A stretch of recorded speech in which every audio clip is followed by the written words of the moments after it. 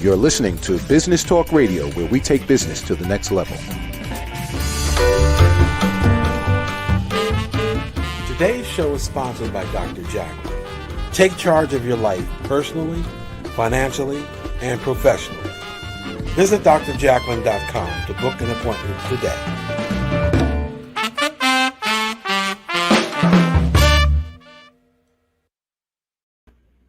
Hello and Happy New Year. Welcome to Rapping with Dr. Jacalyn presents the 2021 Wealth of Health event. Our show today is all about our presenters sharing ideas to help you set an intention and a focus for 2021. We have 17 people who are all ready to share what they know as business leaders and business experts to help you for this year. I am your host, Dr. Jacalyn Kerbeck. I am a certified life and career coach. And with me today is my co-host, Miss Lisa Manioki. Hi, Lisa. Welcome. Hello. Happy New Year. Happy New Year to you. So you are the CEO, founder of Presence Intelligence. Yes. That is really kind of cool. You're going to talk to us today about what Presence Intelligence is and why people should be interested in looking into this for the new year, correct? Right. Definitely. That's beautiful. So how was last night? Last night, I actually had a house full of kids. My daughter, these kids aren't going out anywhere because of COVID. So a group of her friends from college just pooled here, safe environment. Everybody's been conscious and conscientious about not spreading COVID. So I fed them and they had cocktails and they made signs and they threw confetti and there's silly string all over my car. You'd think they would never life, but. Oh, that sounds like fun. It was fun. There's lots of good noise from children in the background, which is terrific. A happy time, happy place. How about you?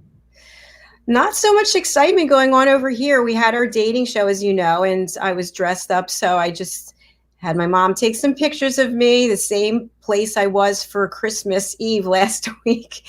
And she went to sleep early and I watched Netflix. So that was pretty much it. Did you make it till midnight? No, I think I went to sleep at 9. I don't think I've stayed up till midnight for more than a decade. Oh, I definitely did. And I was on the phone too.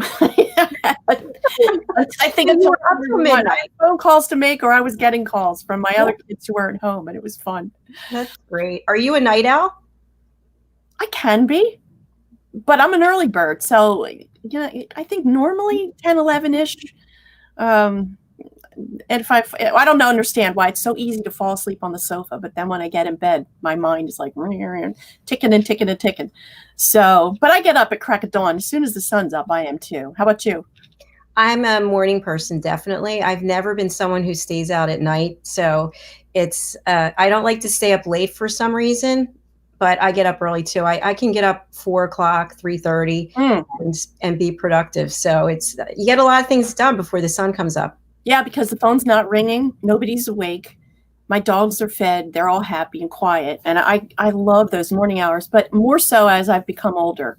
When I was younger, not so much, but now. Right. Yes. So what kind of dogs do you have and how many? Oh, gosh, I have 2 labs. One that's blind and deaf, and the other one has epilepsy. So. Oh, my gosh. So much purebreds. They're labs. They're good boys, but sometimes a whole lot of work. So we have a comment, which is lovely. Hello, ladies. Happy New Year. Please send me your wake up early energy so needed. That Well, is good my morning. cow, Capu. Capu is. Let me just tell you something wonderful about this gal.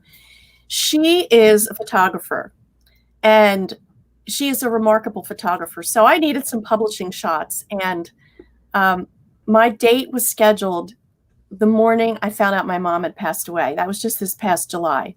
Oh, And I said to her, now this is going to be a colossal assignment for you because you need to make it look like I didn't just find out that my mom passed away. And she did. oh my gosh. Yep. She is remarkable. She is terrific for shooting not just grip and grin, smiley face headshots, but my assignment for her was I want you to capture essence of personality with your camera. Boy, did she ever do that. So she's terrific. Good. Well, how do you say her name? Kapu? Kapu Patel, yeah. Kapu, why don't you put your contact information in the comments and we'll live stream it so that people can reach out to you. Yep. So for headshots, publishing, family shots, you'll even assemble your family together and manage to get everybody looking happy at one time. That's fantastic. Yeah, so as soon as you put your contact information, we'll share it for everyone to. There you go. And by the way, our first guest is here. She is actually backstage, and I think we should go ahead and bring her out. Yep, she has quite a story too. So, well, good morning and welcome, Pat. Happy New Year. Hi, guys. Happy New Year. It's great to see you. You too. Thank you for having me back. Absolutely. How was your New Year's Eve? My New Year's Eve was fabulous. My son is the news director at NBC Television down here in Myrtle Beach, and he had off today, which is he's up at 3 a.m. and in the studio producing the early morning news usually. So I actually got to spend an evening. We went to a local dinner, which was socially distant. They had literally 3 small tables the whole length of the building. So we were outside, completely spread apart. Fabulous meal. And we've only done that twice since I've been down here. We're really, really neurotic about keeping away from everyone and staying home as much as possible. And so we got a little bit of humanity, just a little bit, in a very safe way, delicious food, a lovely cocktail, even dessert, which I don't have normally. And then we came back and we Zoomed with all our friends in New Jersey. So, that's good. Lovely. So you still have nice weather down there then?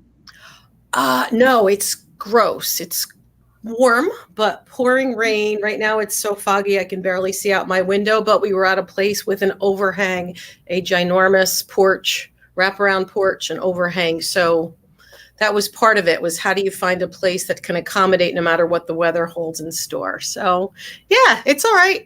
Every day I wake up is a gift, and I've already been on Clubhouse all morning with folks talking about, we did an abundance and gratitude, a goal setting one, and I just did one on LinkedIn. So I've been on Clubhouse pretty much all morning talking to folks.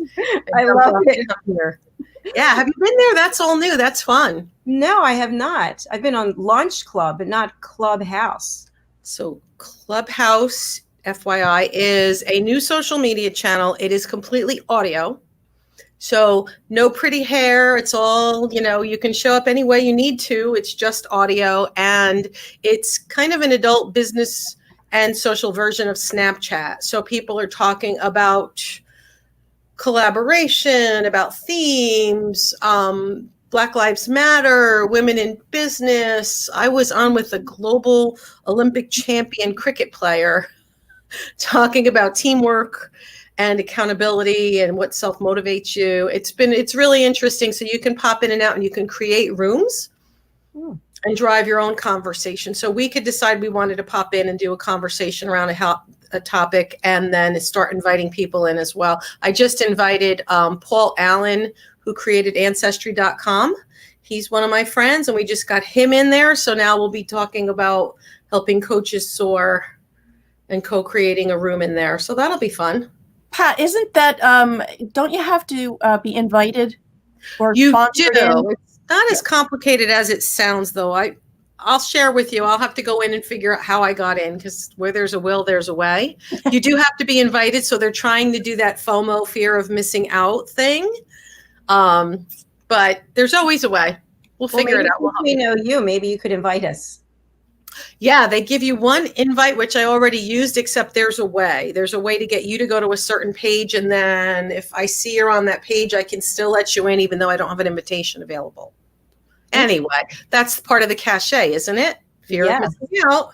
Scarcity breeds intrigue. We want to get in there. That's for sure. We'll work on that. That'll be part of my goal for the weekend. How about that? That sounds great. Thank you. Cool. Yeah. So are you ready to do your presentation? I'm always ready. All right. Well, we're going to spotlight you and take it away, Pat. Hi, I am Pat Roquet, and they call me the Rockstar Leadership and Career Transformation Coach. And not only because I'm a rock star, but my father's name is Rocky. My father-in-law's name was Rocky. My son's middle name is Rocky. My favorite movie of all time is Rocky. I'm Italian and I love marble, but that's not what did it. I've had my business for 32 years. So I've always been entrepreneurial spirited, marketing, experiential marketing background, got my master's degree in my 40s and pivoted at 40 and became an expert on distance learning and leading virtual teams. Did my thesis on best practices for virtual teams in spring 01 before 9/11. And so at age 50, I had a successful 10 years, tumultuous but successful, not unlike what people are going through right now. I got the phone call. I was just about turning 50. I was 2 kids in college, primary breadwinner, menopausal as could be, and the phone rang, and it was my boss telling me, we lost our funding. We love you to pieces. Thank you. We love you. We're done. Company's folded. Keep your laptop. Goodbye. And I was crushed, just like what's happening to folks now. And so I sobbed, I'm going to say for about 2 years. I was in a bad spiral. And truly, what happened is I started taking medication to feel better. And it gave me suicidal tendencies, thoughts. And I said the words out loud, I should just throw myself off a bridge and no one would care. I said those words, scary as anything, because I knew it wasn't right. And I knew it wasn't me. And I knew that this was rock freaking bottom. So I went from this rock star life that everybody wanted to be me to rock bottom, crying in the supermarket, crying in church. And in the middle of the chaos, my best friend watched me spiral and didn't know what to do. And so for my birthday, she took 50 rocks and painted them gold. She handed me this box. And I thought, oh my God, what is it? A box of rocks? It is. And it says 50 rocks, and so do you. And it is literally filled with 50 gold painted rocks. Each one says something special about me. So one says hardworking, forgiving, helpful, confident. What does it mean to be supportive? Well, it means being empathetic and not just waiting for someone to help, to be out there, putting yourself out there, paying attention. What does it mean to be generous? Well, you have to be a generous giver and an excellent receiver, because other people need the joy of helping you too. And it's hard to ask for help. But as I went through that last career pivot, I had to ask for help, and I couldn't find the help I needed. So I think it took me much longer than need be. And I started writing things down and realized through these rocks, I blogged on LinkedIn and people started calling me from all around the world, asking me to help them too. I created a tool called the Career Soul Searching Assessment, just helping myself step through the reflection. What do I want my goals to be? What am I grateful for? It's the perfect New Year's Day conversation, if you really think about it, because to me, true health and true wealth means finding time and advocating for yourself, spending time doing what you love, working in your zone of genius, ready? Without selling your soul or losing your mind. And so I started asking people, how did I help you? What do you see when you see me? Because we need perspective from other people. And I realized they kept coming back and saying, you're a great coach and trainer. And my corporate clients had told me that. I own that. That was okay. I knew that. But there was something missing and I didn't know. And they told me I was one of the best career coaches they ever met. And that made no sense to me. But what happened is they started showing me that time and time again, I instinctively help people figure out how to shine the light on their zone of genius, how to get paid well doing what they love. So my corporate clients were calling me to come in and help teams rock their strength and identify their zone of genius and really learn how to collaborate. And then individuals, the executives and their teams started coming to me, sometimes through the company and sometimes on their own, and saying, help me. I really want to be seen as a thought leader. And I've realized that, first of all, my tools were useful. So I took those rocks and I wrote at 2 books, but I started putting it into a 90-day planner because thinking about what you want 5 and 10 years from now is overwhelming. But thinking about what you want to be grateful for as we clink the glasses next New Year's Eve, this one coming around, what do you want to celebrate in the 5 facets of a brilliant life regarding your family? And family is not just your blood. It's the family you choose as much as the family you're born into. And how about fun? And how about fitness? How are we keeping mentally healthy, emotionally well, physically on top of our game, right? Family, fun, fitness, better finances. What does true wealth mean? It's not always about riches and extravagance. It can be, but are you happy and fulfilled? Are you sitting there spending so much time stressed and worried about that sense of lack that you're making yourself ineffective in everything else you're doing? Your mindset matters. So family, fun, fitness, better finances, and what about a fabulous career? You deserve to thrive in your zone of genius. You deserve to get paid well doing what you love. So when we talk about New Year's resolutions, we talk about goals with gratitude. I encourage you to really think about your true north. What matters to you? Not what used to matter, not what do people think are supposed to matter. Stop living under others' expectations for a moment and just really pay attention to what you want, to what you need, and to what you deserve. Because this is your life. You only get one chance around the park. And I encourage you. So I've shared a free tool with Dr. Jacalyn's audience. It's called rockonsuccess.com/soul, SOUL. It's my career soul searching assessment. This is a perfect day and a perfect weekend and a perfect time of year to stop and to pause and to reflect on what really matters. Because you know what? There's 3 facets, right? One is mindset. I built a system and a process. Mindset is understanding your strengths, your innate talents, the things you show up and can do so well. It's almost like breathing. You may not even appreciate them because they're so natural to you, but I encourage you to pay attention to what people thank you for. What do they ask you for? How do you help them? You should be asking people that. If you're not sure, go ahead and ask. Say, my coach challenged me to ask this question. So can you help me see how am I serving? Where am I showing up?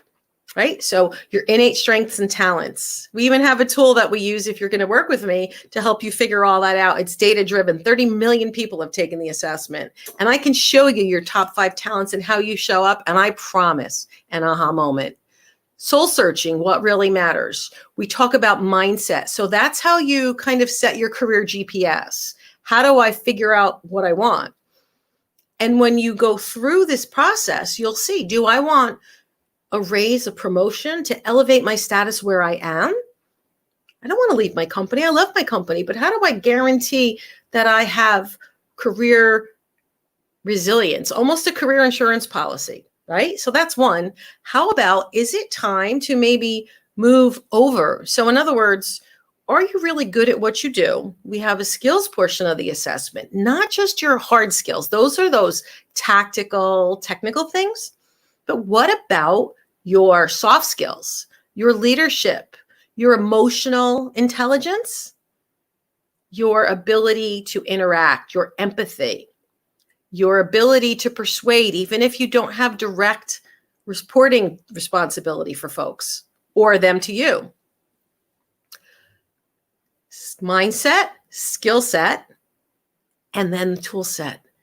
So we understand what matters to you. Do you want to move up? Do you want to move over to a new company? Maybe it's time to move on to something different altogether. And I'm going to tell you that sometimes we get to choose these moments, right? You hear, maybe it's that little voice inside your head or that feeling in your belly, or sometimes I call it the genie pops out of the bottle and you can't unhear it. She gets louder and louder and you can't shove her back inside. You need to pay attention and honor those voices, that internal drive that says, it's time to pay attention. I have a new client who has been an executive at her company for 16 years, 18 years. She loves it. She's never taken time to network. She's never looked at her profile. She's never thought about what happens if this goes away. And she said so many friends have pivots placed on them. She came to me and now we're working on elevating. So she's going to get a raise and a promotion where she is. We're getting her a board seat in one of her top industry associations. And now she's got marketability so that people may start chasing her. We had a person from a major financial institution do this. We created a whole speaker series, and you can do that virtually, right? Came up with a theme that she knew she could share and educate people on, build a list.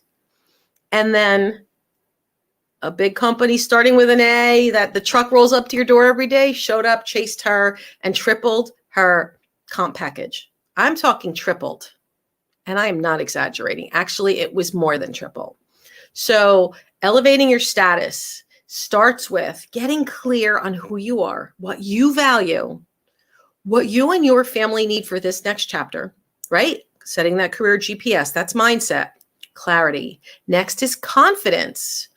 How do I articulate confidence in my competence, in my skills, hard skills and soft skills?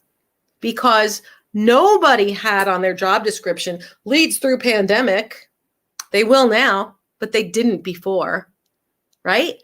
70% of us are going to have a job in the next century. By 2030, 70% of us, they say, are going to have a job that doesn't exist right now. So there's no words for it. You can't plan for the unplannable. You need to show that you are flexible and agile and adaptable and can lead through change, because that's the people who shine their light and led this year and last year and this year coming and the year after that. So shine the light on yourself as a leader, shine the light in your zone of genius, pay attention to what matters to you. And if you need help, you can work with a coach like me to get paid well doing what you really, truly love. And it's not just about finding a job, folks. It's about staying true to yourself as a thought leader, staying up to date on the tools, the LinkedIn, the speaking engagements, how to stay connected. There's a new tool called Clubhouse that's out there, and I'm on it every single day, talking to people. I was just with some of the world's thought leaders, Olympic medal winners, crazy, except wonderful people. And I can get a seat at the table today and show you how to do it too. So if you are looking for that next step, that recognition and reward you deserve, speak with me, speak with someone, but don't just sit on it. This is the time for you to shine and understand what really truly matters more than anything else, because you'll jump out of bed in the morning. You'll be so excited about what you're doing for the day. Time will fly. You'll be happier with the results. You'll tell more people about your company. So their retention, satisfaction, engagement, recruitment, all those metrics go up for an organization when they have a happy, fulfilled team. So shine the light on you, invite your friends, and introduce me to your organization if that's appropriate, and let's help you thrive, not just survive, because you deserve to rock your career and your life without selling your soul or losing your mind. Happy to answer questions. Go to rockonsuccess.com/soul. And I will be live next week on Tuesday, January 5th, talking about answering questions and answers. We're going to be kicking off a 90-day career accelerator and our mastermind on January 7th. So if anybody's interested in having a cohort, a group, so you're not going through this alone, we're here for you. Happy to help. And thank you and God bless. Happy New Year. Great job. Really well done. Thank Pat, you. we have a comment, actually. Pat, that is such an amazing gift, and bravo to you for being vulnerable and asking for help. Many of us need that self-conversation and finding our zone. Beautiful. Absolutely. Beautiful. I Thank you. appreciate that. Thank you for sharing that. So Pat, why don't you just tell us now, you're a coach. I'm a coach. I work with coaches. Tell the guests why having somebody else help you identify these things makes the process go so much more quickly than simple self-discovery. Well, thank you for the question. And I like to put things in really simple terms that everybody can grasp. So if you've ever had for yourself or someone you care about, either a prom or a wedding dress moment, right? When there's someone on the pedestal with the mirrors all around them in trying to get the dress, you can't see behind you. You can't really tell. You need perspective. You've always got a bestie who is 20 feet behind you to tell you if your butt looks big in the dress. True? Because we can't see the forest in the trees or the trees in the forest sometimes. And so when you work with your family, they love you. I always say they have their love goggles on. So sometimes if I'm doubting something or I'm questioning something, and if I ask my husband, he's a brilliant CPA, global CFO, he's a genius. I value his opinion, but he loves me too much. So he's either going to say, "Oh, we'll take it easy. You're fine. You don't need to stress.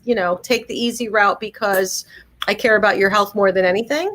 Right? He's got love goggles on, so his perspective is a little different. It's not objective, right? And there's things you can't ask a colleague at work because then you're putting yourself at risk and being vulnerable there. So let's say, people sometimes would think about a career coach because I need to get a job. And that might sound obvious, except it's not about the acquisition only. That is one piece of the puzzle. That is one step in the journey because it's about finding what matters to you and then preparing yourself and then the acquisition, letting them chase you and then the interviewing and then the negotiation and then the acclimation. What about learning about a new team? And their process and getting acclimated with that. So it is over time, right? A lot of things happen so that we stay as proud leaders and stay sharp and have a sounding board so that when we are now in our role leading our team or our contractors or our clients, any of those, it doesn't have to be an entrepreneur. It could be a business executive in a role, either or, same concept. You want to be confident and clear and project yourself that way. And so perspective is everything. That's one of the reasons people love the mastermind, because they get a personal advisory council, their own board of directors, and we meet twice a month.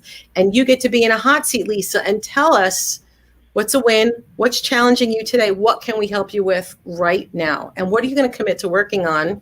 So when we get together in 2 weeks, you're going to report back because we're going to be waiting to hear, right? Accountability is the other piece that you can say you're keeping yourself accountable. You can use an app on a phone, but if you've got somebody who's looking at your progress with you, you tend to do better. It's kind of the old Weight Watchers. Think about Weight Watchers, right? That was one of the very classic coaching models. That's why that system worked for so many people for so long, for decades. Perspective and accountability. Great points, Pat. Thank you so much. Pat, for our friends who are listening on the radio, can you please give your contact information again? I certainly will. So you can get the free career soul searching assessment at rockonsuccess.com/soul, SOUL, like heart and soul, rockonsuccess.com/soul. Or I'm on LinkedIn. My name is Pat. My last name is spelled Roque, ROQUE, and I am on LinkedIn every day. You can follow me on Instagram, Twitter, or now Clubhouse at the @ at Rock on Success. So anytime you see Rock on Success, that would be me. That's Pat. And your special offer to our viewers and listeners? So we are about to, thank you for asking. We are about to embark upon our next 90-day career accelerator. It is a group cohort, a master's level professional development cohort for 90 days. It's kicking off on the 7th, and I am extending a $1,000 scholarship to your people if anybody's interested. That's outstanding. Thank you, Pat. So generous. Well, you know what? It's one of those moments for hashtag, I always say hashtag no excuses. It's not supposed to be inexpensive so that you kind of dismiss it. It's supposed to be, I'm putting skin in the game to help you succeed. You're going to put skin in the game and you're going to show up and do the work. right? I don't want people who don't want to help themselves and let us help them. It needs to be a marriage made in heaven, right? Cooperation and collaboration. And so I'm putting my skin in the game to show my commitment to making sure you're the right fit for the group and that you're mentally ready because it's your time to shine. If you're not going to do the work, I don't want your money. I don't want you to waste your time or my time or anybody else's, because there are no excuses. And so for people like, I met them, one lady I met September 30th in our last free workshop, and she signed up the next day and she negotiated the most amazing package before Thanksgiving weekend. So she went on her Thanksgiving table, grateful for a brand new job. So good things can happen, but you got to do the work. Well said. Thank you so much for your transparency, for your inspiration, for your motivation, and for your generosity, Pat. Oh, it's my pleasure. You guys are awesome. I'm grateful to be here, and thank you, and Happy New Year. God bless. Happy New Year, and God bless you also. You have you can stay backstage or hang out with us. It's up to you, whatever. Okay. I've got a little bit of time. I can hang out for a little bit. Okay, perfect. Also, we do have a comment from someone on Twitch letting us know they're out there. Hi to you. Is that Ivan? Hi, thanks for watching our program. Our next guest is here. And before we bring Chris out, let's look at her clip. Chris McClellan, the Joy Connector.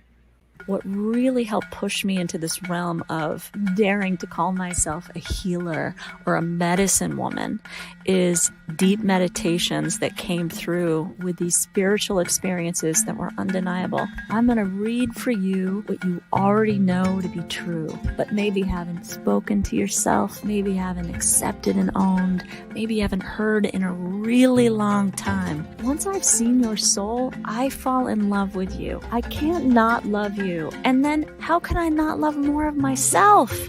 I do not want to create any kind of dependence. I want to completely empower you, serve you, support you, be in your guidance, so you're constantly taking off your own training wheels and going, I can ride this bike. Wait a minute, I don't even need wheels. I have wings. That's my gift. My gift, I think, is to shine a light on your magic, your heart, your unique expression, your beauty. It's looking at the whole being. What does the whole being need? Because that's always what's worked for me.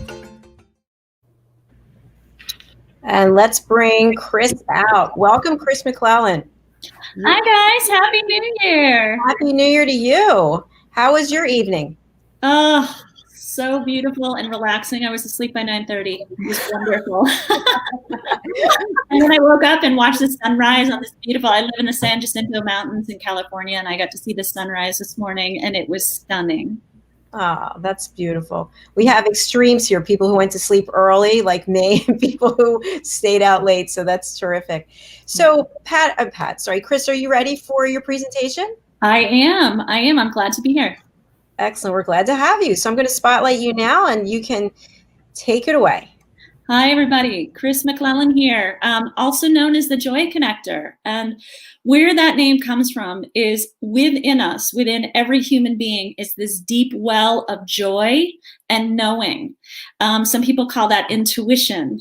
And that's a lot of the work that I do. I help people develop their intuition by living from their heart, which means we need to get out of the head, which gives us great logic, but it needs to be applied to a deep wisdom and a higher brain, which is the heart, the higher brain, the bridge between the spirit and the body.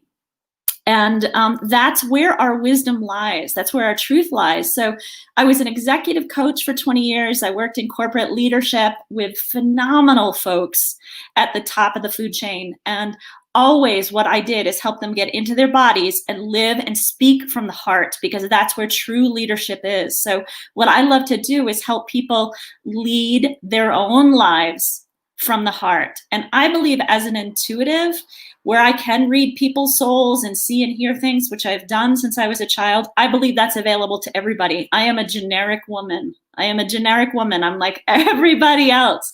So there's nothing special about being able to hear and see and know and have a sensitivity to life and to what connects us all. It's just about living in the heart.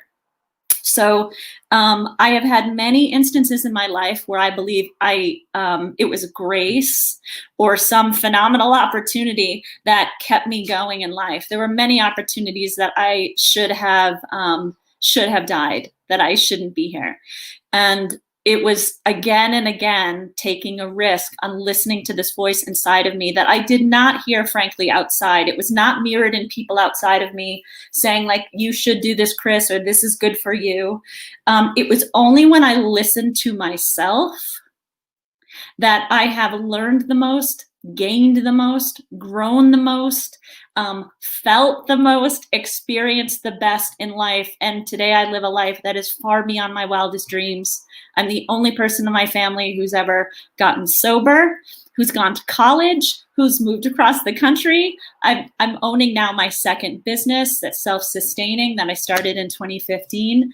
And life just gets better and better every year. My New Year's are so exciting for me because I recognize that life is about a series of choices. And we want to make the best choices possible. And it's not about your past. Your past will inform your present if you don't understand it. But once you kind of get a handle on things, it's really about building your self-worth by determining the red flags from the green flags and heeding that guidance that's within you that says, no, this is not good for you. Not good for you. But what do? We override that again and again because we think we're going to get something from it, something that we've heard we need. The truth is we have all the answers inside of us already.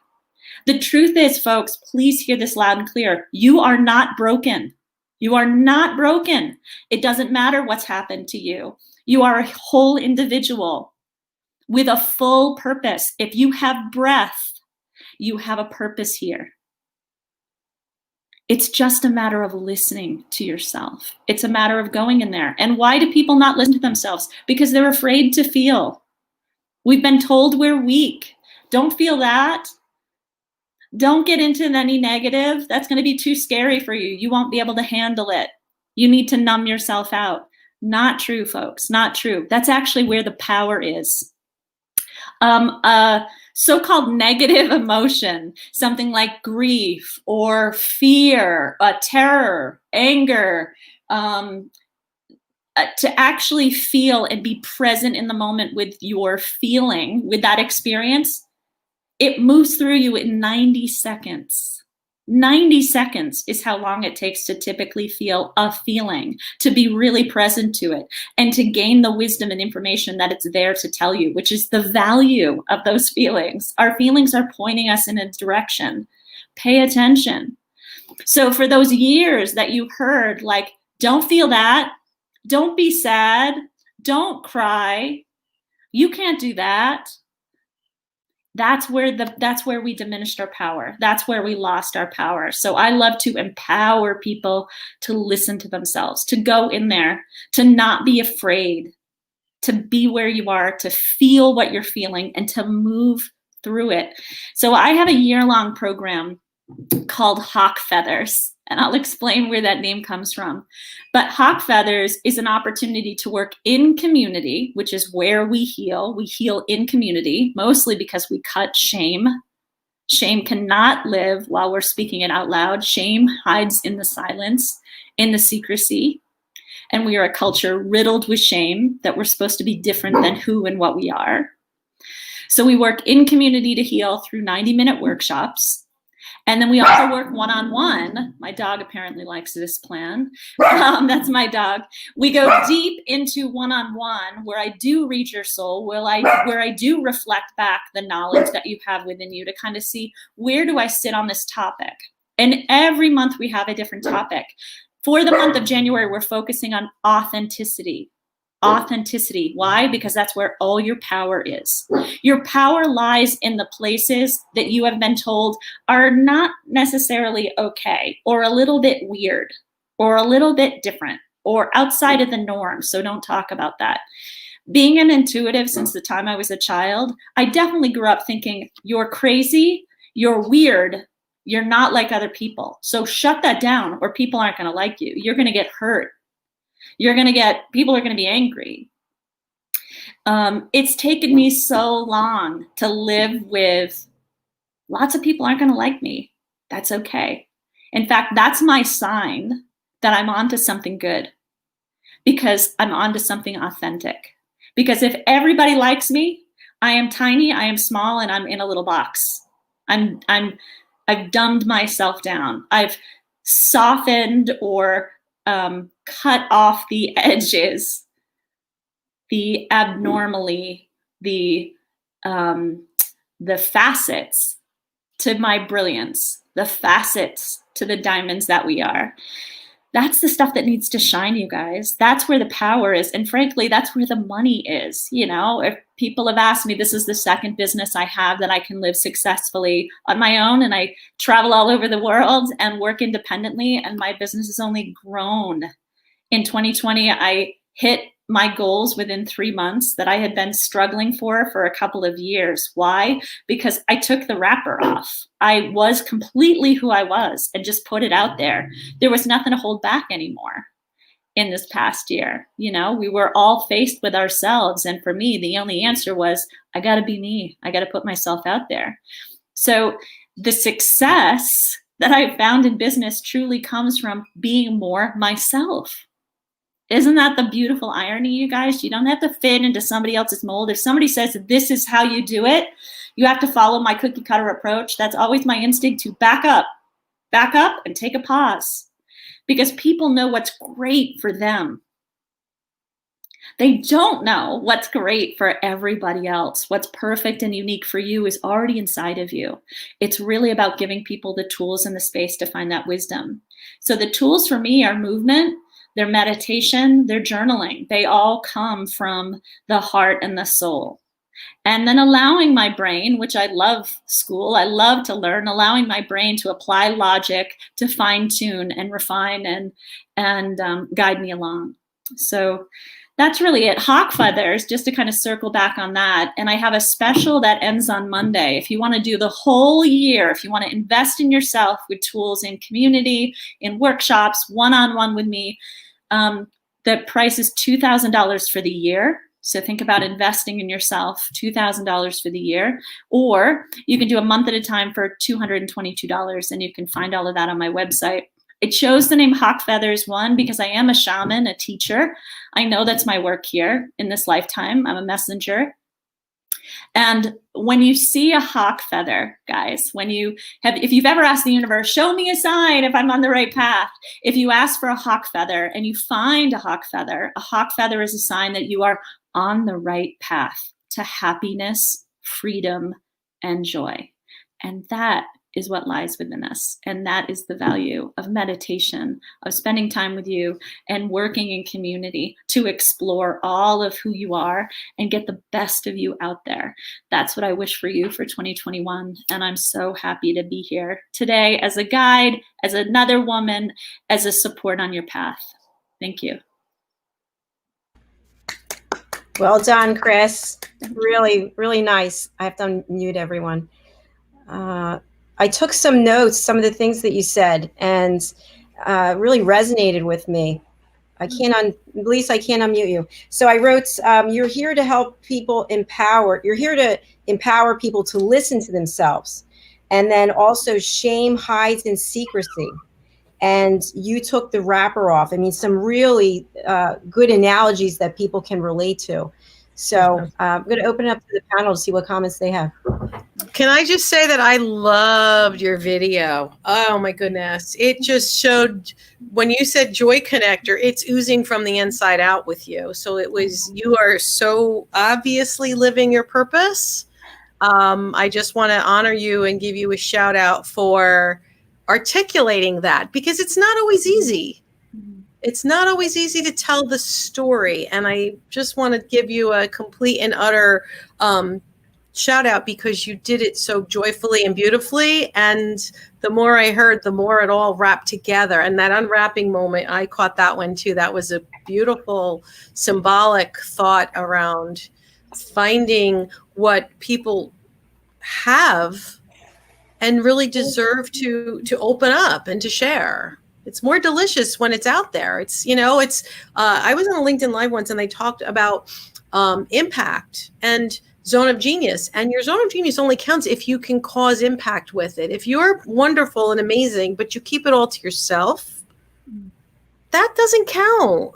It's like the tree fell and no one was there to hear it. So what I'm seeing you do is help people own it and share it, right? First, share it with themselves to get okay with the fact I'm awesome. Yeah. And here's why and how. And then to take that out and give it to the world. So thank you for what you do. It's awesome. Pat, thank you. I'm so touched by that, and rock on, sister. Like, thank you. You're doing the same. And that's the other thing that I think is so important.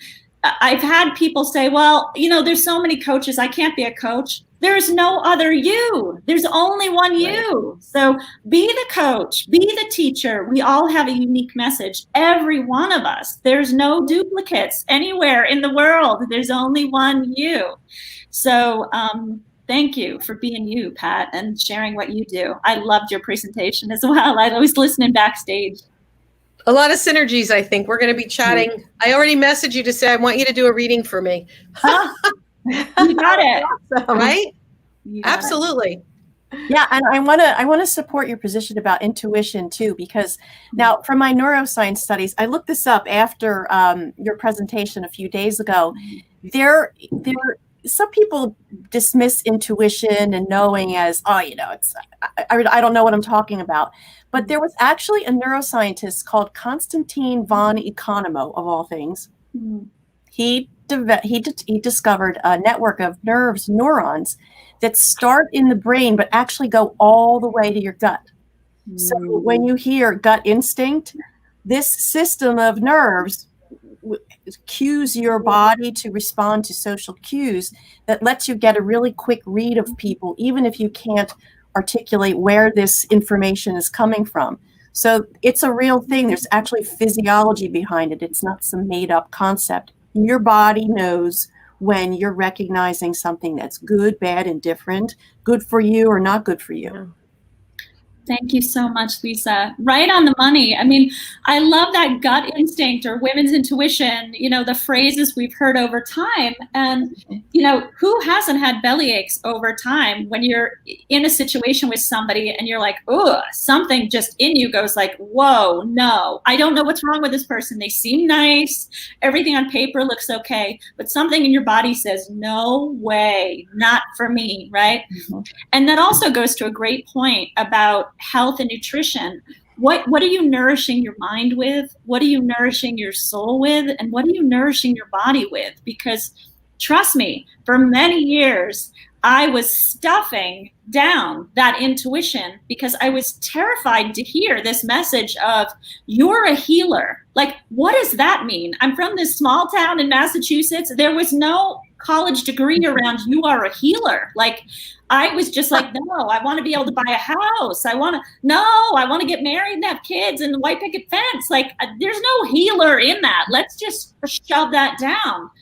So the physiology that you spoke of, we absolutely are acculturated to dumb that down with chemicals, with things that will quiet the small, still voice inside that does tell us the truth, that says, you can do this. You're powerful enough to do it.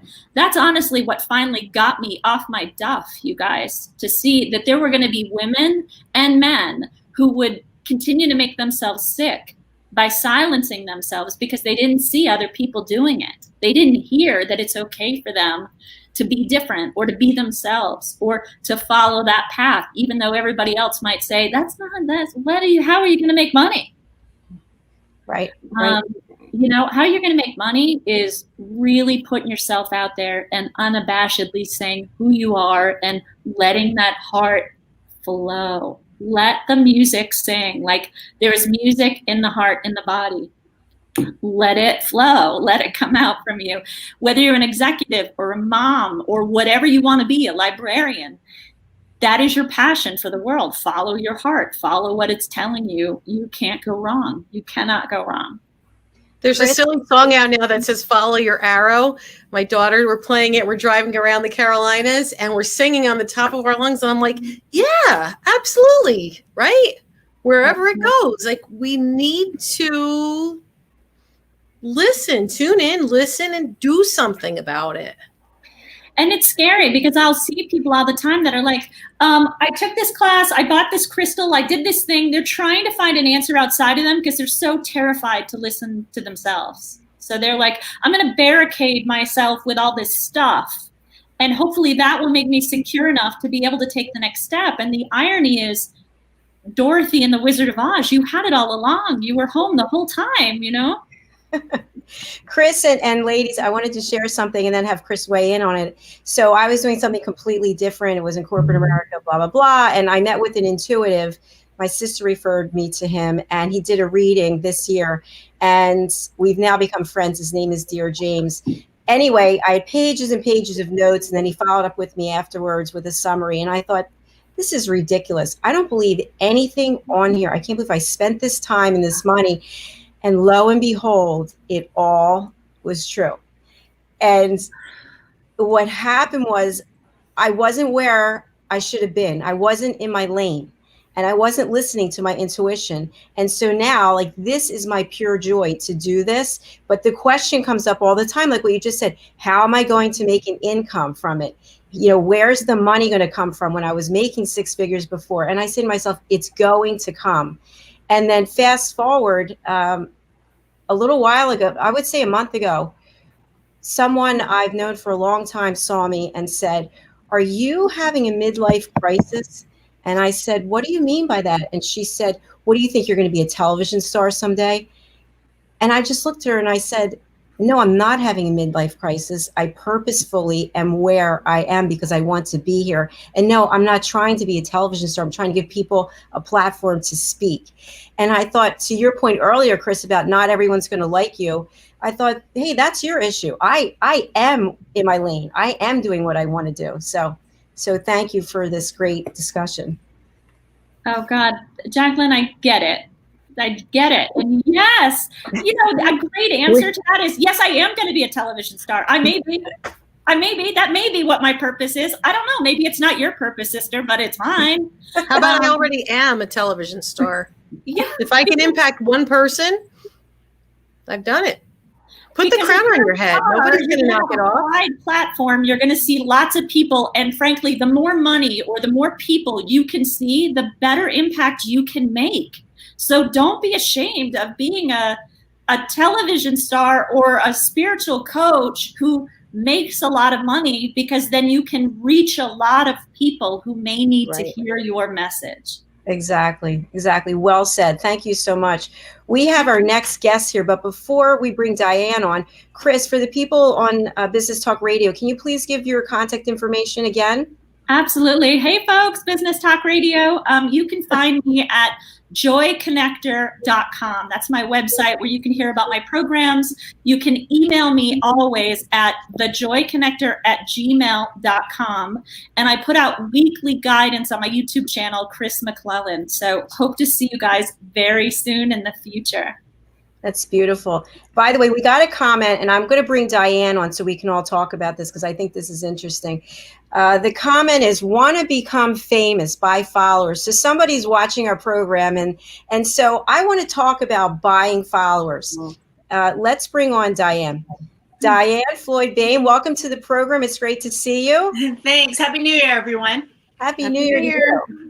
Diane is in Texas, and she is going to do a reading of her book and talk about what it's like to be an international children's book author. So before we get to your presentation, what are your thoughts about buying followers? So on your YouTube, you have more followers who are not authentic than getting authentic followers.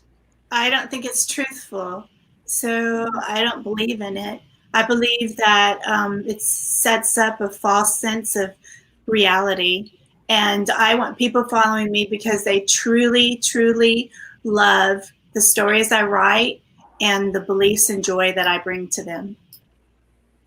It drives me crazy. Even, I don't know if you've ever been on a website where you're going to purchase something and the little pop-ups come up that say, you know, Mike Smith in Texas just bought blah, blah, blah. And Joey, you know, you can buy them too. where people are actually not making purchases. So you never really know. It's supposed to inspire that, oh my gosh, I got to have it too.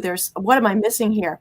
Drives me crazy. You can buy Twitter followers, Instagram followers, but there's no integrity to it. So it may make you look like you've got the mobs and the masses following you, but it's empty. Yeah, it's one of the reasons I'll say that I work with a professional audience, so I'm on LinkedIn quite a bit out of my social channels and now Clubhouse. But LinkedIn has been my kind of home base for the last many years since it came out.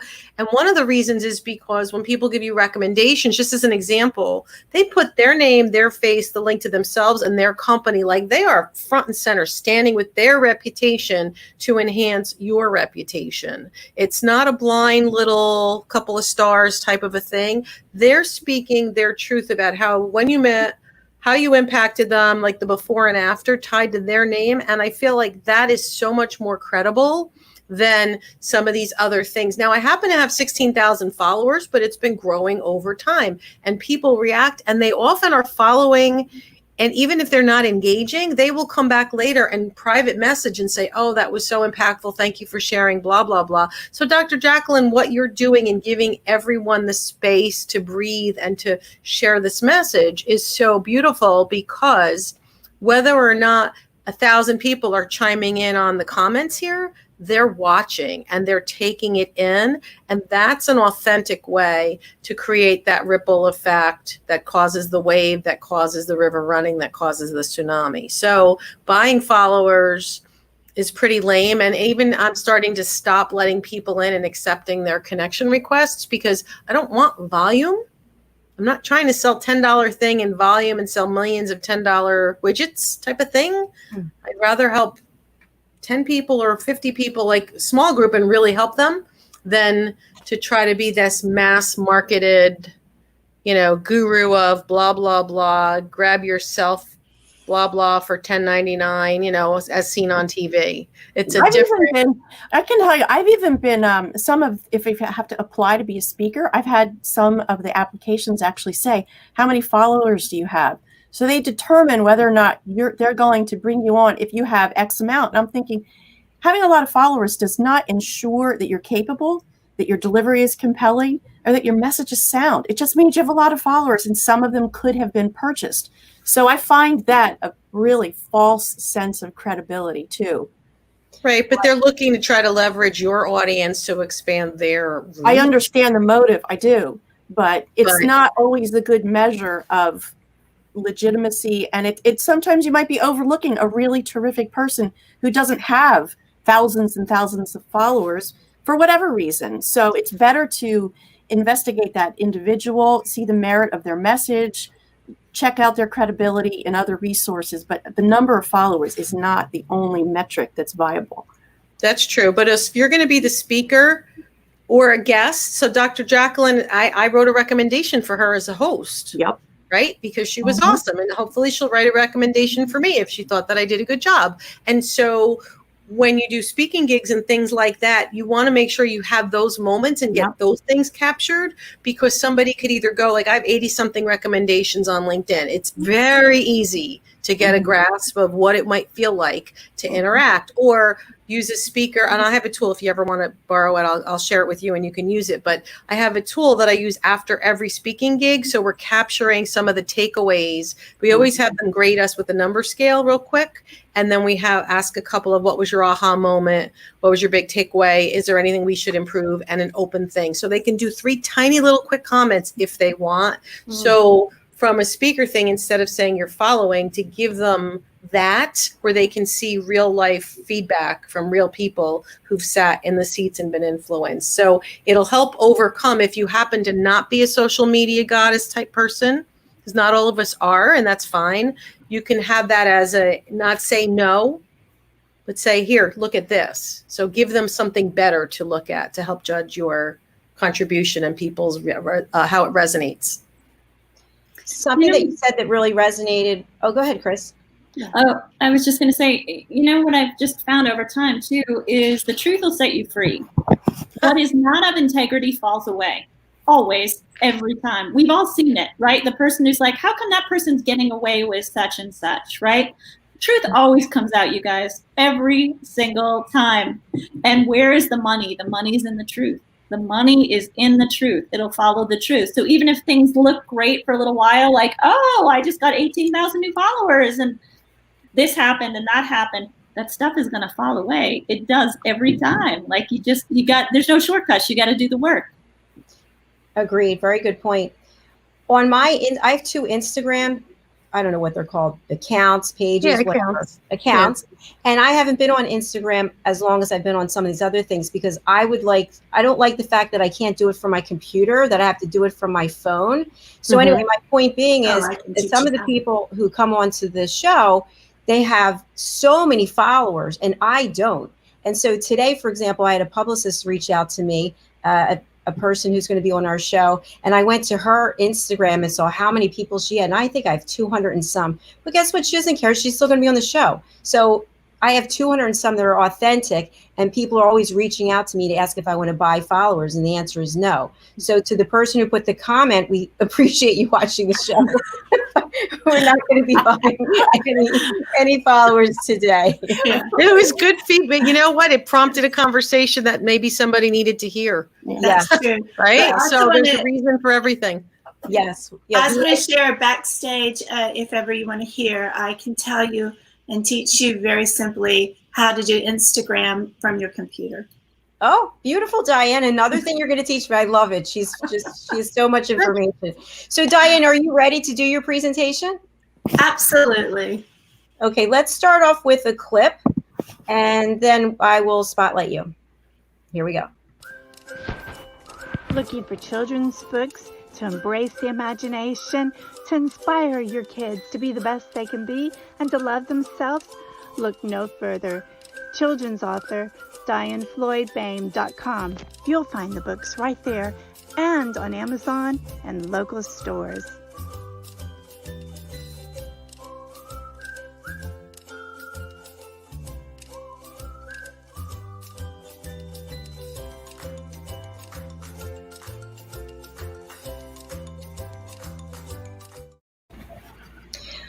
Wow, beautiful work there. And I've been playing that on my show, by the way. So I'm going to spotlight you. And people are falling off by the wayside. Everyone has things to do today, which is great. So I also want to share, before I forget, my goal is to edit the show we did the other day and this show so that I give each of you your segments so that you can have that for whatever way you want to use it. Great. Thank you so much. You're welcome. Okay, Diane, take it away. All right. Well, I'm so happy to be here and Happy New Year again to everyone.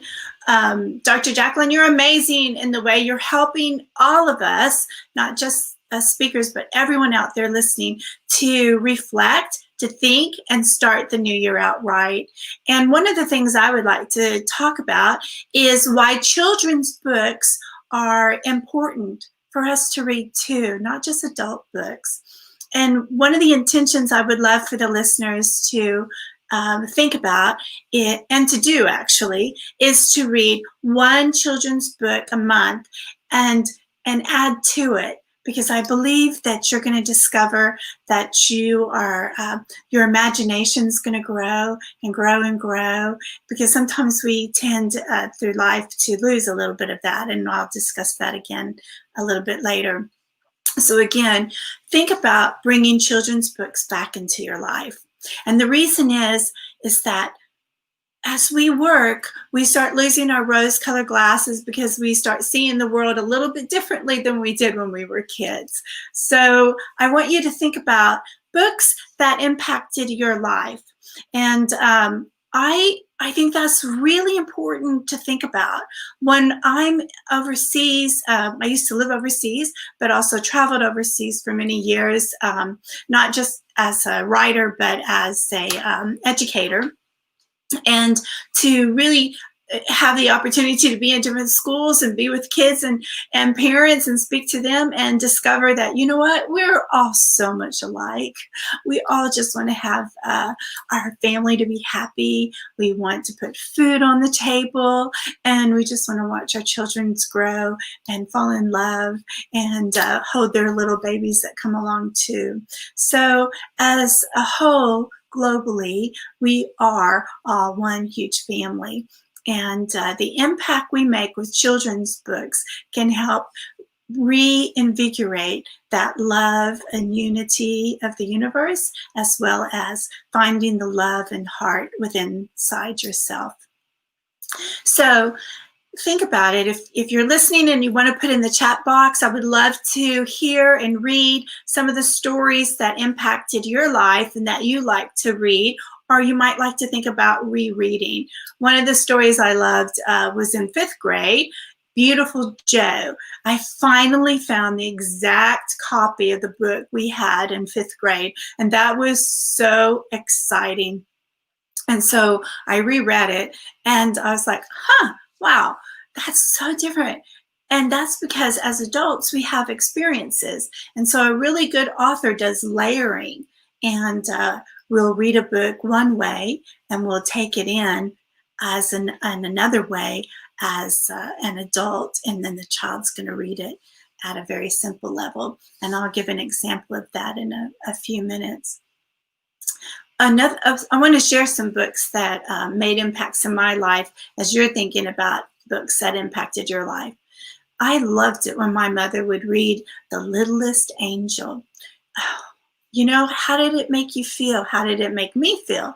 It was happy and sad, and yet the ending was magnificent. And it was that ending and the power of what this little box became that was just so majestic. And if you've never read it, I encourage you to read it because it's very insightful.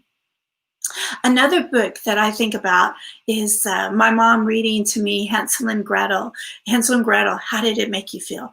And think about it, if someone read it to you or you read it to a loved one, it made you feel scared, and it made you feel, yikes, hurry up, get out of there, or somebody come and save me.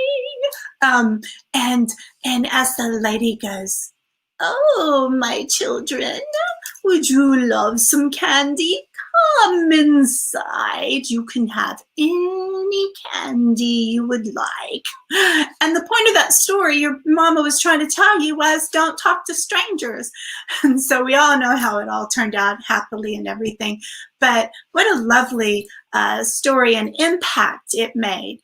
And again, think about the impact stories made on you and how they made you feel. It's the impact. I can't think of enough how powerful that is. And I want you to bring that back, because in children's books, when we read some of them, it can bring this calmness. And Dr. Jacalyn, you had some people on who spoke about mindset. And I think children's books do that too. They put you in a happy place.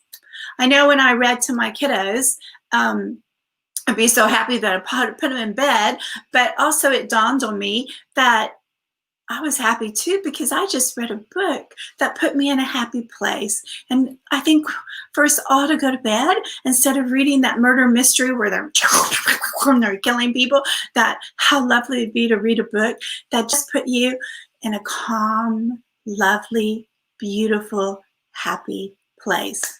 And with that, I'm going to share with you a few of my books to just share.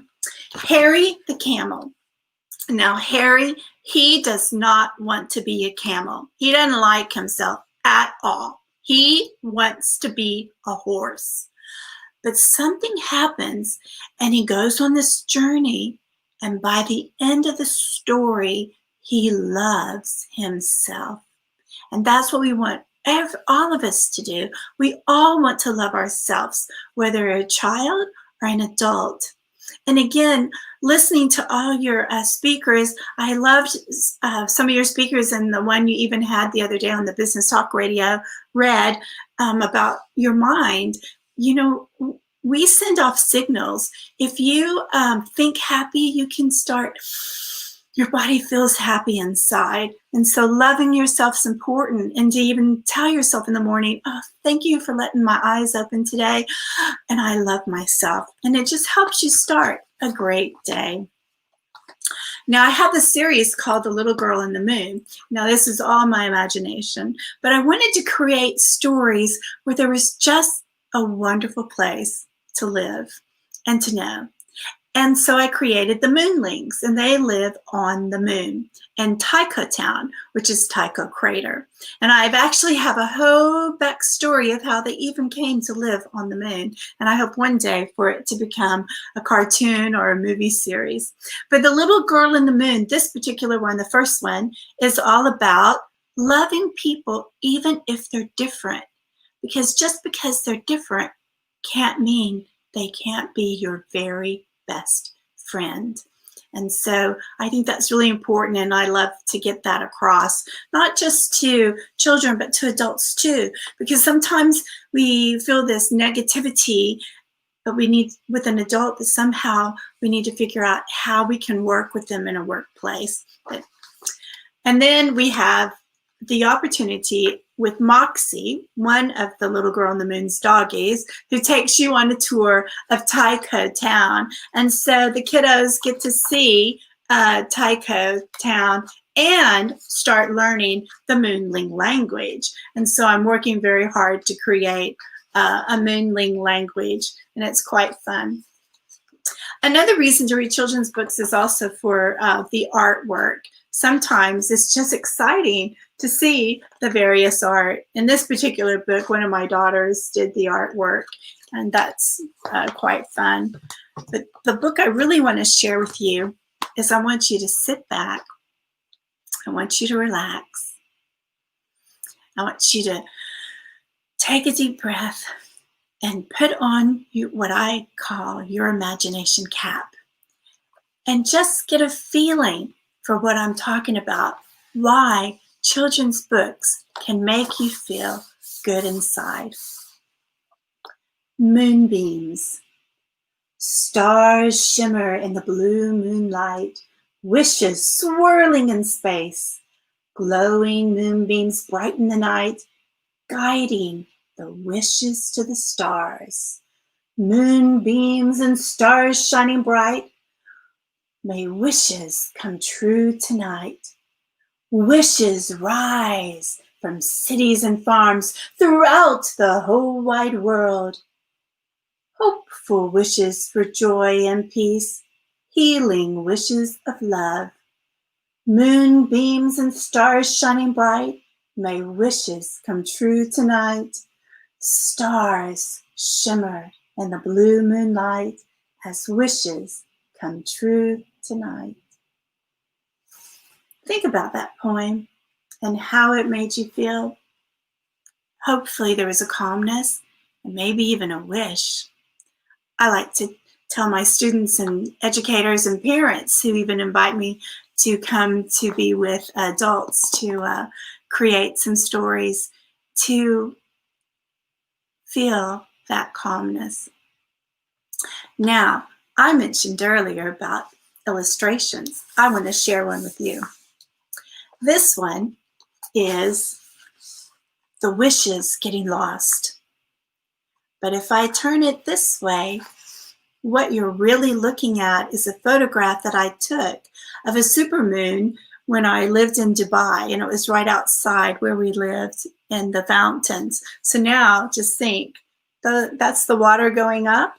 But I was like, well, I can't paint as pretty as God. And I turned it this way, and the wishes became lost, embracing imagination.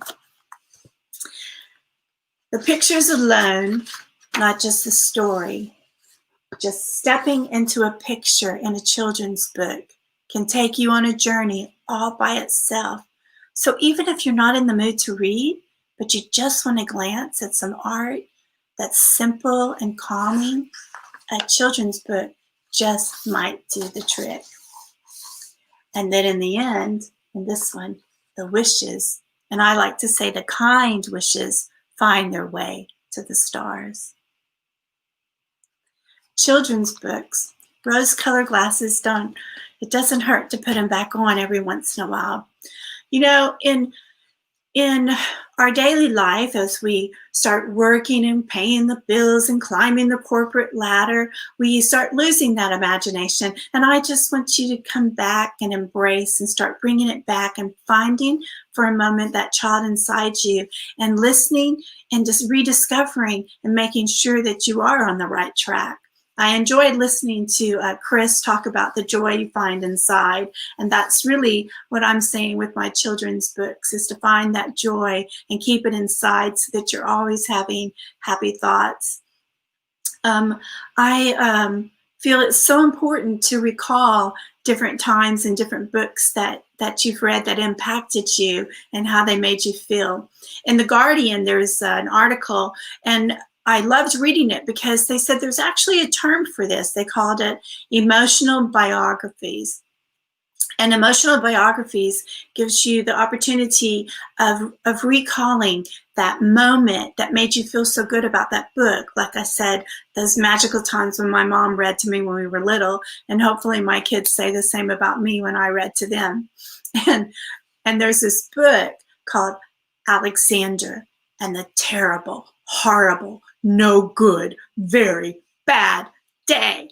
And students, as well as my son, love to just say the title alone. But that book is really for adults too, because we have sometimes terrible, horrible, no good, very bad day. And the way the author brings this about, you start feeling good again about the day. And what a wonderful way to end the day. And the purpose of the book is to remind you that tomorrow is going to be a better day. So how great is that to have? There are other books that I'd like you to think about that has emotional biography books. Really think right now about some other books that you read. Maybe you were big about reading Nancy Drew, or you're nice and young and so you remember your mama reading you Goodnight Moon, because that one came along during as a mother, and so it wouldn't have been my mom reading me that book, but that one they love. And my kids today tell me they love the book I'll Love You Forever. And of course that book almost makes me cry, but it's a wonderful book because it takes you through the entire time as a child all the way up to your mama reading you as an adult. So that's a really, really good one. There's another book called Daisy the Cow. And Daisy, that book, it should get more awards than in recognition, because that book reminds you that there's no place like home. But how fun for the kiddos to have a cow discover that there's no place like home. So children's books, rose-colored glasses, it doesn't hurt to put on every once in a while just to feel good inside and have that wonderful peace of mind. I can't say enough about it. And Dr. Jacalyn, I want you to know that I have a list of books that I can recommend to all your listeners if they want to reach out to you and ask for it. I'm happy to send that to you if you would like it. So I hope I've inspired everyone to read at least one book a month that's a children's book, and hopefully start adding to it. And maybe between the books and the artwork, you will find peace and happiness for the day and a little bit of joy. I'm sure that you have it anyway, but it's a great way to end the day. So to everyone again, Happy New Year, and I hope you have a blessed New Year and your heart is filled with hope, love, peace, and joy. Thank you, Dr. Jacalyn. Well done, Diane. Beautiful, beautiful reading. And by the way, somebody did post something when you were asking for Charlotte's Web. Thank you. Oh, yes. Great story. Rob G on Twitch. That's great. Yes. So I love how you read your book. That's so beautiful. And the illustrations are you're just so talented, you and your daughter. Thank you. Thank you. You know, I didn't start painting till about 3 years ago. And it goes into what several of your guests have spoke about, is that someone says, "Oh, that's horrible. No, you shouldn't do that." And I clearly remember my 6th grade art teacher telling me, "You are horrible," and took my artwork and just ripped it in half in front of the whole class. And I couldn't wait for art to be over. Not just that class, and of course, tears in your eyes because you're in 6th grade, and that's a tough grade anyway, emotionally, because you're changing, you know. But I never wanted to do art after that. And finally, a little voice spoke to me, and I was like, I finally let that woman who hypnotized me all those years out of my brain, and I started taking art classes and decided I would do my own illustrations. So you found your authentic self. Yes. And look at you now, girl. Go for it. Diane, for people on Business Talk Radio, can you share with them the best way to contact you? And also, you have a special for Dr. Jacalyn viewers. Sure. Be happy to. Thank you. So I'm going to spell my name because it's hard. Maybe I can move it here. You can see part of it. Diane, DIANN, FLOYD, B as in boy, OEHM.com. And if you go to DianeFloydBaim.com, I know it looks like Bohem, but it's Baim, .com, you will find all my books there, and also on Amazon and in many local bookstores. The special I have for January for Dr. Jacalyn listeners is that if you want to contact me, you go to my website, DianeFloydBaim.com. Hopefully you'll sign up for the newsletter I have, because you'll just discover how I can help you get published in fun ways. And you can order a signed copy of any of the books that you want, and it'll be at a 10% discount for January, and I'll personally write a note to you and mail it to you.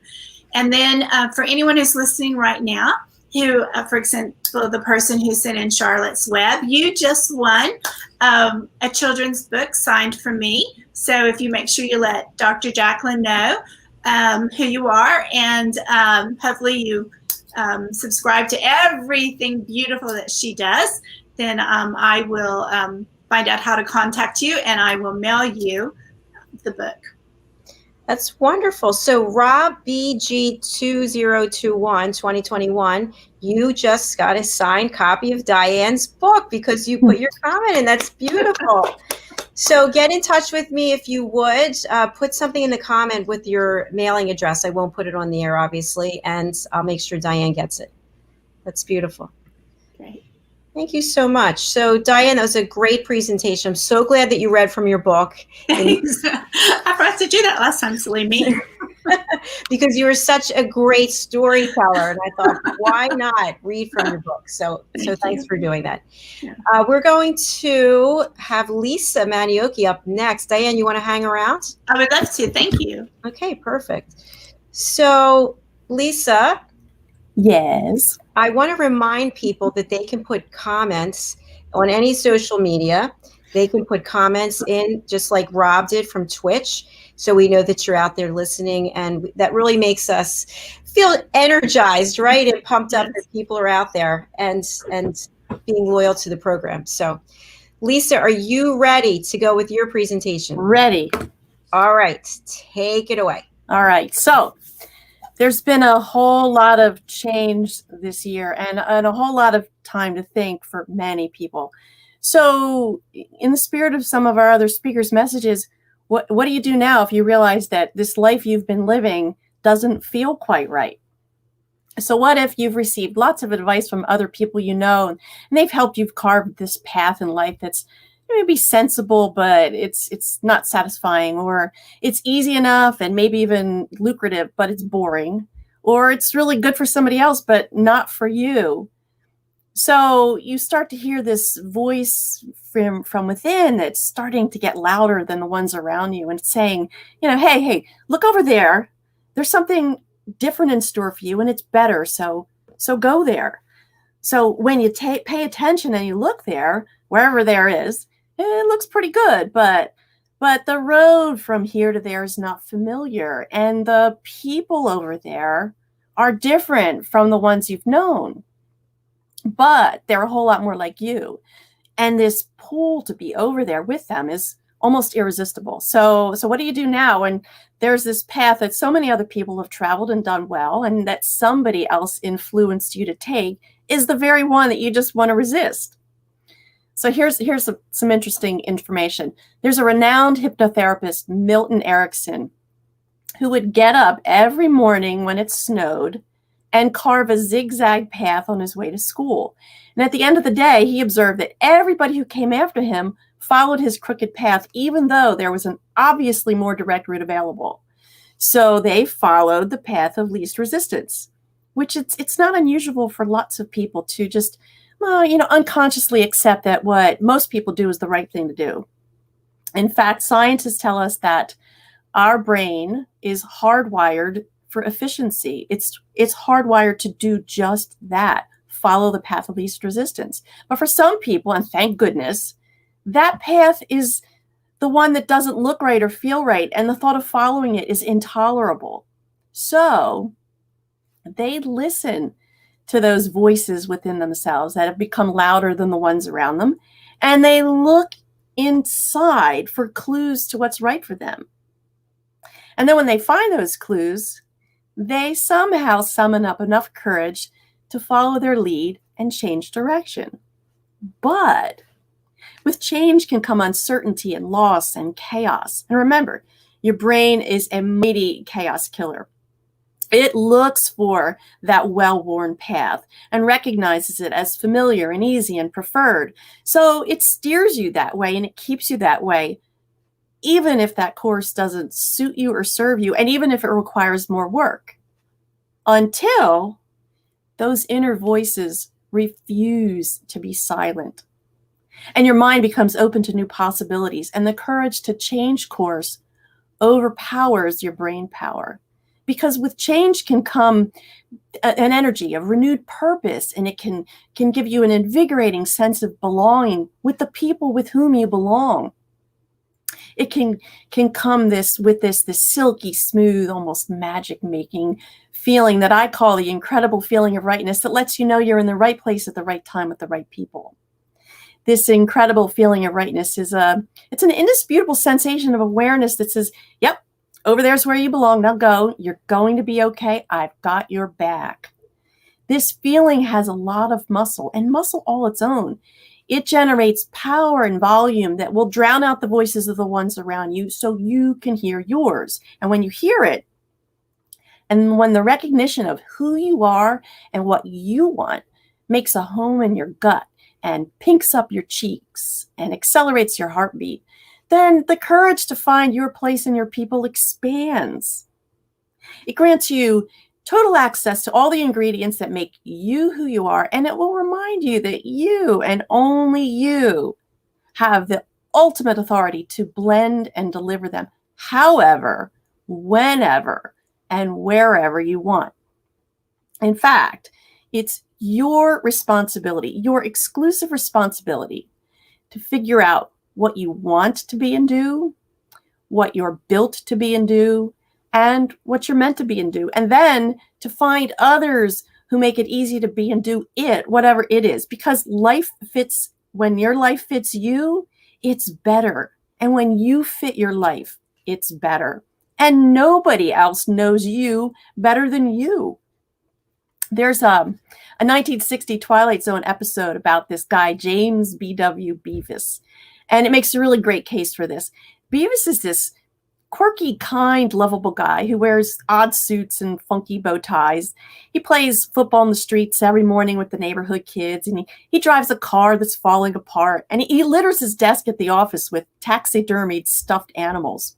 So all one day, this poor fellow loses his job. He gets evicted from his apartment, and he has a car accident.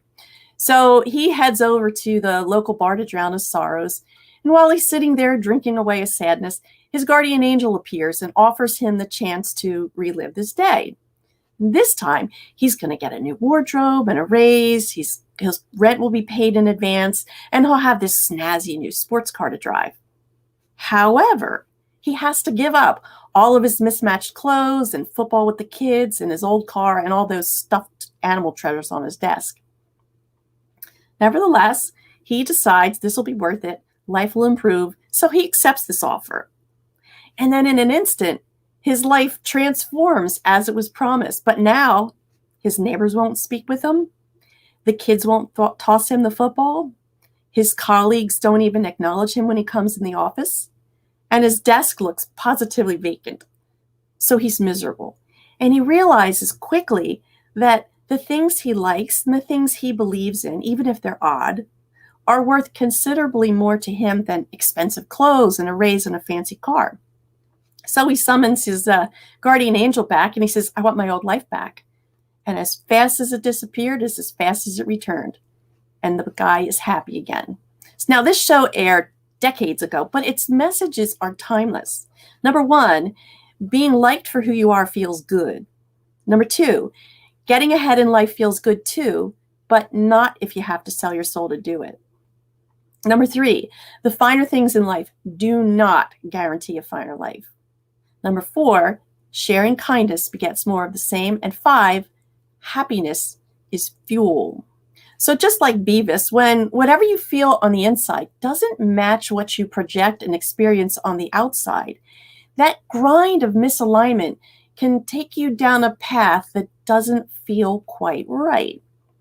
It can deny you this feeling of being comfortable in your own skin. It can even make you dread going to work or coming home from work, and can ruin your mood, which will leach into every part of your life, including the ones that are working well, because moods are catchy. And here's why this is especially important to you as this new year is unfolding. Over the last many months, the waves of change have been relentless and often unforgiving. Let's face it, life and business as we knew it came to a screeching halt, which affected most of us in some way, shape, or form. Now, I agree the changes weren't all good, but the pause they granted generated some opportunities that wouldn't have come about otherwise, such as a chance to reevaluate whether or not the path you're on is the one that's really yours, or if the path you're on is making the best use of your innate abilities, or if the path you're on is surrounding you with people who love, respect, and enjoy you because of who you are and not in spite of who you are. And there's a secret to knowing whether you're on the right one or not. You will have presence, which is a way about you that makes it clear that you're happy with who you are, that you're comfortable in your skin. It leaves you feeling confident and at ease. And when what's in your mind and in your heart merges with what you put out to the world, and when there's alignment in a positive way, then the magic of you makes magic happen all around you. People who are in alignment seem to make this magic effortlessly. They know exactly what to say and how to say it. Every time they open their mouth, they're self-assured and in command, and they make decisions quickly with good results. They have presence, which most will regard as an essential business skill for professionals who want to own the room when they pitch a sale or speak to a crowd. And it is, but in reality, presence is important for everyone to master because everyone has one. In other words, everyone gives information to their world and the world by way of visibles such as looks and actions, and invisibles such as vibe and energy, including you. Your presence can open doors to great opportunities or it can slam them shut. It can strengthen your relationships or it can strangle them. It can make it easy to feel happy and excel in your endeavors, or it can weigh you down and infect your mood. And remember, the mood of everyone around you, because moods are catchy. Developing your presence is definitely a process, but the first step is understanding yourself and listening to those cues that are within. You need to take a really long, hard look at what's in your head and your heart, and then an honest look at all that you communicate to the world, and then find the gaps and close them. It takes courage to honor the messages of your heart. It takes wisdom to recognize that incredible feeling of rightness. It takes diligence to defy the power and efficiency of your brain. But every day we defy gravity and odds and prognoses, right? So today I'm giving you permission to defy whatever doesn't suit you or serve you, with the assurance that the bridge to more fitting horizons will build with every step you take. So to all those dreamers out there, I say, imagine the beautiful and the impossible, because both are within reach. And to you mountain movers, to thine own self be true, because the price of compliance is high. To you seekers, find your people, because they're out there looking for you, waiting for you. And to you trailblazers, march to the beat of your own drum, because your music is beautiful. To all of you, I say, follow the path of least resistance if it makes you happy, really happy. But if it doesn't, then resist it with all your might, because only then can you do and be who and what you are with integrity, which will always feel incredibly right. Now, there is no medal of honor for going it alone. So if you're lost or stuck or immobilized with fear, then I encourage you to catch up with me directly. I think Dr. Jacalyn will post a link.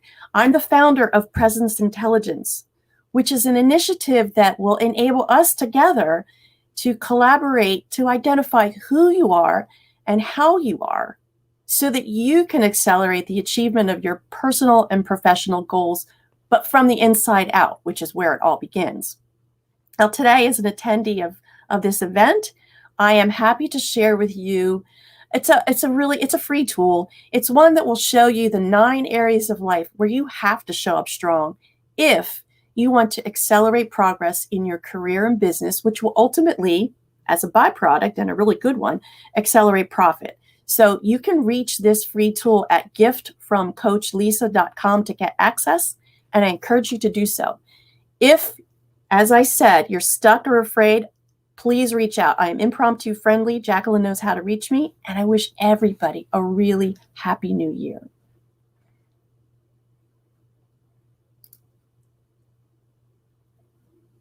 Outstanding, Lisa. Coach Lisa nails it again. I love that story about the crooked path and how people would follow. Yeah, he really did that. It was studied. I mean, every day he would just carve this path in the snow and then just notice that even though there was a straight line, everybody just followed the path. It's amazing. Yep. Oh, Diana, I have you muted. Sorry. Oh, no, that's okay. Fabulous presentation. And presence is so important. And it's almost a skill sometimes that we have to acquire, don't you think? And that's the thing, it can be acquired. I mean, I can think of people who just, when they walked into a room, the room got silent.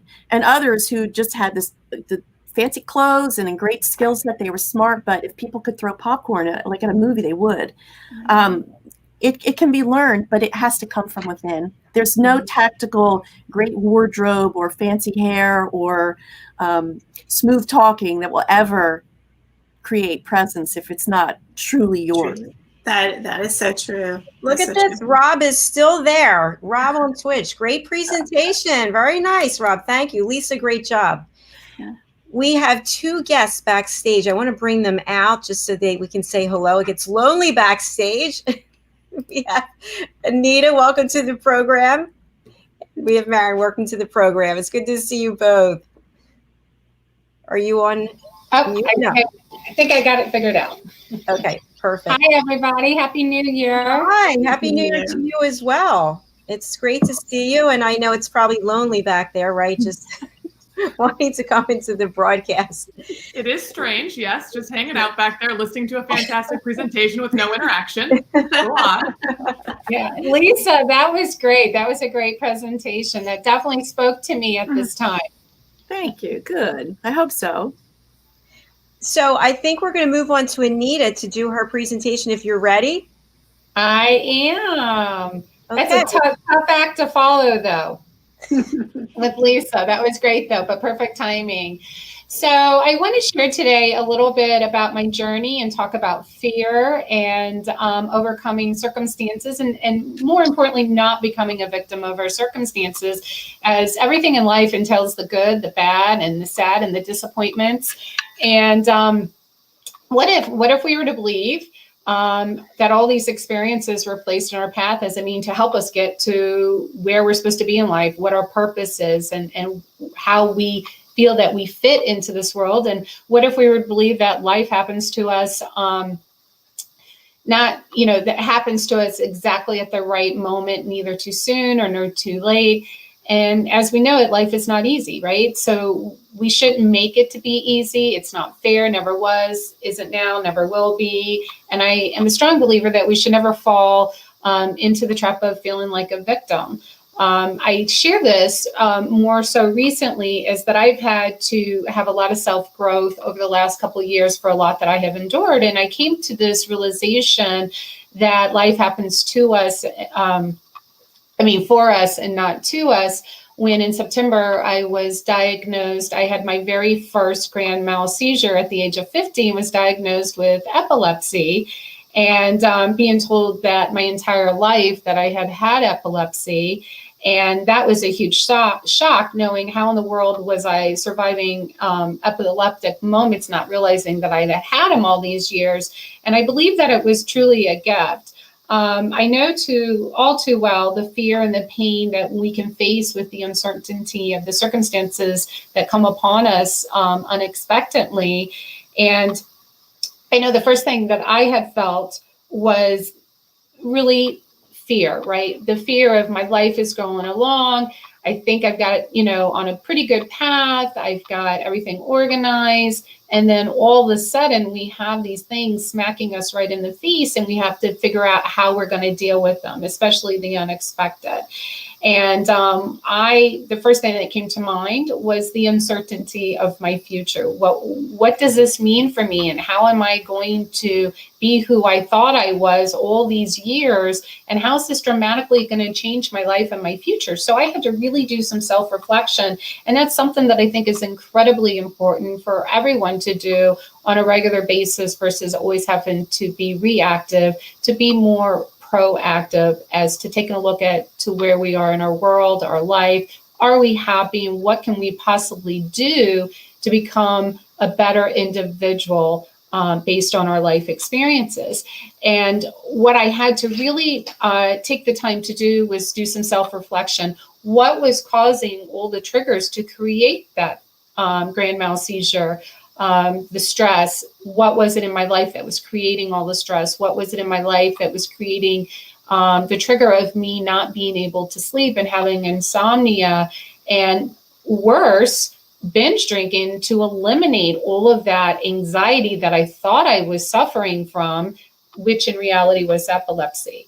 So I was binge drinking on the weekends to try to suppress all of those feelings.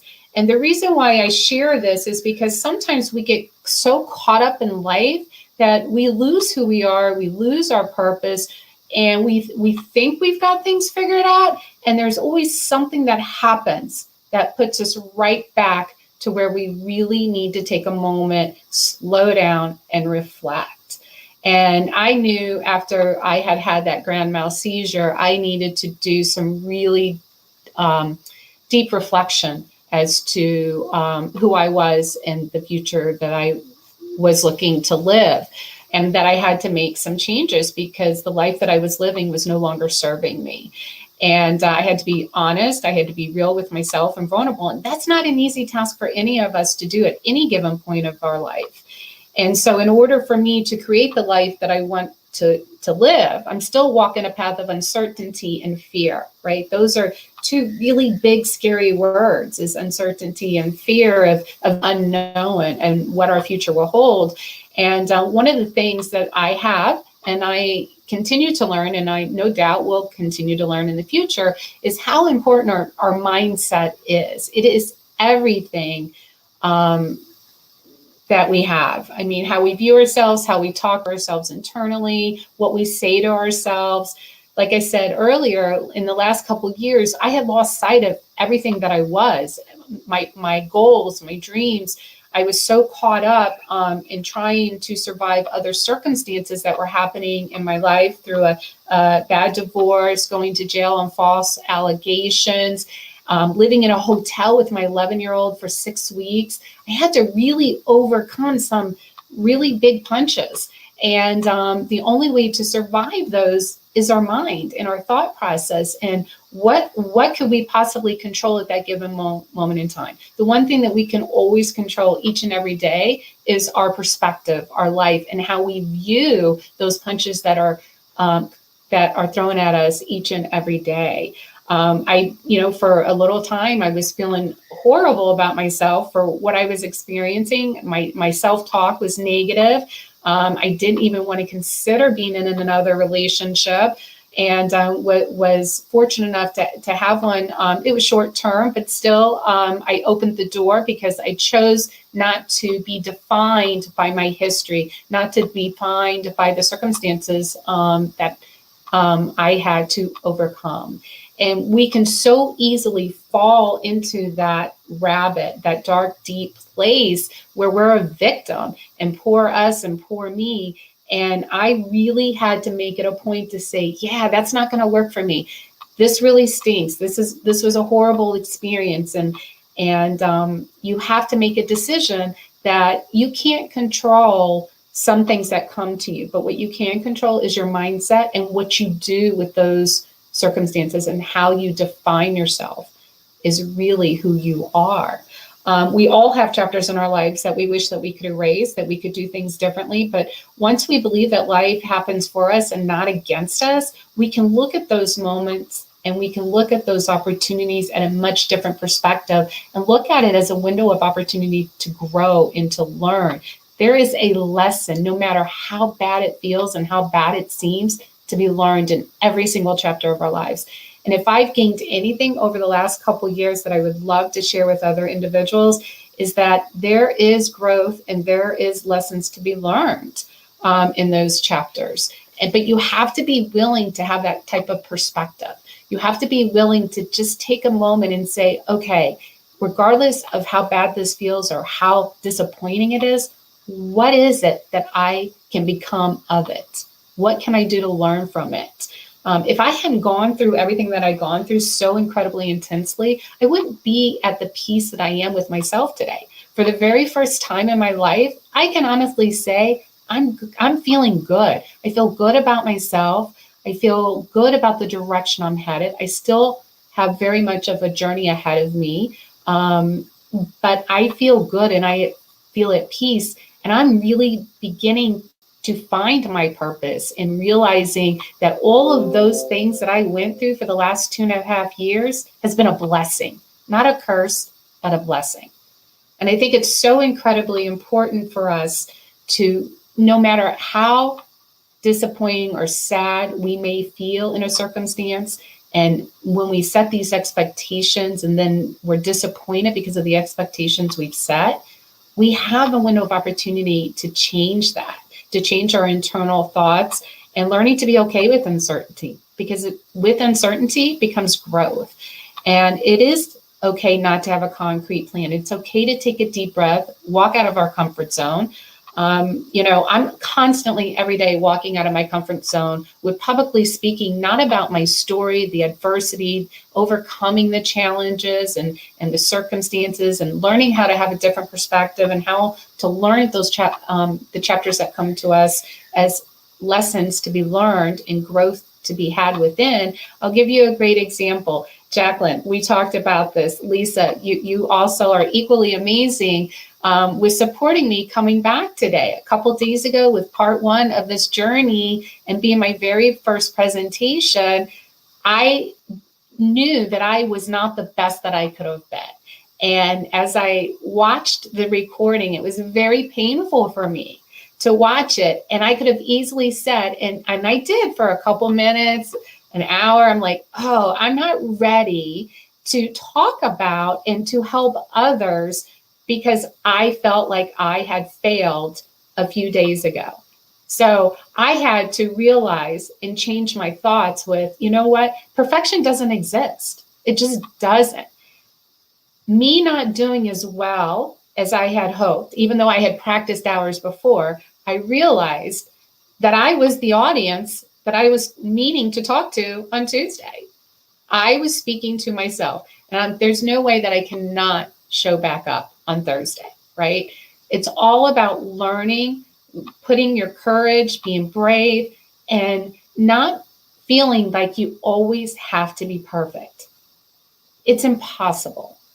And I want to give courage and hope to so many that, listen, it doesn't matter where you're at in life. It doesn't matter what happens. It just, what matters is how you look at it, how you view it. And more importantly, look at it as a window of opportunity to become a better person. We aren't born of perfection.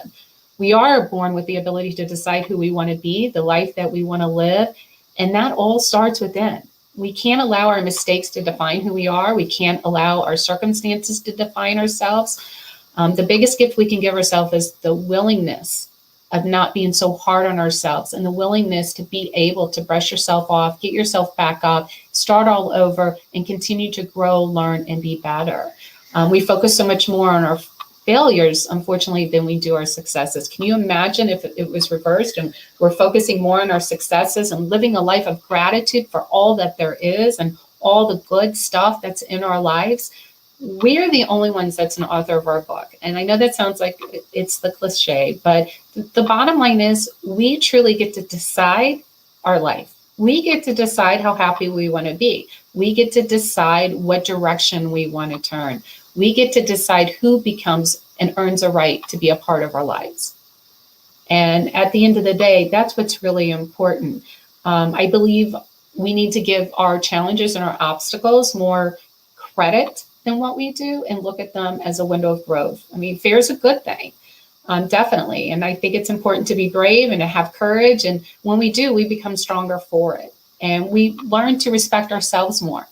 And as we learn to support ourselves, right, internally, it's all self-talk, we become better for it. And therefore, we can help others see the light within themselves that they may not. And it's not an easy task. It's a work in progress. And if I've learned anything over these last few years, if I could share that with anybody, is that we have to learn how to be brave, encourage, and help others and lead with empathy and compassion and not be so judgmental and so hard. But it all starts with us. If we're judging ourselves and we're hard on ourselves, unfortunately, we're going to pass that on to other people. And I've had to learn to take a step back these last 4 months and really focus on what's important in life.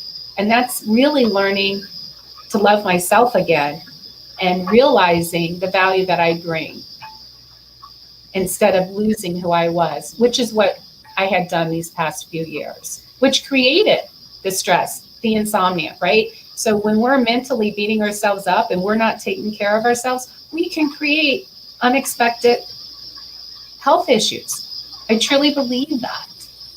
And I was creating a perfect storm for myself. And I'm grateful. I'm honestly grateful for all the adversity and everything that I have been through these last 2 years, because I wouldn't be who I am today.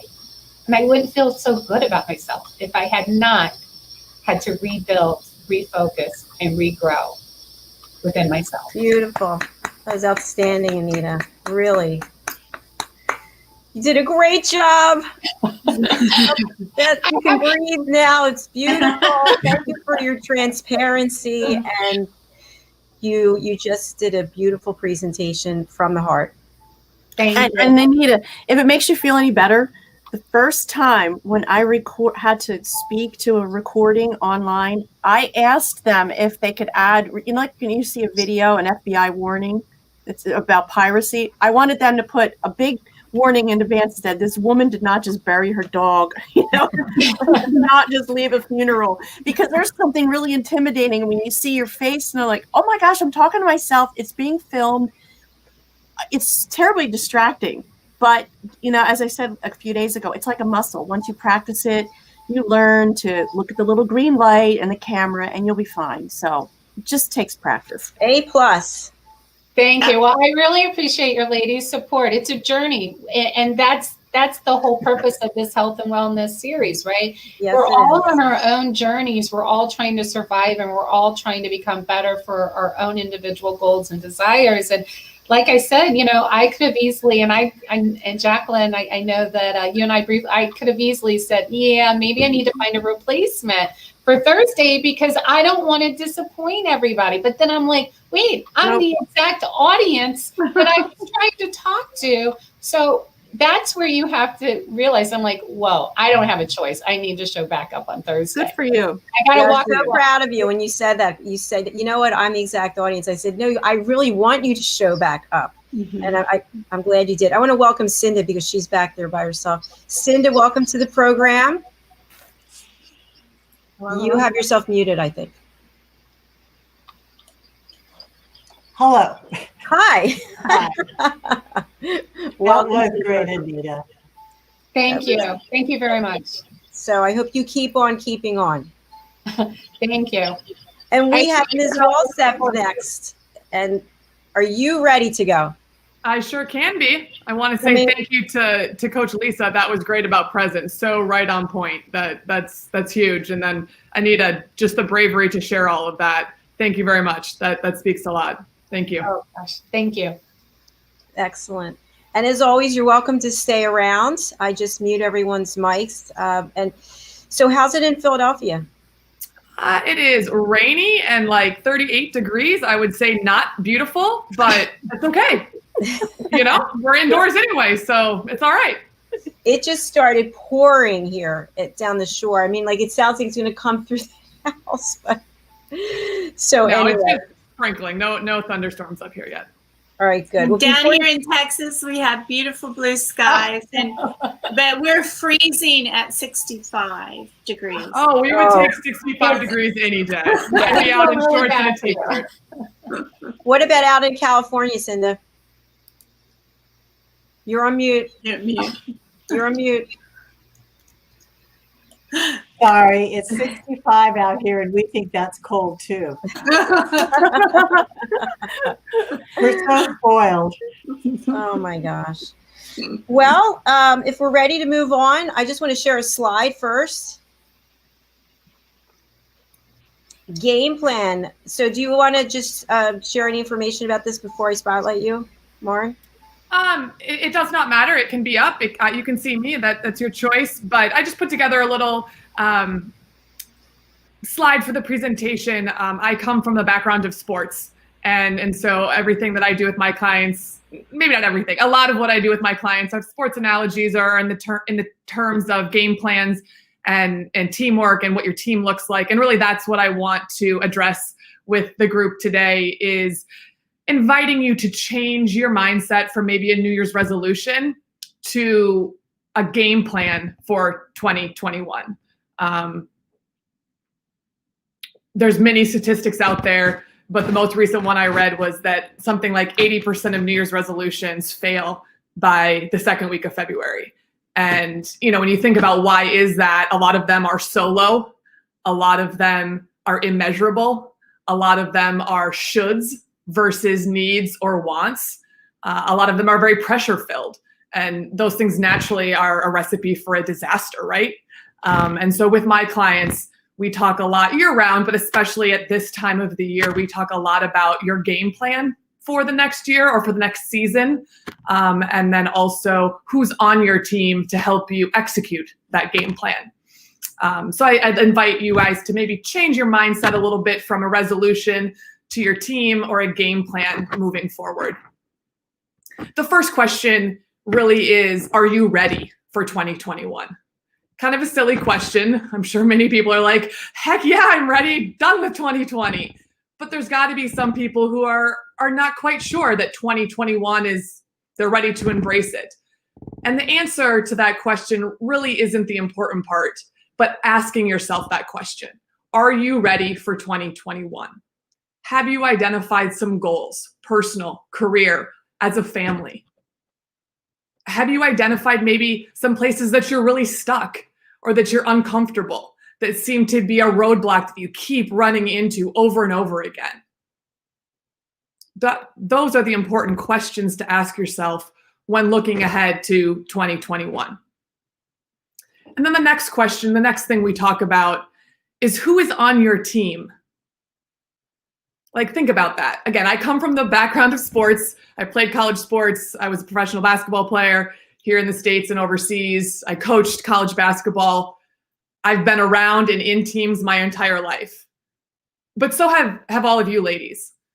You're all part of a team. Have you identified that team? Do those people know they're on your team? Are all the seats on your team filled? When we think of our financial state, unless you're maybe a financial advisor or work in financial services, we're not experts. I'm certainly not an expert in my retirement and in how my money is being allocated for my future, right? And so I have somebody playing that role on my team. I've hired a financial advisor. I have somebody that they are the expert. We brainstorm together. We strategize together. They hold me accountable. They support me. They play that role in the financial world on my team. Another area maybe to think about is spirituality.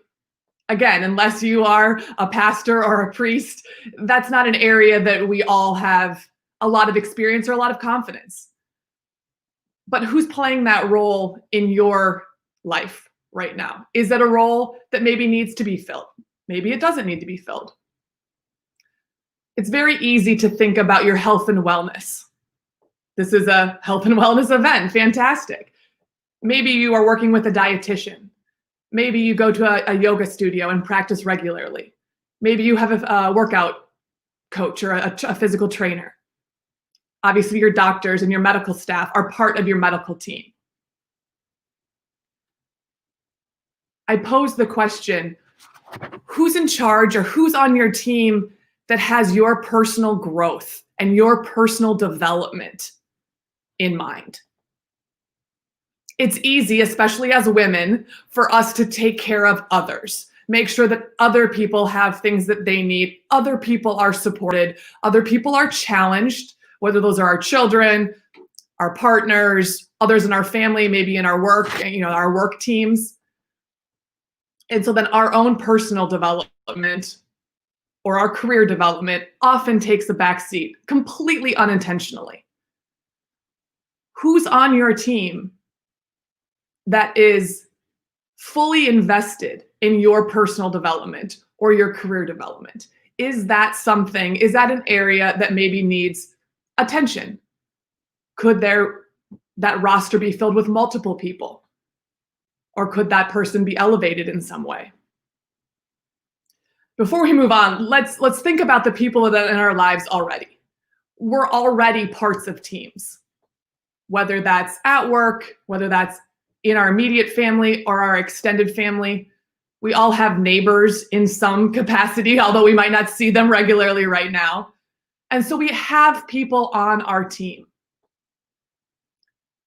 I question and I ask, are the people on your team fully supportive of making this be an MVP season for you? Again, in sports, we've got game plans. And the goal is to win. And the goal is to have an all-star roster. And the goal is to have an MVP season, right? I encourage you all to give yourself the red carpet treatment and aim and strive to have an MVP season in 2021. But you can't do it alone. Life was made to be done with others. Might be one other, might be three others, it might be 15 others. Your team, you can decide how big that team is. But I encourage you to really examine where you are, your goals, your sticking points. Where are you right now? And who's on your team? How are you assembling your team, your personal team, so that you have an all-star roster so that you can have an MVP season? That's not selfish. You're not boasting, you're not bragging, you're not pumping your ego. It's what you deserve. Because on the other side, people are going to ask you to be on their team. And so when you give to others, it's natural that you receive. We know that. And so it's not just about who can I get to be with me. It's about reciprocating and being a fantastic teammate to others. And again, you can look at your life and you're surrounded by other people already. You are on other people's teams. They might not use those words or put it in that context, but you're supporting, you're encouraging, you're a sounding board for others. And you're uplifting others to ensure that they have a fantastic season or a great year. But make sure you do it to yourself. The importance of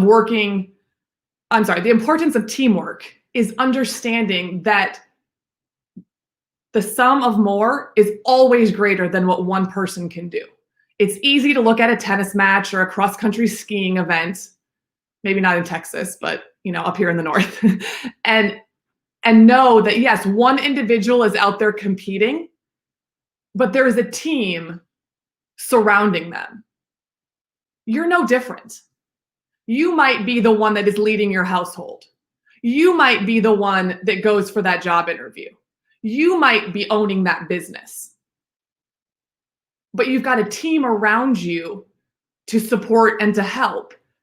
And as we go through this transition from 2020 to 2021, I really encourage you to examine your team and see where you can maybe elevate or add to your team.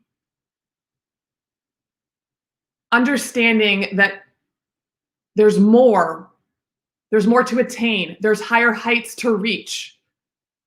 When you are working with the team, when you brainstorm, you get more ideas when there's others, right? There's strategy. There are goals and targets and metrics, but you can't do all of that by yourself. The planning and the results. Again, that's way too much. That's a ton for one individual to take on if you want to have an MVP 2021. But if you add people to your team, it's much more attainable. I work with clients assembling and shaping their personal teams. And it's a process. It doesn't happen overnight. It takes a while. But the important part, and kind of what I've heard already today and on this platform, is that we're always a work in progress, and we must invest in ourselves to elevate ourselves. And so as you are looking at your team moving forward, if there's a void, maybe I can't fill it, but maybe I can have a conversation and we can figure out how you can fill that. But if you find value in working with a professional coach, someone who can help elevate your skills and upgrade your life, I would love to be a part of that. And just as Coach Lisa said, Dr. Jacalyn has my information. Obviously, it's scrolling on the bottom of the screen here. An easy reach out via email or text message. Give me a phone call. I'd love to have a conversation with anybody, with everybody, about how I can assist you, support you, encourage you in really building that team so that the game plan that you want results in an MVP season in 2021.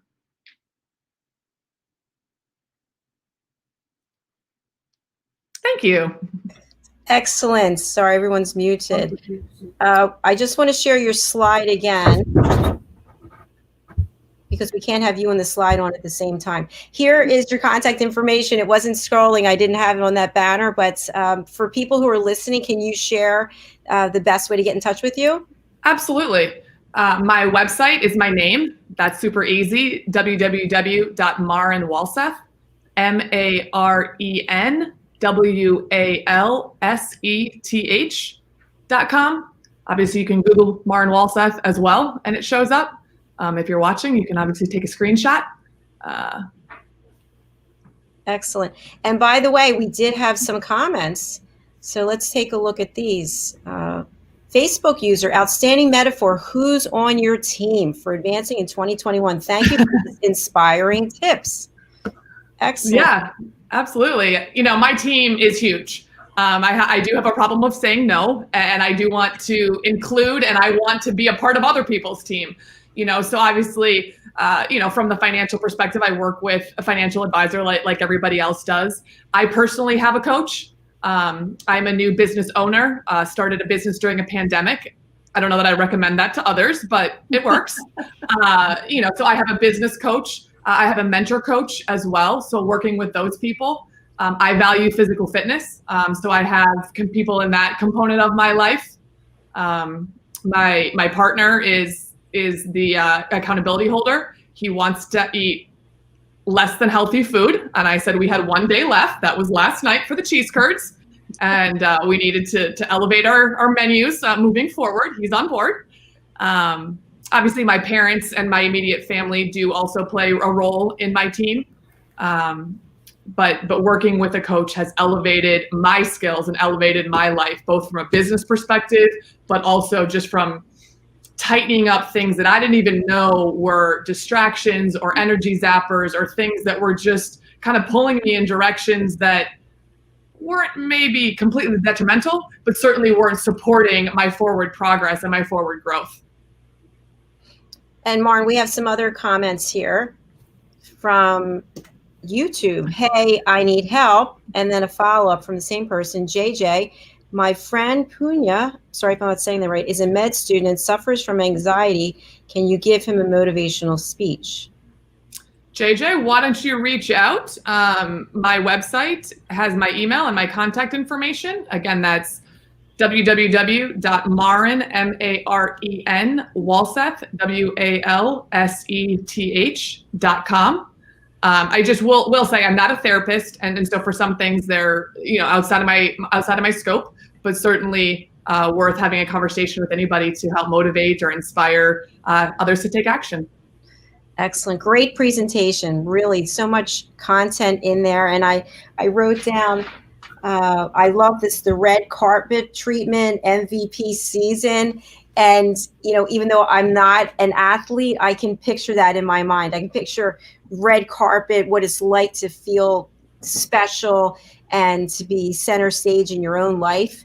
And then MVP season, we can all, you know, imagine what that is. What other people on the panel think? Well, I also love this. I mean, I think we all are echoing the same sentiment that this is not, it may be your journey, your individual solo journey, but you cannot travel it as well alone. I mean, that your team, your posse, whoever it is, and you get to pick them. That's the beautiful part. Yeah. I loved it. I have 5 brothers, so I grew up around sports. And just your whole presentation was so inspiring and uplifting. And just as Lisa reiterated, that teamwork, which being the only girl in the family, I learned how to do everything on my own. And my brothers sparkled because they were sports. Again, I'm from Texas, so everything's about sports. And I just found you extremely uplifting, and I really thank you for your presentation. Thank you. And also, you were right on time, by the way. Thank you so much. Well, I would like to say that I practiced that, but I did. I mean, I practiced, but I did not. I did not practice to stay right on time. Well, you did. So thank you so much. And we're going to move on to Cinda. Cinda, are you ready? I certainly am.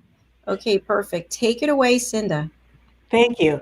I kind of am talking about the same thing as Maren was, because when you start building your team, you need to have your goals in place. So what I want to talk about today are setting those goals. I think we probably all had some important goals for 2021, for 2020, that may have gotten disrupted, derailed, or blocked by the pandemic or other things beyond our control. I know I sure did. The good news is 2021 is finally here, and at least on a personal level, again. The extra energy that comes from starting a new year makes it a perfect time to set clear new intentions about our wealth, health, and relationships, and learn some new ways to help us achieve those goals. Today, I'm excited to share with you a new hypnotherapy-based 3-step program that you can use now and throughout the year to help you set goals and achieve those goals once they're set. Step 1 is about determining your goals for 2021 and then translating those goals into a vision board and daily affirmations in steps 2 and 3. Let's do a quick exercise to help you get in touch with what goals you have for 2021. Focus on what you want, and for right now, don't worry about how you're going to get there. Get in a comfortable position, feet flat on the floor if possible, legs and arms not crossed. Close your eyes unless you are driving, and I want you to imagine a beautiful white light starting from the top of your head and flowing down through your whole body, relaxing each part of your body as it slowly moves down from your head, over your forehead, down your eyes, and all over your face, down your neck and out through your arms, all the way down to your fingertips. This gentle white light now flows down your chest, into your stomach, thighs, and all the way down your legs to your feet. Take a moment and get in touch with how relaxed you feel.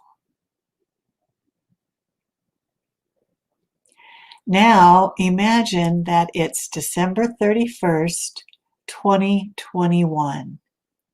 What would you like to have achieved? Take a look at a couple of areas in your life that could use improvement. If those 2 areas were to significantly change, what would the impact be on your life?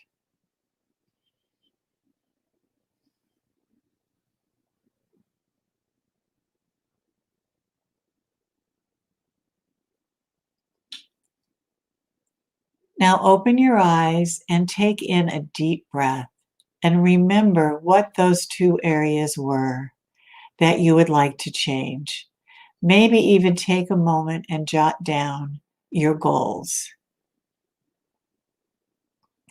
You can do this exercise yourself when you want to think about your goals and set intentions. Now that you have your goals in mind for 2021, we're ready to move on to step 2, making your own vision board. A vision board is a visual reminder of what we would like to achieve, what we would like to see in our lives, the change we want to make, and what we want to focus on. I like to make a new vision board at the beginning of each year. My vision board for 2019 included a beautiful picture of a Mediterranean. Little did I know I'd spend time that summer in the Greek island of Corfu. It also included a picture of a family eating outside at a long table under market lights. This summer, my son put market lights in my backyard, and we've had many socially distanced dinners out there together. One of the phrases I picked was clean out.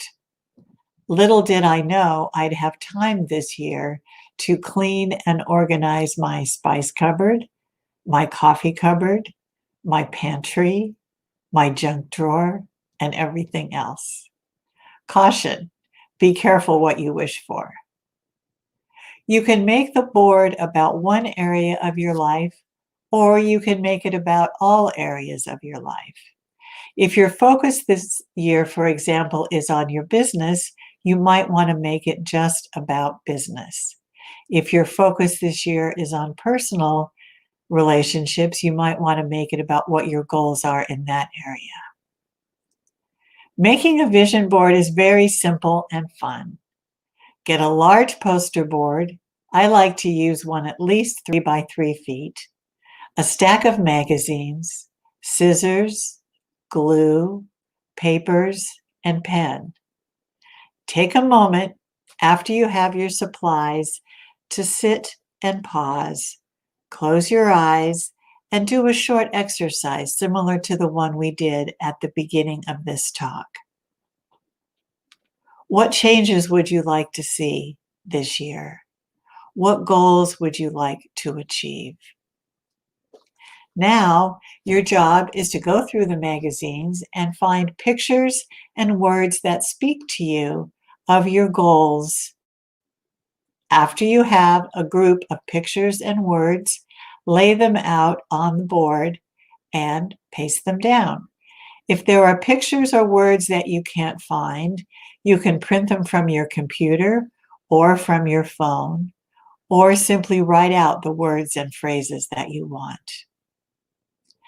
Be sure and sign and date your vision board on the back, because it's fun to keep those vision boards year to year and see each year what comes true and what doesn't. Now that you have your vision board, put it in a place where you can see it every day. You will be inspired as you look at it as you're going about your day. You can even add to it if you find other things that are inspiring that you would like to achieve. In a year, take a look at the board and see which of the things you aim for have come to be. I think you might be surprised. I always am. Now let's talk about step 3, affirmations. What are they? What can they do for you? How best to use them? The word affirm means to make firm. So you may have a glimmer of an idea in your mind. That's the beginning. To make that idea strong in your mind, you need to use written affirmations. Repeating the affirmations makes your goal or belief firm in your subconscious mind and brings it into focus and alignment with your conscious mind. You may not know exactly how your goal will come to be. That's not the point of affirmations. When you imagine and think about succeeding in an area, your subconscious will come up with the how in time. Affirmations are simply positive statements that say what you would like to be, do, or have in your life. When you write or say your affirmations, you are able to refocus on those positive things. Affirmations use positive, constructive words in connection with I, me, or my, and include positive feelings. It's important to make sure that your affirmations are intentional. That means, do you really want what you are putting in your affirmations? I once heard Jack Canfield tell a story about affirmations with the same warning. He was giving a speech about affirmations and decided to make up an example of having a house in Kaanapali, Hawaii, at the top of a mountain overlooking the ocean, 4,000 square feet, with walls that opened up to let in the beautiful views and breezes. He didn't really want or need that house, but he used it as an example over and over each time he gave that speech. What do you think happened? Yes, a few years later, he found himself living on the top of a hill in Kaanapali, Hawaii, overlooking the ocean in a beautiful home. He was able to laugh at himself when he realized what he had done. When it comes to changing your thinking, feelings, behaviors, written affirmations can be very helpful. You can use affirmations to motivate yourself, keep your mind focused on your goals, make positive changes in the way you think, feel, and act, and influence your subconscious mind and harness its powers to help you reach your goals, and shift your mindset and life experiences to a more positive, energetic, and active worldview. The best time to repeat affirmations is the last thing at night and first thing in the morning. Each evening, our subconscious mind takes over as we prepare for sleep. This is the time when your subconscious mind is most available for programming. As we are sleeping, the mind uses dreaming to deal with all the things that have happened to us during the day. When you read your affirmations out loud before falling asleep, they enter your subconscious and begin to make changes.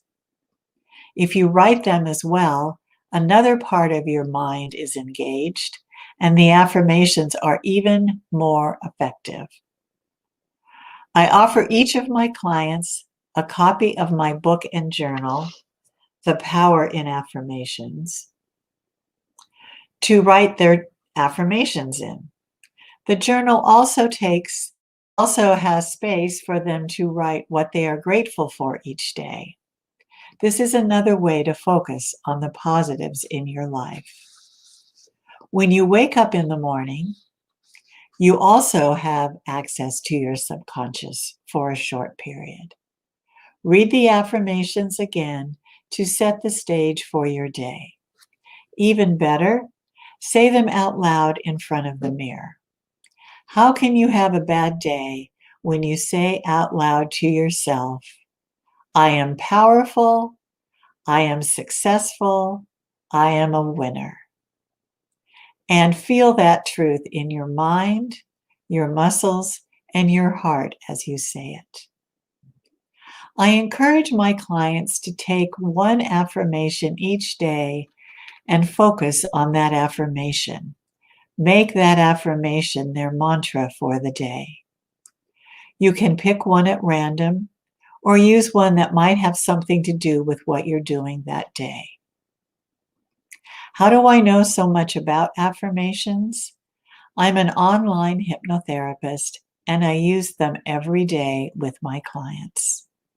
In the talking or cognitive portion of the session, we craft specific affirmations that help them with whatever they're working on. In hypnosis, I read the affirmations to the client, and they silently repeat them, sealing the affirmations into their subconscious. The client then uses my book and journal to write their affirmations every night. Research has shown that people who write down their goals earn 9 times as much over their lifetimes as people who don't. Writing your affirmations and what you are grateful for each night takes less than 5 minutes. You may truly change your life for the better. As a certified hypnotherapist, I work with clients nationwide who want to make positive changes in their lives. With hypnosis, you can make these positive changes much more easily by engaging your subconscious to work with your ideas and goals instead of against them. Right now, I am offering 3 special value packages, one for help with insomnia, one for clients who want to quit smoking, and one to get healthy by better weight management. Use the promo code WOH2021 and save $125 on each of these packages. Please call 818-929-4944 or visit my website, cindaroffman.com, CINDAROFFMAN, to take advantage of this special offer. Copies of my book, The Power in Affirmations, are also available on my website. Thank you for your trust, your confidence, and the privilege of presenting with you today. I wish you all a wonderful, happy, healthful, hopeful new year. Thank you.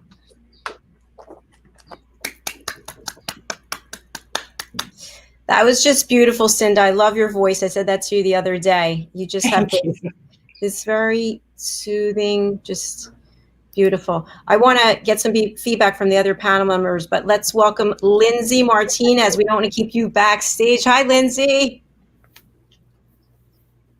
I think, let's see. It says you're muted. Let me repeat that. Hi, everyone. Happy New Year. Happy New Year. Happy New Year. Lindsay is down in Florida, right? Is that still where you are? I'm sorry, can you repeat that? Are you still in Florida? I'm still in Florida. You've got that bouncy thing going on again on my side. It's going to level off in just a minute. So if I don't answer right away, my apologies.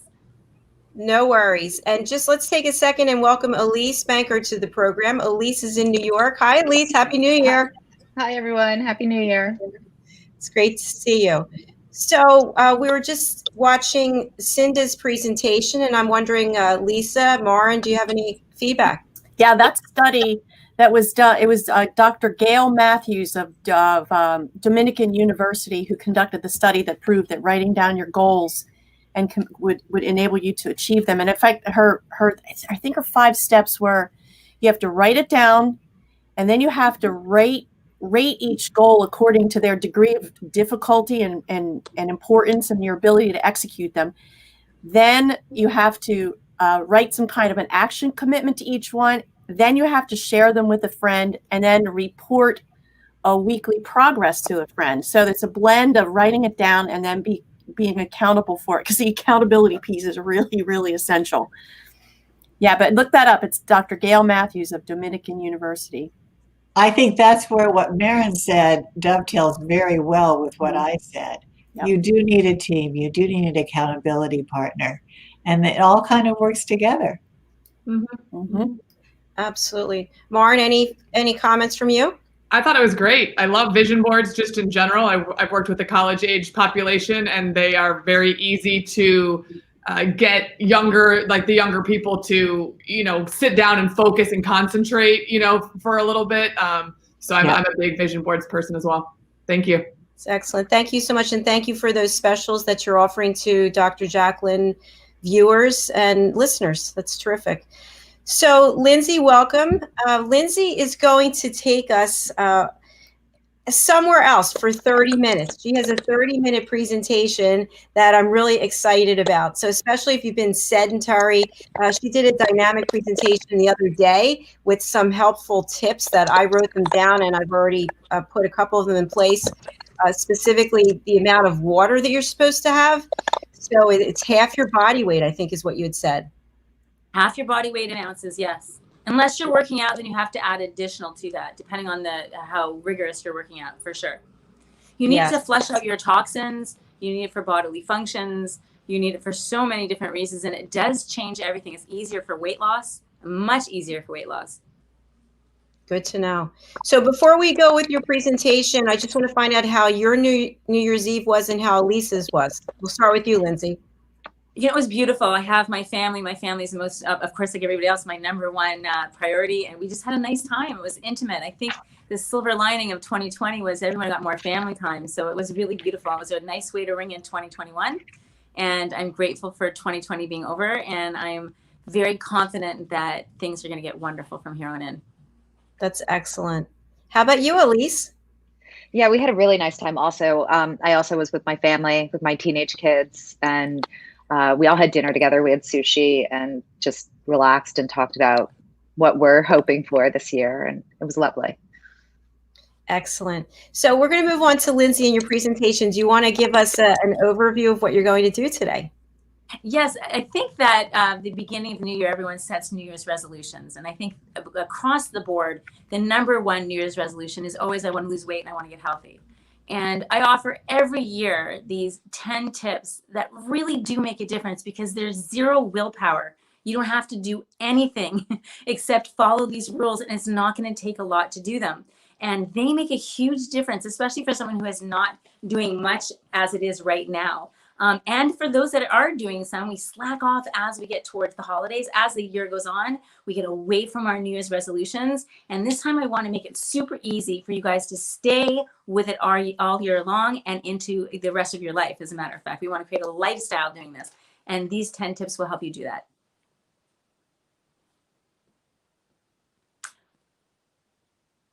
Yeah, I think everyone's muted for me. Sorry, I'm here talking away. I said before you begin, I want to play your clip. Oh, okay, wonderful. Thank you. Yeah. Okay, here we go.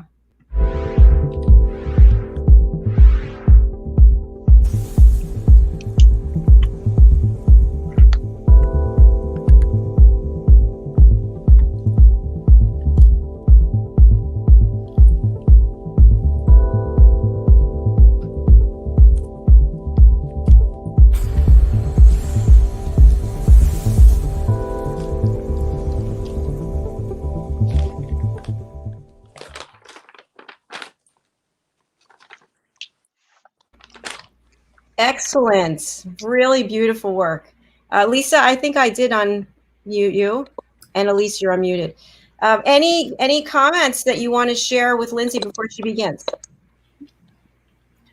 I want an abdomen like yours. I know. I'm sorry. That's probably not what you had in mind, Jacalyn, but I can't help it. But we're all thinking it, I'm sure. Oh, thank you. Thank you. Now tell you us. can too. Just join my group. I concentrate on abs in my group, but I'll talk about that. I concentrate on abs in my group, and I have a woman last week that was 65 years old that is seeing her abs in total for the first time in her life. Wow. 65. Wow. Oh my gosh, that's amazing. Mine aren't that bad, but they're not that. I don't know. I can't see them on my thing at all. That's funny. I only see from here up. That's where I set my. You guys see more right now? Yeah, we can see a little bit. Just a little bit. Oh, okay. I set it from here up. I can't see anything, but that's good. It's not bad. Yeah, that's great. So we're going to solo you and take it away for the next half hour. It's all yours, Lindsay. Okay, great. Okay, hi everyone. Thank you for this opportunity and privilege to speak to you. It's amazing. I know that everybody's having a rough time for 2020, and some people gain some weight. And the majority of people for the New Year's resolutions always say, I want to lose weight and I want to get healthy. And they start off really, really strong. And then as the year goes by and life happens, things get a little tapered off and a little tapered off until you find yourself making the same resolution for the following year, and so on and so forth. Well, I'm here today to hopefully, if you can grab a pen and paper, to give you some information that hopefully will change your life and make this a whole lot easier and make this a lifestyle and not just a really quick mission to get to where you're going. Sometimes things that you do right take a little bit longer, but they're that much better because they're that much easier to maintain. So what I'm going to offer you today is 10 willpower, 0 willpower, meaning you guys don't have to do anything to do this. You're not going to have to sacrifice, okay, very much at all to actually get the weight off and to make yourself feel a whole bunch better than you do today. And hopefully next year's resolution will be something like, I want to write that book, or I want to do something that is undiet related, because guess what? You won't have to worry anymore. Okay, so let's get right into it. Tip number 1, drink more water. And you say drink more water, Lindsay, this is so simple, right? But I want to tell you why. Really, really important. Oftentimes, thirst is masked by hunger. I gotta listen to that one. Thirst is masked by hunger. What does that mean?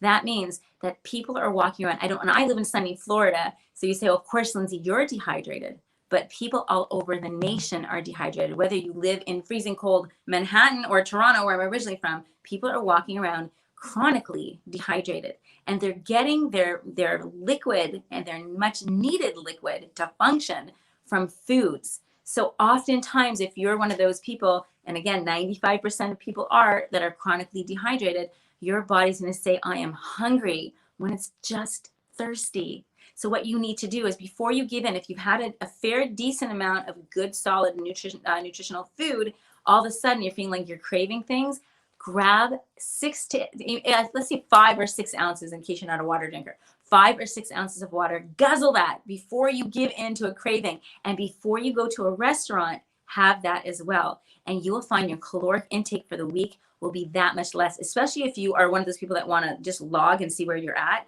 You will find out how much less you eat just because of that one thing alone. Now, going to a little more scientific reasons to have water, I want you to have half your body weight in ounces. So if you weigh 100 pounds, I want you to have 50 ounces, just to simplify it, okay? And if you're working out, you want to add just a little bit more than that to that already half your weight in ounces, okay? But the other reason to have water is because if you are trying to lose weight, that your fat cells need, they store toxins, and you need to clear those toxins in order to mobilize your fat cells to spew their fat out and for it to exit the premises, because we want it out of there. But water really makes a difference to help flush your body of toxins, and it makes it a lot easier to lose those extra pounds that you might have put on in 2020, okay? That's number one. Number two, okay, here's another one. You're gonna say, Lindsay, I know this one. Okay, this one is get enough sleep. Okay, why? Because now let me tell you, this is very interesting. Everyone says, okay, you're gonna have more energy, you have more of this. I want to tell you that if you don't get enough sleep and you're forcing your body to stay up, you're going to crave something called simple carbohydrates, refined carbohydrates, cookies, cakes, all those sugary things, anything white. The reason you crave that is because if you were to picture a pearl necklace, say I'm holding a pearl necklace, and they're all these little pearls are on a string, that's a complex carbohydrate, right? When you swallow that complex carbohydrate, your body has to work to liberate each and every one of those glucose molecules, which are the pearls. And then your body gets a little bit of energy, a little bit of energy, a little bit of energy, but it has to work the whole time. When you're really tired, your body says, I don't want to work. What I want to do is I want a simple carbohydrate, your cakes, cookies, chips, popcorn, all those things that you're craving at night for the most part, right? And I can vouch for just about all of my clients, not half, but just about all, that's what they're craving, because that molecular structure of a simple carbohydrate is all of those pearls that were on the chain, but they're not on a chain. They're just a bunch of pearls, which are your glucose molecules. So you swallow them, and all of a sudden your body says instant energy. It didn't have to do anything for that energy. And that's why you crave that, so that you can keep going without enough effort. That's going to make you even more tired than you're already making yourself by staying awake when your body wants to sleep. And what happens to that? Okay, this is a very interesting thing too. When you do that kind of eating at night, and you're not going to go run it off and do a marathon after eating a pile of refined sugar, what happens is insulin kicks in, because you cannot have that much sugar around in your body. And insulin is a fat storing hormone, people, a fat storing hormone, which means that you're going to put on the pounds. So really, really important to get enough sleep so that you don't make yourself hungry. Being tired makes you hungry, okay? Just a little more information, the more you know, right? Okay, number 3. This is a golden rule, and it sounds, again, really simple. Don't bring it home, guys. Do not bring yucky food into your house. I cannot tell you, at 10 o'clock at night, if you brought home a piece of cake from the dinner you had before and you didn't want to toss it because it was so yummy and you wanted to give it to your kids or give it to your husband, or maybe have a little bit of it yesterday, or the next day, and you put it in your fridge, and at 10 o'clock at night comes and it's sitting there, I guarantee you that you're eating that cake. Without a doubt, you're eating that cake. However, if it's not there, and if the chips aren't there, for example, at 10 o'clock at night, I can almost bet that you're not going to take off your pajamas and your slippers and put on your clothes, get in your car and go to the store and go get it. So moral, guys, don't have it in your house. Have it when you're out if you really want it. Why not? Okay, here and there, once in a while. We'll talk about that one later, but don't have it in your house so you can't get it. And then people tell me, a lot of women tell me, well, Linz, I have little kids. I have to tell you, the one thing you don't want to do and the one thing they don't need, if you don't need it, they don't need it. More so, all that sugar and stuff is another talk for your child that we're not doing today. But all of that junk, just because they're young, doesn't mean that it's not going to affect them adversely. It does. And yes, they're thin, or yes, they're skinny and active and they can burn it off. It has nothing to do with weight. It has everything to do with the composition of food that you're putting inside your body, your kid's body, that change the way you feel. And it can make you depressed. There's so many things that food do. It's medicinal. So you want to make sure, most importantly for your kids, that you've got it going on. So out of your house. Now, does that mean your kids can't have ice cream when they're out? Yeah, you don't make them crazy. Of course they can have it when they're out, but in the home, we're nice and clean unless it's a special occasion. That will change everything. It's not allowed in your house, people, okay? A no way rule. Okay, number 5. I want you guys to get satiated at the cellular level. What does that mean? Go green, just a little bit, okay? Some people say, oh, I hate the taste of green, especially men. I want to tell you that there are some green drinks that you can put in, for example, with some pineapple or some green apple. That green in the drink, the chlorophyll and all those nutrients, the phytonutrients, they satiate you at a cellular level. And that means that your body's not craving vitamins and minerals. And when your body craves vitamins and minerals, you look to the things that you're getting it from. You don't look, it's innate. Your body's saying, I'm hungry. And you're really not hungry. You're just lacking vitamin C, and your body needs vitamin C. So your body is going to find a way to get you the vitamin C. Now, things like Fruit Loops, for example, and certain cereals and even certain breads are fortified with vitamins. So you'll see fortified with vitamin B for bread, fortified for vitamin C for cereal, all the time, and the panel of vitamins on the back. If that's where you're getting your nutrients from, something that's refined like that, your body's going to crave it when you need nutrients. So if you satiate at the cellular level, like a cold pressed juice, even if you have a juicer at home or if you eat a lot of leafy greens, but juicing is the best, you will find your hunger is way down. It's these little things that make a huge difference, because in the end, the problem is hunger, right? When you say in the end is what your body's saying you need and want and what you can and can't give into. So if you have these 0 willpower things to do, then perhaps you won't have to ever give in to any cravings, okay? Number 6, add apple cider vinegar into your diet. Apple cider vinegar does a number of things. It helps with your cholesterol. It is amazing for leveling off your glucose. It helps with acid reflux. I mean, I have an entire couch talk in In-Home Fitness in one of my groups on Facebook that discusses an hour of apple cider vinegar. So you might want to go look at that. I don't want to bore you with an hour here, but my goodness, it gets rid of your bloat. For those who are bloating, people say, well, it's acid, Lindsay. You know what? It does the opposite effect. If you're getting acid reflux, it's really because your stomach is too alkaline. If you're getting sort of like a moving arthritic feeling in your body when you wake up and your hands hurt, maybe the next day your elbows are sore, or maybe one day you wake up and your feet feel tight, that is a buildup of calcium that apple cider vinegar helps to release. There's so many wonderful things about this amazing apple cider vinegar. I can't even tell you. Now, I also would recommend, everyone's got there's a gummy going around there, which happens to be very good if you can't tolerate it. But if you can tolerate the regular apple cider vinegar with the mother, I think it's called in there. I'm not quite so sure what the mother is, if I can be honest with it.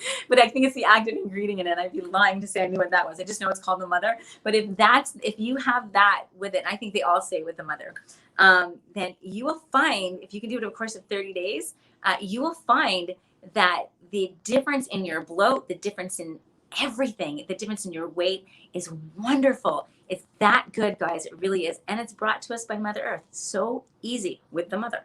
Okay, guys, 7. This is sort of like a mind thing, but when you're preoccupied with doing something that you love, like I know that my kids are painters. I have 2 kids. One was in Art Basel, one is in Lynn University, and they're artists. And when they're doing something that they're really into and they're really excited about, food is not on their mind. I have to remind my daughter Milan when she's painting, I'm like, Mel, you haven't eaten. I'm like you missed lunch, you missed breakfast, come on. And if you're really involved in what you're doing, loving what you're doing, food is no longer on the brain, right? So what happens is I ask everybody to find a monthly plug-in, right? Something that makes you excited, something that you have not done ever. Now, I said this on the last show. It could be jumping out of an airplane. I mean, my husband and I did that, which is crazy. Okay, it could be as much as sitting on a beach reading a book, something that you haven't done in a long time to take care of beautiful you. It could be that simple. It could be going pole dancing, for heaven's sakes. It could be anything that you have not done. And you can do it with a friend. You can do it by yourself. Sometimes eating by yourself is even more delicious for some of them. But once a month, find something that you've never, ever done before and indulge and make life interesting. So, a period of 10 years doesn't go by and you look back and every day is the same because you were regimented or because that's just the way you've been living your life. Find something you've never done and make it interesting. And you fit your thoughts of food and eating to live, or live to eat and living to eat is no longer a part of that. And the more interesting your life gets, the more you just eat to fuel yourself so you can enjoy your life. That's where we want to be. right? Okay, so let's go to number 8. Number 8, find something that you love to do. Guys, this is so important. Everybody for the New Year sets sense of, I am going to work out 4 days a week. I'm going to the gym. I'm going to bang it out hard. And 5 days a week, I'm going to work out every day. People have all these crazy goals to do. And when they get there, they're like, oh, this is so boring. Oh, I can't do this anymore. Oh my goodness, I have to wake up at this. And it's all so sacrificial. So what you want to do is find something you actually like. You know, people ask me, because I'm a trainer as well, people ask me all the time, Linz, can you train my kids? And I always say no. And it's not because I don't want to help, because I always want to help, right? But the reason being is because at that age, and now it's at our age too, if you can find a sport or something that you actually don't know you're exercising, you know you're exercising, but you don't look at it as exercise, you look at it as something absolutely, totally fun and exhilarating and makes you feel vivacious. And if you can find something like that, guess what? You're going to stick with it and you're going to love it. And a lot of people find that in certain things, like even in different types of workouts, like in Orange Theory, for example, people get addicted to that because it's different, it's fun, it's exciting. In CrossFit, in pole dancing, crazy, sexy fun, in swimming, in just all sorts of different things that you can find, walking on the beach with a friend.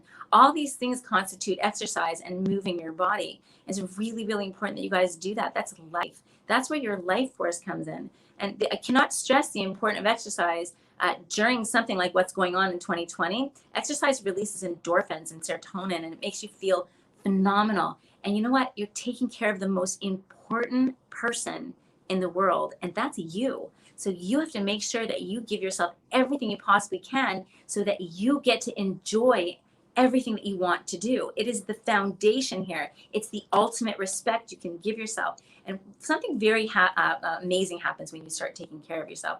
When you take care of yourself and you love yourself and you respect yourself at the highest level, which is what eating well and taking care of yourself is, it's the foundation.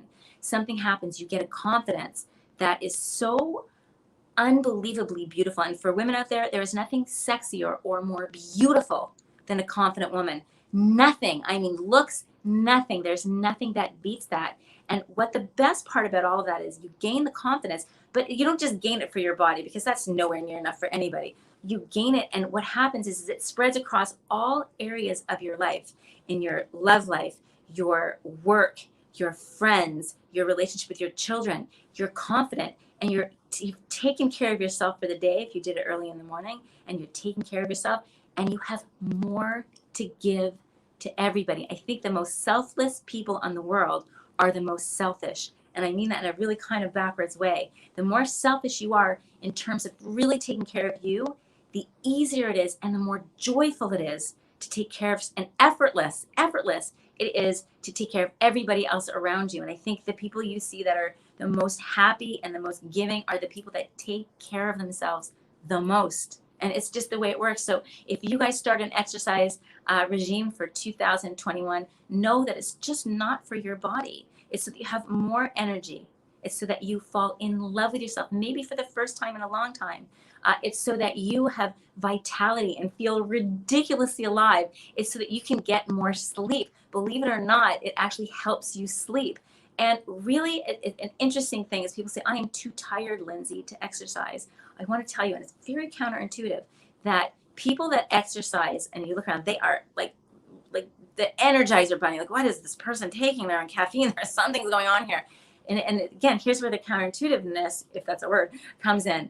The more you expend energy when you're working out, the more energy you get. So 1 + 1 = 4 here, right? Now, normally people think if you have not had that high you get from working out that leaves you like feeling like you can climb Mount Everest in 1 second, and after you've expended all of this energy, most people say, oh my God, I'm looking at this person working out, I would be exhausted. I couldn't do them. I couldn't cook dinner for my kids afterwards. I couldn't do this. I couldn't do that. But the opposite is true, everybody. The opposite is true. And it may not be true in the beginning, but if you stay with it for 2 or 3 weeks, all of a sudden during the middle of your workout, you're going to go, get out. All of a sudden it's a rush of energy and everybody gets it. That's the beauty of working out. You get a sense of vitality, a sense of being alive. And I mean really alive, where life is joyous. And that's what exercising does. So I know for me, the secondary, if not the tertiary benefit, is a nice shredded or nice slender body that's healthy. That is, health is first and foremost, okay? But that look in the mirror, that is wonderful. It's never what I'm aiming for in terms of the primary benefits of why you want to take care of yourself. It's because when you know that you feel this good, you can do anything. And people, we live once. If you want to write a book, if you want to travel and do what you need to do, if you want to do your own TV show, if there's anything you want to do, you want to create your own clothing line, if you want to sell jewelry and make your jewelry, if you want to, whatever it is that you've dreamt of doing, I cannot tell you what exercise and taking care of yourself does for you. It allows you and gives you the confidence to actually move forward and do what you want to do. And he says, oh, Lindsay, that's a lot for exercise. I promise you, when you take care of you, that's what happens. And another thing happens with exercise, and I'll get off that one second, but when you give yourself this much respect, you only get the amount of respect back from the entire world as the amount of respect you give yourself. So if my respect for myself is here, that's what's coming in, people. If your respect for yourself is here, no one and nothing will you accept less than here. It's just the way it works. So it's very, very wonderful all around to take care of you for so many amazing reasons. So guys, exercise is really important. Diet's really important. Okay, the other one here is number 9. Don't set yourself up for failure. Okay, this is really, really key important, and especially at the beginning of a year. And today is January 1st, so I couldn't have a better time or opportunity to speak with you. Everyone, they are gung-ho. You guys are gung-ho to lose that weight, to get healthy. This is the year maybe you run a marathon. This is the year that maybe you're going to cycle. This is the year you're going to get 5 or 6 days a week of getting hardcore training in, and you're going to lose that weight. You're going to shred, blah, blah, blah, and so forth. Let me tell you something, okay? I know very few people, maybe count on this hand in 5 years, that have ever followed through with that much demand on their poor little selves, okay? Literally, I mean, maybe 5, I don't even know if I know that many. What happens is we all set ourselves up for failure. Let's do this instead, okay? Let's say, you know what? I'm going to start off 3 days a week, if not even 2, let's say 2. 2 days a week in the gym. Now, let's call it 3. 3 days a week in the gym. And if I get anything else in there, and if it's not the gym, it's pole dancing, if it's not pole dancing, it's swimming, if it's not swimming, it's walking with a friend, whatever your exercise you decide to do, and maybe it's a variant of all that, which would be even better, I'm going to do it 3 days a week. If you get that 4th day in, if you get that 5th day in, if you get a 6th day in, you should be so proud and so happy with yourselves. And if you got all 3 days in, you should feel the exact same way. Okay, so don't set yourself up for failure, because everybody does that 5 or 6 days, everybody. And then after they burn out, they totally burn out, and they're like, oh, I feel like a failure. You're never a failure. You're never a failure. You win some and you learn some. You don't win and lose. It's never like that. Just turn it around and know that, I don't need to commit 7 days a week. That's just not realistic, right? 3 days a week, anything else, woo, you did it. Okay, number 10. I have to tell you, number 10 is my all-time 100% way to change your life forever with diet, nutrition, and happiness, really. So this is what it is, right? This is it in a nutshell. If you eat poorly most of the time, I'm talking refined carbohydrates, fast foods, fried foods, and maybe just a little bit of that, all week long and into the weekend. If you eat poorly most of the time, and occasionally you have a salad. So say you have a salad on a Wednesday and a Sunday, and every other time you're eating yucky, but you have that salad on a Wednesday and Sunday. Are you eating healthy? Are you healthy? I don't think so. I think most of us can agree that eating a salad on a Wednesday and a Sunday does not constitute a healthy diet. However, fortunately, the opposite is true. And this is so important, people. I hope you're listening. If you eat well most of the time, and I didn't say all the time, most of the time, and occasionally you have something yucky, like pizza, which is not so yucky, but if you eat it often is, that pizza and say cake or a brownie that your mom made or your sister made or whoever, and that you have on a Wednesday and a Sunday, it does nothing. So have it, eat it, enjoy it. I'm going to come over there and I'm going to put my foot on your foot and open your mouth and shove it in there if you don't. Enjoy your life. Enjoy. Now, let's put that into place so you can totally understand where I'm coming from with that. Okay, he's like, Lindsay, how often can I do that? Right? So like a little light bulb goes, oh, I can. But let me tell you, this is how it works, all right? If you're on a diet and your friends are out at a hockey game, Canadians, I'm going to say hockey, and your friends are out at a hockey game and they are eating, even on a diet from, let's call it Monday through Friday, and you have been spot on deprivation, you've been amazing, you have not fallen at all, not even once, and you're out with your friends and you're feeling really good, and all of a sudden they're ordering pizza and Coke and ice cream for dessert, and you're there and you're starving and you're like, okay, you know what? I'm just gonna have it tonight and I'm gonna start my diet again on Monday, and it's Friday, right? So you do have one piece, but you don't really just have one piece knowing you're starting a diet on Monday, right? You have like 2 pieces, maybe 3, and you have the ice cream, and because you know, and don't tell me any of you have never done this, I've done this, you know you're starting a restriction again on Monday. What do? You binge eat all weekend long. Oh my God, I have to go here because I know I'm not gonna be eating this again for a long, long time. I have to go here. I have to have this. Let's go to the store and get that. And you eat, and you go to your favorite restaurants, you have your favorite foods for that whole weekend, only to find that again, you start on Monday and then something happens maybe 4 days later that brings you back to the exact same thing. Again, going back to number 9, you're setting yourself up for failure.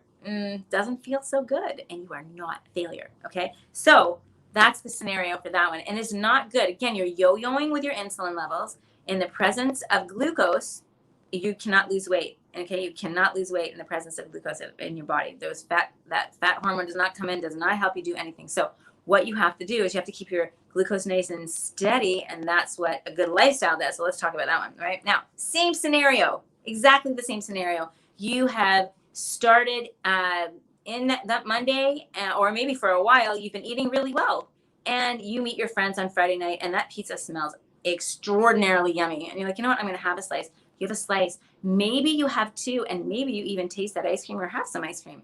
But the very next day, you wake up and you eat healthy again. And we can say, goodbye. Never think about it. And you just keep healthy again until that scenario comes up. As long as that scenario is not coming up every day, you are cool and good to go. It does nothing. Now, if all the women are listening right now, I do want to say it does one thing. Say if I had pizza and I'm eating amazing, for the most part. I mean, there are little things you have during the week, but if I've been eating pretty healthy throughout the week, and I have like a night of pizza, right? The next day, if I go on my scale, and I'm telling you guys, toss that scale, please toss that scale. Okay, but if you are a scale person and you're not listening to me to toss your scale, go buy a pair of clothes. Use a pair of pants that are a little tighter. That's if you need to lose weight. Use those as your guide, not your scale. So if you did cheat and you went on your scale the next day, are you going to weigh more? More than likely. Is it real? No, not at all. It's water weight. It's salt. It's the salt from the pepperoni. It's the salt from the extra carbs. It's the salt from the cheese or whatever it is that you ate. Is not real, but it ruins your day. I'm a woman. I know these things. It ruins your day. Don't ruin your day for anything. It's not worth it. And eat pizza, enjoy it. Next day, just start eating healthy again. And I'm not talking restrictive healthy. I mean just healthy. And I think we all know what healthy is at this point, right? Okay, so that's the lifestyle. And if you can live your life like this, that takes your mind off of food. And now you are living. You're not living to eat anymore. You're eating to live. You're eating to enjoy yourself. You're armed with the knowledge to know that, you know what? If my friends are out to eat something and I want it, I'm going to have it. Enjoy it. And the next day you eat well.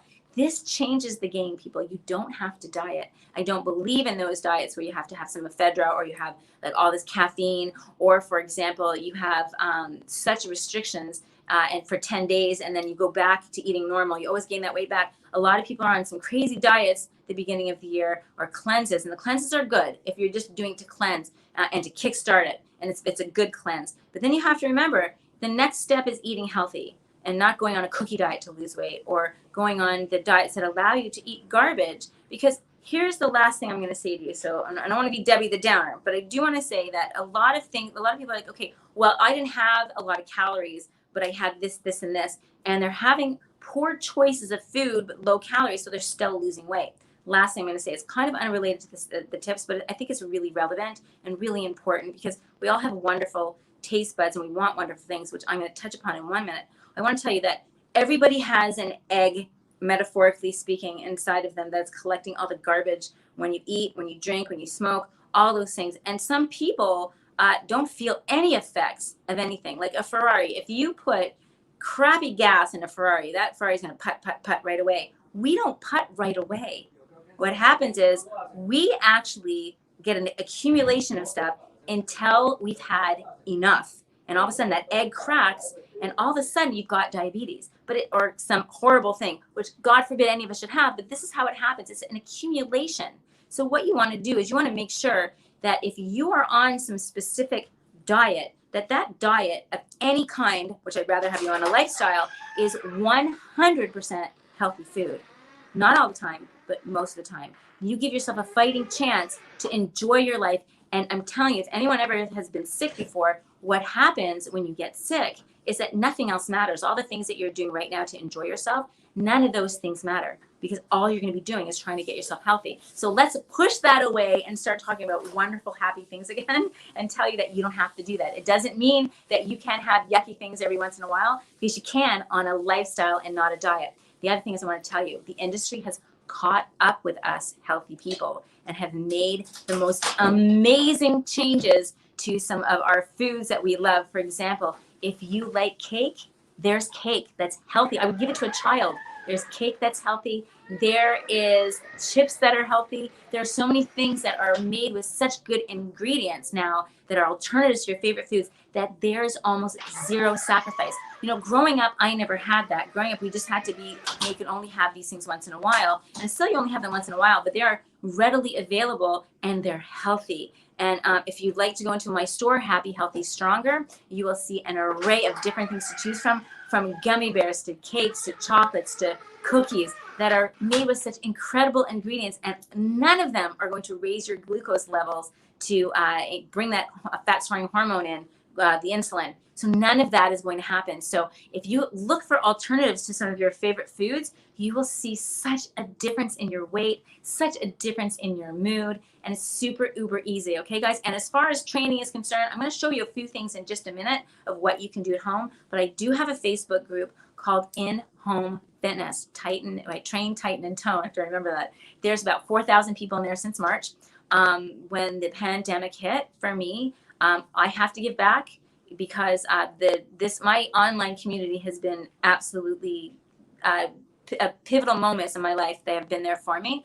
With my TV shows that I produce and that I was in, they all supported everything I did. So when the pandemic hit, I said, I have to do something that I know I can do that is true to me to actually give back. And that was training, nutrition, and recipes. I don't know what else to do to give back. So since March 16th, I have a free, entirely complimentary, while this pandemic's going on, while people can't get to a gym, and while this is still somewhat prevalent in our lives, so that you guys can train and so that you guys can feel that sense of confidence, and so you're taking moments to yourself that you deserve, and so that you guys can lose some of that weight. It's using a body on fire method of training, which is something that I made up. It's functional training at its best, and the results are nothing shy of spectacular. A lot of people don't train this way, and when you train this way, it's again counterintuitive, because you're not huffing and puffing and jumping and running, and it's not this crazy thing, but it's really good, and it attacks your largest muscle groups in your body and burns fat like crazy. So with that being said, please join my group. It's 100% complimentary. It's my gift to you during these times, and it makes me proud and honored, and I'm privileged to be able to do so. It's actually my purpose. It's given me a silver lining in 2020, and it's also made me feel absolutely beautiful and purposeful during a time of yuck. Okay, so let me show you. I want to show you a few things that you can do at home to actually get some pounds off you, okay? Again, I want to tell you that we are focusing in Body on Fire training on the largest muscle groups in your body, and those are your quads and your glutes. Why? We're focusing on those because those are your largest muscle groups, and they're responsible for your metabolism. So if we get them denser and needing more, they're going to speed up your metabolism, and that results in weight loss.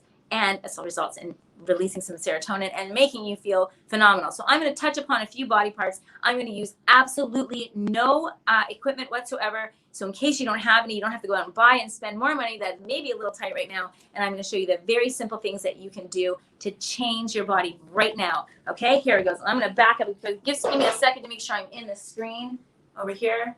I think I'm going to go just a little closer. Bear with me, guys, for just a second. Okay, so I think you should be able to see me right about there. Let's see. Okay, so what we're going to do, guys, the first thing you want to do is always stretch, okay? Really, really important to stretch and make sure that you are, let me get it a little further down here, that you are ready to go, okay? You don't have to stretch too much, right? But stretch enough to know that you are actually feeling, sorry guys, that's just, I think that would be better right there. There you go. So you want to stretch enough to know that you're feeling a little loose and nothing's going to pull, because that's really important, okay? And I want to show you the number one way at home to get rid of this nice layer here and a layer everywhere are lunges, okay? And I'm going to show you. If you can get outside, then I want you to do something called a lunge walk. And I'm going to just lunge walk across the screen for a second. Let's show you form first. You're 90 degrees in the front, 90 degrees in the back. Your hands are on your hips. You're spotting something forward so you don't fall over, and your abs are nice and tight, okay? So what I want you to do is I want you to come to one end, and you'll come down, and then the next leg, okay? This is the number one way at home. If you can do them 3 days a week and add that into the repertoire, it takes about 12 minutes to do 500. Do not start with 500, okay, guys? You want to start off with about 100 and see how your body feels, and do that 3 times, and then add, after every 3 times you've done the same number, add 25. I can guarantee you, after 1 month of doing that, you're going to start seeing some crazy shape in your legs, and the layers are going to be coming off. Because counterintuitively, if you say, Lindsay, you know what, I have a belly and I want to lose it, or I have a layer over my arms and I really just want to lose that, right? The way to lose that here, let me turn this up so you guys can see me from afar. The way to lose that here and here is to work your lower half again, because your metabolism is going to speed off and take off a layer everywhere. Yes, if you work your arms, does it work your arms? Yes, it does. However, it works your arms, but that layer is not coming off. But when that layer does come off and you've worked your arms are going to be sculpted and beautiful underneath that layer. So really important, lunge walks are the number one thing for weight loss. Now, if you are inside and you are in New Jersey, you're in New York, you're up north, and it is cold, people, there's another way to do it, and that's this. Watch. You're going to put your legs here like this. You're going to put your hands on your waist, the same stance and the same technique. You're going to come down and up. Don't hit the ground. Hit the ground. Down and up. Down and up. You do this for 40. Turn here. Come down here for 40. And then come down here for 40. This is a really good routine to do. Then take a second. Come back here for 30. Okay? 30. See how I'm going straight down and perpendicular? And then here for 30, and then do the same thing for 20. That alone, again, will change your body if you can't get outside. Now, for a woman, guys, this is the number one way to get your booty to go up. Number one, by far. Now, you can go to a gym and you can do those heavy, heavy squats like this. However, those wreak havoc on your thighs, not your thighs, rather, on your knees and your joints. And not everybody can do that for an entire year going to the gym to do squats. Especially if you're a little older. I am 52, almost 53 years old. I don't want to lift that heavy anymore on my back or do squats like that. But I found a different way. Your Body on Fire Fitness Method. I found a way to get the connection of your hamstring and your glutes that raises your booty. And in 1 month, my husband always knows when I do this. He goes, Lindsay, you've been doing booty ups, right? I have. It's amazing. And all my clients' booties are like, they're way up like they were when they were 12. What you have to do, guys, is you have to go here like this. You have to go on the side. So you go onto your heels, okay? I'm on my heels right now. My toes are up. And you bring your booty back, okay? And your chest comes down as your booty comes back because you're balancing over your heels. So look, my knees aren't bending forward like this. My booty's just going back. And watch this. Ready? Up and down here. Now here I am right here. Look at my stance. My knees are over my ankles. It's really important that your knees stay over your ankles. Pretend there's a wall right here. Once you get down here, you pulse it out. Just like this. The only place you're going to feel that is right here. If you're feeling it anywhere else, maybe a tiny bit in your thighs, but it's right here. And then you switch to one leg. You go on one leg, on one heel, and you do the same thing on one side. So I suggest 100 here like this, 50 like this, 50 on the other leg, and again, 100. And then you can add to that. It's just those 3 things. I am very, very boring. My workouts are boring, but they work. If you want results, I'm fast and they work, and you will 100% notice the difference. I'm going to give you one more. I'll also give you 2 more. I'm going to give you for your arms. Now, sculpted arms are very nice to have again. You're going to sculpt them, but you need to see the layer off by working your lower half, and those your lunge walk. Now, let's make sure you guys can see me down here. Actually, I believe you can if you can see my feet. For your arms, there's something very easy to do. You don't need weights. Your body weight is often more than you would lift than you would in 5-pound weights, 8-pound weights, even 10-pound weights. When you bring your body down to the ground and you're supporting your body in a push-up position, you are lifting far more than you ever would with a free weight. Okay, so I want to show you. You're going to come down here like this, guys, at home. You're going to crisscross in the back, and I want you to put your arms wide. You go wide, and then you go halfway down, and you pulse it here for 40. I'm a big-time large rep and light weights. Okay, here. Pulse it for 40. Then after you do the 40, put your hands underneath your shoulders and get your elbows going back.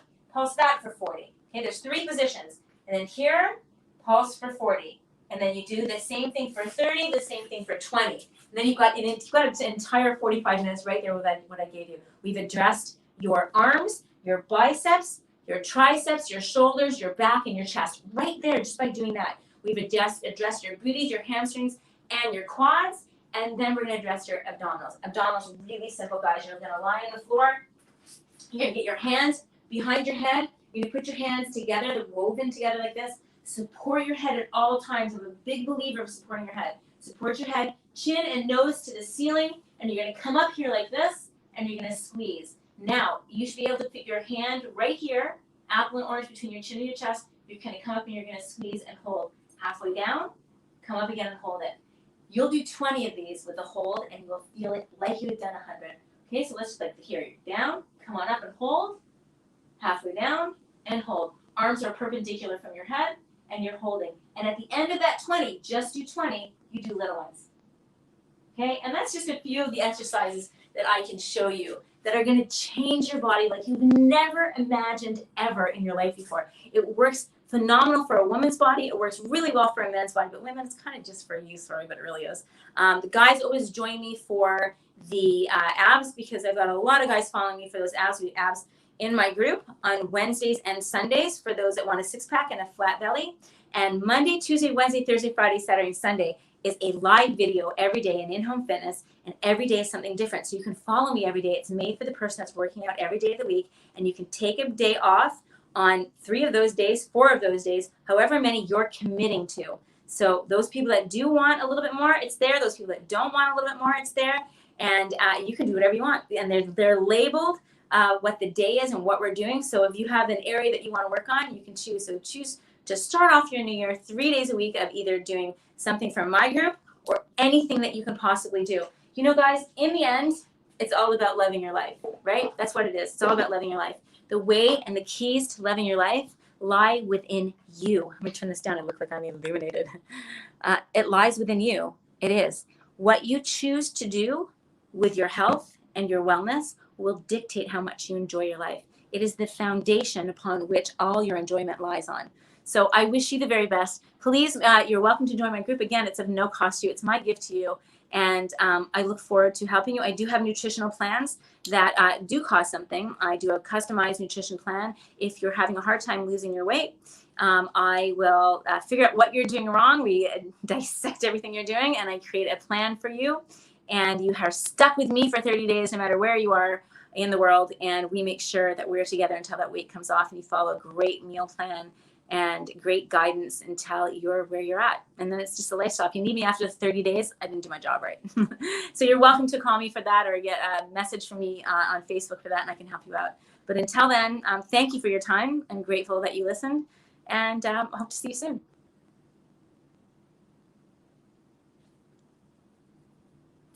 That was amazing. I already went to your Facebook group and signed up. Me too. Oh, so great. Yeah, Yes. me too. And I decided this morning to give up sugar after I saw sugar and alcohol are now out. So today was day one after your inspiration the other day. So thank you. Oh, it's my pleasure. Thank you so much for having me. This is wonderful. You look amazing, by the way. So that in and of itself is a great motivator. Oh, thank you. Thank you. Thank Hey, you. Linz, I have a question for everybody who's listening. How quickly do endorphins kick in from exercise? Well, you know what, as I was saying, right away, if you're just starting off, you are going to be tired afterwards. You might even be tired during it. You might find it a little a little taxing on your body, and you may be super sore the next day. And that's when people give up. They try it for a week, and that's what happens. I would say within 2 weeks, sometimes 3 weeks, you get that crazy about halfway through it, where you're like, whoa, it's almost like someone plugged you into the universe. If you follow me on Facebook, you'll see during, I'll start off, hi everybody, how you doing? And I'm like, hi everybody, what's going on? I'm like a lunatic all of a sudden. You'll see when it kicks in with me, and I always say, okay, there's my endorphin rush. And people that I've been talking to are my clients that follow me and work with me, that I go to their homes. They say the same thing. Okay, Lindsay, here it is. They get it. If you look for it, it's all of a sudden you're just like rushed with, it's life. I don't want to say it's endorphins, it's life. And when you leave that exercise and when you're done doing that, that stays with you. It's not just that 1 second you had that endorphin rush. This happiness and joy and vitality stays with you the whole day. And people aren't tired anymore. It's such a gift you can do yourself, and it's free. You know? Yeah. Not me. I'm just saying exercising is free.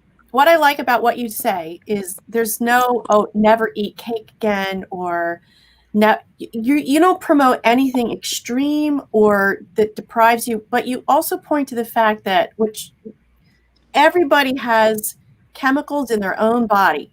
Everybody has them. They are accessible to us if we access them. Yes. So, and it doesn't mean you have to go out and buy a weight unit or nothing fancy. You can do it yourself. And then the endorphins, the runner's high thing. And, I have a roommate from college who used to, I swear she flew afterwards. I mean, she was just so buoyant. I don't like running, but when I did my martial arts and such, I know that feeling. It doesn't take much, though, to really activate endorphins, which are mood elevators, and they're mood boosters. You feel better all the way. It's easy. That part's easy. So I love your approach. I think it's great. Thank you. I just want to, 1 second. I just want to bring in our other two guests who are backstage, and also thank Rob for he posted excellent presentation, Lindsay. So there thank you go. Welcome to the show, Megan, and also welcome to the show, Jamie. Can you guys hear us? Hello. Hi. Hello. Sorry, I don't want to leave you backstage. Happy New Year to both of you, and welcome to this program. Oh, hi. Happy New Year. So glad to be here. So you guys were also watching backstage. Any comments you want to give to Lindsay? I love the accessibility, and I love how you don't need props or anything. It's just you and your body and the approach that you take. I think that's so important, especially as we learned this year. Especially as I get older, body weight is absolutely the way to go in terms of protecting joints and still getting a full deep workout. Well, thank you very much. I'm very grateful. Thank you. Thanks for being here, and you're welcome to stay around. It's thank you, everyone. Happy New Year. Wish you all Happy New Year to you as well. Thank you. Okay. Megan, welcome to the program, and I'm looking forward to hearing your presentation about productivity. So are you ready to begin? I am ready to begin. So okay. I think hearing that was so great in talking about our bodies and what we're doing. And so we're going to not slow down. We're just going to change our focus for just a minute. And we're going to specifically talk about productivity. And what I want to talk about is what productivity habits do we want to work on and focus on 2021? How can we be intentional with our productivity? A lot of times people will ask me, why do you always talk about productivity habits? Why is it the habits that I talk about? And I'll tell you the reason why is when you think about it, time is the one commodity that everybody has that's equal. We all only have 24 hours in a day. It's what we do with that time that makes a difference. So what I want to talk today about is what do we do and how can we take control of our time? What habits can we build into our day? What processes can we build into our day? Studies show that if you look at it, we spend about 10 or 11 hours or 40% of our time every day doing repetitive tasks. Can you believe that? 10 to 11 hours, so about 40% of our time, we're doing the same repetitive tasks every day. If we're looking at how to take control of our time and building productivity habits, looking at what some of those repetitive tasks are is one great way we can do that. So as we get started, what I want you to do is think about your productivity intentions for 2021 and what habits you want to focus on. So to do that, I'm going to ask you to close your eyes for a minute. Don't close them yet. I have one instruction before you do, but I'm going to have you close your eyes for just a moment. And before you close your eyes, I would like for you to have a notepad or pen, writing, iPhone, something that you can write on. Because at the end of closing our eyes, I'm going to ask you to write down something. And I want you to write it down. Just write down what you think. No judgment, no thoughts. Just write it down immediately. So what I would like for you to do right now is to close your eyes and take a deep breath.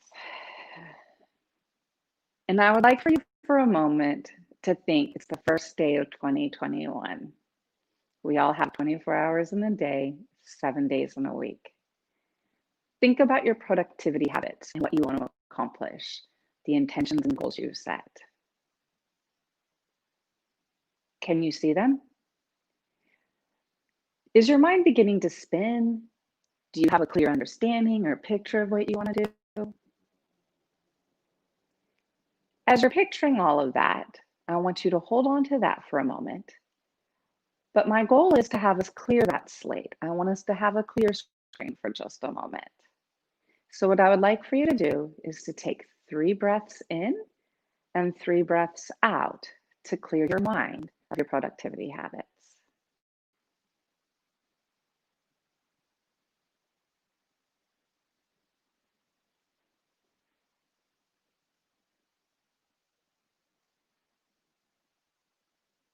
The goal is to slow your mind. What I'm going to ask you to do, now that your mind has stopped, ask yourself, what do you want to do with your time in 2021? What productivity habits do you want to focus on to stop the spinning and take control of your time and increase your productivity? Think of the first 4 words or habits that come to your mind. And as you open your eyes, please write them down. What you just wrote down is the starting foundation for your productivity habits you would like to focus on in 2021. Maybe you wrote down that you want to spend time planning daily. Maybe you wrote down that you want to spend 12 hours a month reading. Maybe you wrote down you want to look at new tools. Whatever you wrote down was the right thing that you need to work on in 2021. So what I want you to do is keep that list and be intentional and go back to that list and be honest with yourself. What productivity habits do you want to work on in 2021? I've got 4 tips that I'm going to help you to as you're going to expand this list over the next 12 months. The first tip, and this is one of my favorite and one of the most important productivity tips. It's not about the tools or anything that you use. In order to be productive, where you have to start is no judgment. You need to clear your slate and set realistic expectations. No self-judgment, set realistic expectations with your productivity. When you think about it, productivity is something that we all think about. Again, we all have the same amount of time. And it's something that we're able to look at experts and we're able to hear about. This person did this, this person did this, this person did this, worked 4 hours in a week. We can get great information and resources about tools and habits that work for people. One of the things we need to do is we need to not judge ourselves or not expect ourselves to work on to have a productivity habit that would work for somebody else. It's important that we find the productivity habits that works for us. Great news for you. Productivity is the one area you get to be 100% completely selfish. It is all about you. So it's important to drop any judgment. Maybe there's something that you do that that you've read you shouldn't do. Here's what I'm going to say. Productivity is about setting realistic expectations and finding your flow throughout the day. It's about finding what works for you and not having any judgment and not not doubting yourself. For example, I'm a process person. I love electronics. I think we've been able to create amazing things with what we can do in the remote world. But I still am a pen and paper person. Every day I write down, and you'll see I have a bunch of markers back here, Sharpie markers. Every day I do a mind map of my plan. I have my electronic planners, but for me, that process in the morning of writing down and picking out fun colors, that's something that works for me and gets me in the flow and gets me in my productive zone. So it's one of those things that even though a lot of people would say that's 20 minutes or whatever you shouldn't do, to me, that works for me. No judgment. I'm fine with it. I'm setting my expectations that I'm going to spend time doing it that day. So it's important that you find what works for you. As a strategic productivity partner, I work with clients to identify habits that work best for them. I've had clients that say, I don't want to have anything red on my page. My response is always, not a problem. What color do you want? It doesn't matter. We need to stop and dropping judgment and stop judging ourselves and stop putting any effort into that. We need to find what works for us, and we need to set clear expectations that are realistic. The second product, so drop judgment, set realistic expectations with your time. First productivity tip. Second productivity tip is intentional planning with a daily process pays.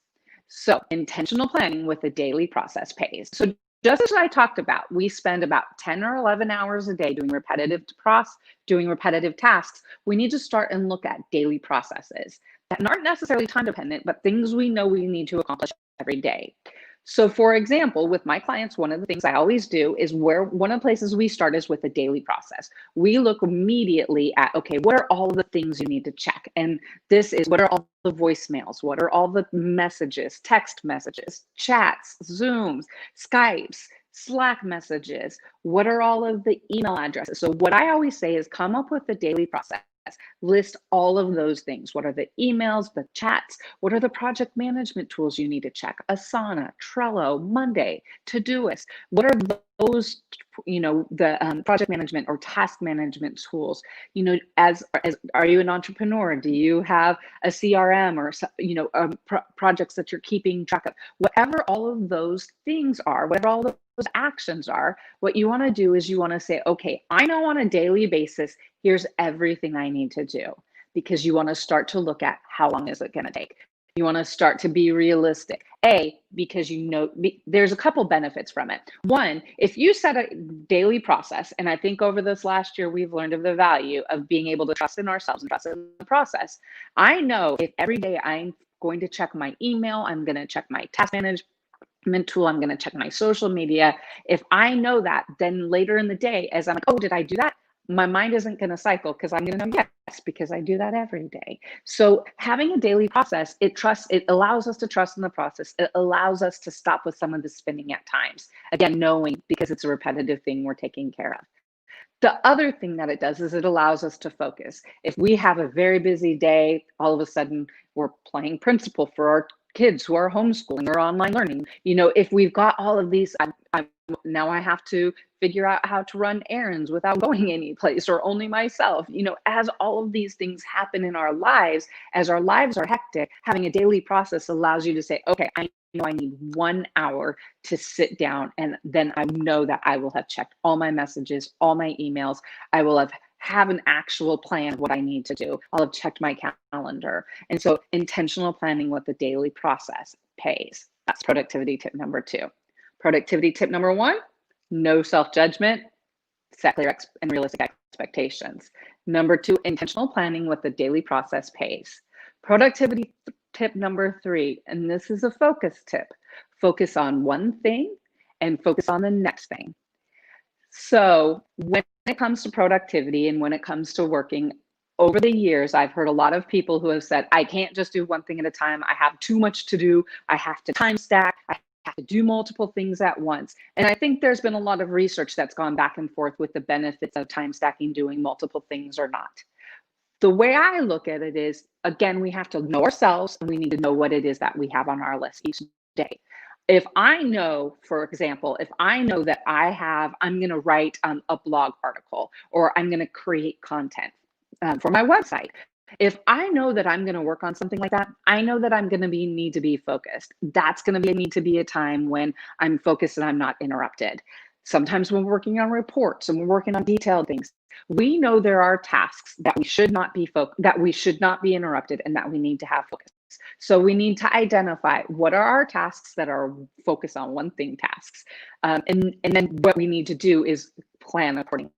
So when we're setting up our schedule, say, okay, today from 12 to 2, I'm only going to work on this. I'm not going to turn on any notifications. I'm not going to do anything else. I'm going to get my activity done, content reports, whatever it might be done. But it's important to know when you need to focus. So focus on one thing. If you ever have any questions, Gary Keller wrote a great book called The One Thing, and that really helped me identify and come to terms with there are times that you might need to do more than one thing, but to be realistic and to be your best self, doing one thing at a time actually does make you more productive. The other thing with one thing that I like to do is I also say, leave the next one thing you want to do on a task or project. So for example, it's kind of like leaving breadcrumbs, to be honest with you. So for example, if I've worked on a report, I've got a report that I'm going to work on for a client, and I know I'm able to get up to a certain point now, and then I'm going to have to wait for additional information or time or whatever it may be.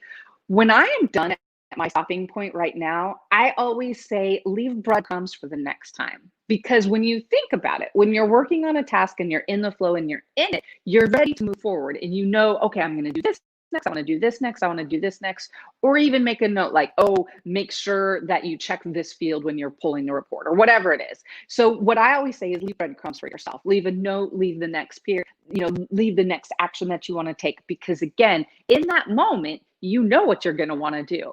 The question is, when you come back to it a month later, will you have that same? Probably won't have that same thought process.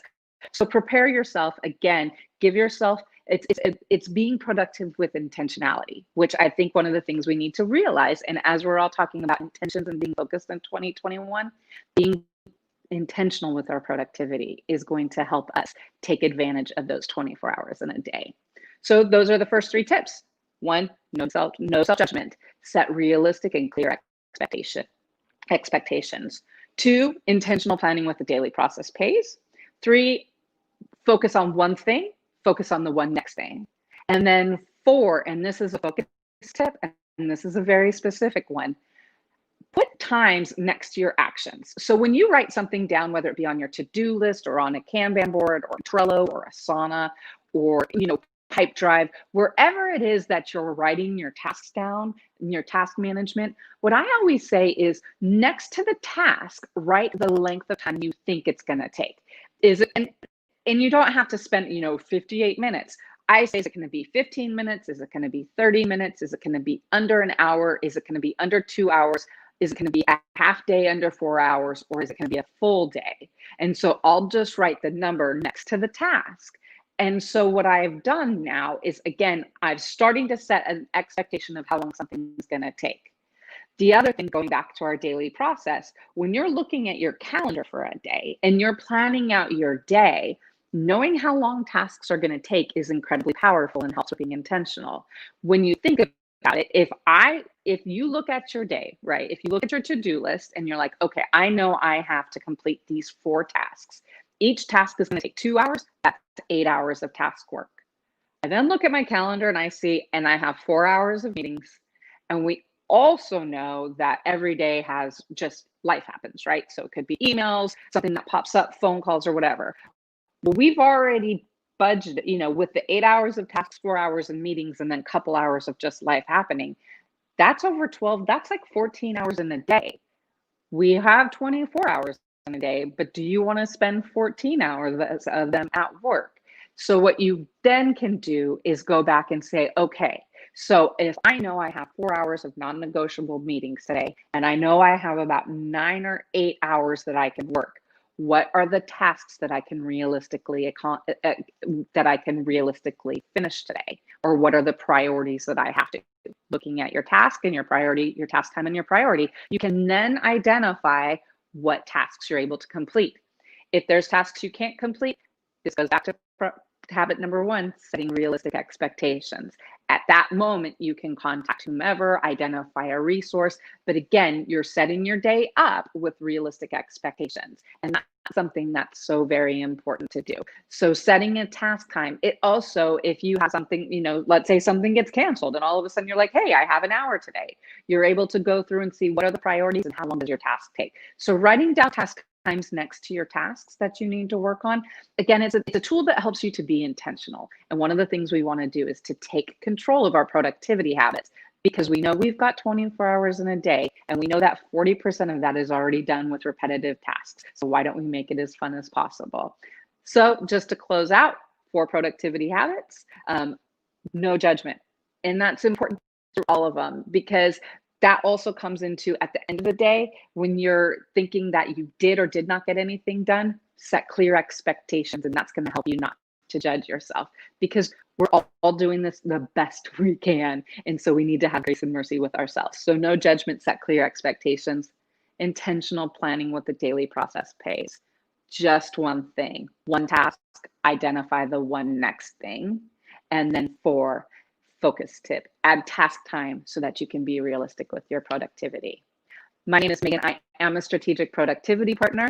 And if you ever have any questions or if there's anything that I can help you with, please reach out to me. My email is megan@downwithspp. Thank you so much, Dr. Jacalyn, for having me today.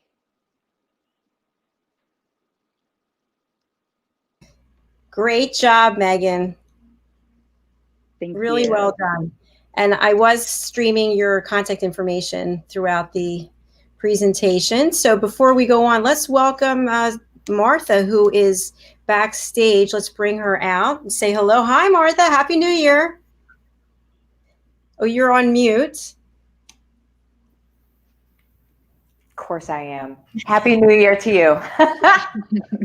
Where are you joining us from? I am in Winter Garden, Florida. So right across the lake from Disney World. Okay, perfect. Perfect. So Megan, that was a great presentation. I love those 4 tips. And I'm wondering if anybody else from the panel has any comments that they want to share with Megan. I have one thing that really stood out to me that I don't do and really appreciate the thoughtfulness behind is adding times to your tasks. I think that's brilliant. So thank you for sharing that. Absolutely. It makes a huge difference. Anyone else? Megan, you do have a special promotion for anyone who's watching or listening on the Dr. Jacalyn program. Would you like to share that for people on the radio, please? Sure. So I do have a productivity boost program. And so as a part of this day and celebrating our new year and our new intentions, I'm offering a productivity % off of my productivity boost program. The code is Believe2021. And if you go to downwithspp.com/boost, you will see the program right there. Excellent. Thank you for your generosity. I really appreciate that. Thank you all. Okay. We are going to move on to Jamie. Jamie, are you ready to do your presentation? Yes. I am ready. Okay, perfect. I'm going to solo you, and you have the next 15 minutes to tell us how to set an intention or focus for 2021.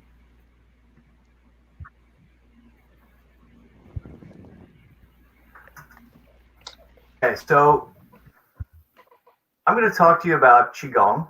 Can you hear me? Yes, we can hear you fine. I'm going to talk to you about Qigong.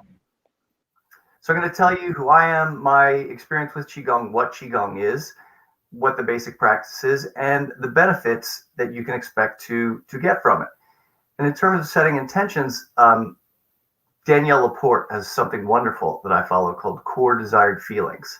So rather than set, today, January 1st, saying, I'm going to have all these things I'm going to do, think about how you want to feel in specific aspects of your life. How do you want to feel in your body, in your mind, in your energy, in your spirit? And then when you've identified exactly how you want to feel, then the intentions sort of come out of that. Like, well, if I want to feel really strong, then maybe I'm going to start doing this different exercise, or I'm going to change what I'm doing now. And it comes out of that. So Qigong actually checks a lot of those boxes. So let me just tell you about it. I've been practicing Qigong for about 15 years, and I've been a certified Qigong instructor for about 4 years. So what is Qigong? Well, the rough translation from Chinese is energy work. Qi is roughly energy, and Gong is roughly work. Another definition I've heard is benefits acquired through perseverance and practice. Kenneth Cohen, in his excellent book, The Way of Qigong, defined it this way. Qigong is a holistic system of self-healing exercise and meditation that includes healing postures, movement, self-massage, breathing techniques, and meditation.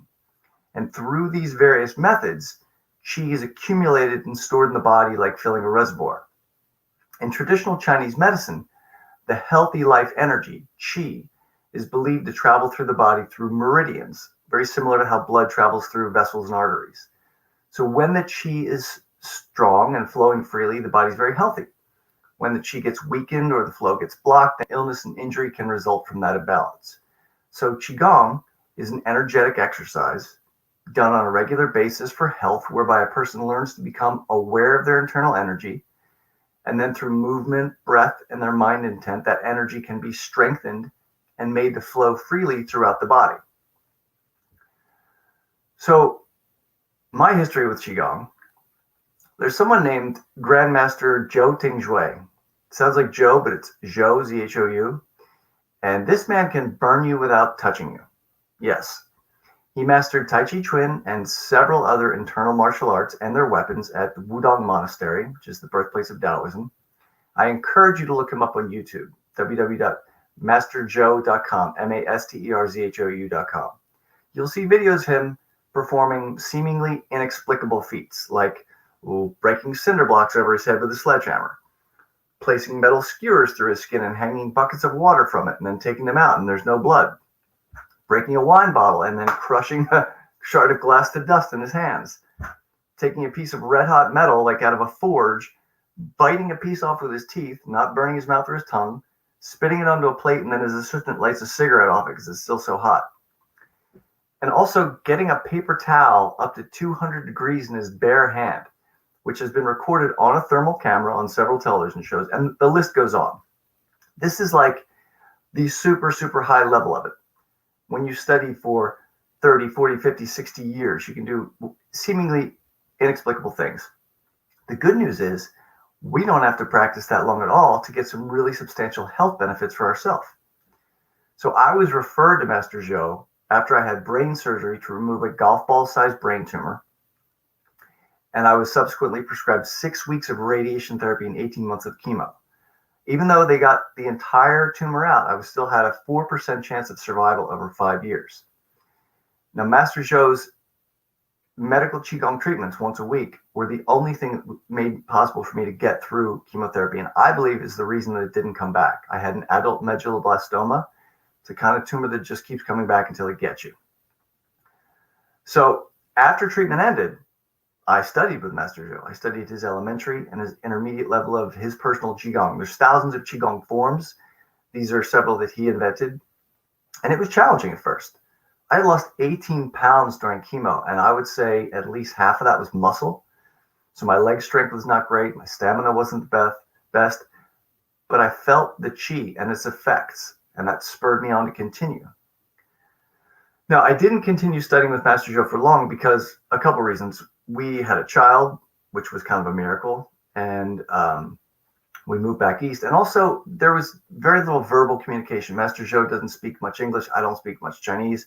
And he's very old school martial arts teacher, meaning he will show you the form, he'll explain the breathing, how to do it, and then it's your job to go and practice. If you have questions, you come to him. You book another session with him, and you bring your questions to him. You know, when I teach, like I'm an acting teacher, I'm always telling my kids, "Do you get this? Do you get that? How about this?" You know, I'm pointing stuff out to them. Master Zhou is not like that. So about 6 years ago, I found Sifu Richard Clear at Clear Tai Chi in Maryville, Tennessee. Now, I don't get a kickback from him. I don't get free lessons, nothing, but I recommend him because he is legit. 40 plus years of martial arts learning. He has studied with many masters in mainland China, and he's a lineage holder in at least 2 of those styles, meaning from the originator of the style coming down to him. And he teaches the indoor training to all students from day one. What a lot of people don't realize about Tai Chi and Qigong, many teachers, like the vast majority, if they really know the high level information, they're very guarded about who they teach it to and how long they make a person wait to get it. Sometimes people don't even realize they weren't taught the high level stuff in the first place. But Sifu Clear teaches everybody the indoor training from day one. And being that he is a native speaker, he boils the material down in the most understandable ways and presents a really clear training progression that delivers results. So because of that, he's figured out how to teach this high-level material very effectively through online and DVD instruction, which I did not think would be possible for Qigong or martial arts. But I've seen this man can do it. And he's always super prompt to reply to me when I've emailed him with questions. So I was able to study with him even though he's almost 800 miles away. I learned his Qigong activation and cultivation, and I got certified to teach it. And then I learned internal iron body Qigong from him. And after I complete my MFA in acting, I hope to study Tai Chi Chuan with him. So let's talk about the fundamentals of Qigong. First of all internal power comes from internal awareness. So if you can't pay close attention and feel what's going on inside your body with your mind, then any forms or movements are just going to be purely physical, not energetic. So you may as well be doing ballroom dance. So that's why there's a danger of, if you're getting outdoor training, someone's showing you this beautiful form and you're copying them. If you don't have an ability to feel your energy, it's not going to benefit you in that way. So improved internal awareness is going to develop more sensitivity, which allows us in turn to control our body parts better. The sense, which allows you to feel the tension and position of each part of your body, is called proprioception. And this is something perceived through the neurons inside the fascia of your joints. So exercises like Qigong, which put a load on your joints or twist your joints, develop this sense. So the two other big pillars to Qigong practice is relaxation and proper alignment. Relaxation in Chinese, it's sung, S-U-N-G. And a very rough translation of that would be relaxation, but much, much deeper than, say, flopping on the couch to watch Netflix, or like, oh, I'm so tired, what a hard day. Ideally, we use our internal awareness to identify any tension in the body and release it down into the fascia, the flesh that holds our organs and our bones together, the tendons, the ligaments, and even down to the bone marrow itself. There's something called marrow washing. And this sounds crazy, Jamie. We can't consciously affect our autonomic nervous system. Oh, but we can. In regards to relaxation, Sifu Clear repeats an old Tai Chi adage, invest in loss, meaning really spend time and focus learning to lose all tension from the body. That's another big part, relaxation. The third one is structure. Proper physical alignment of the body allows the qi to move unimpeded. There's a term in martial arts, zhongding, which is your central equilibrium.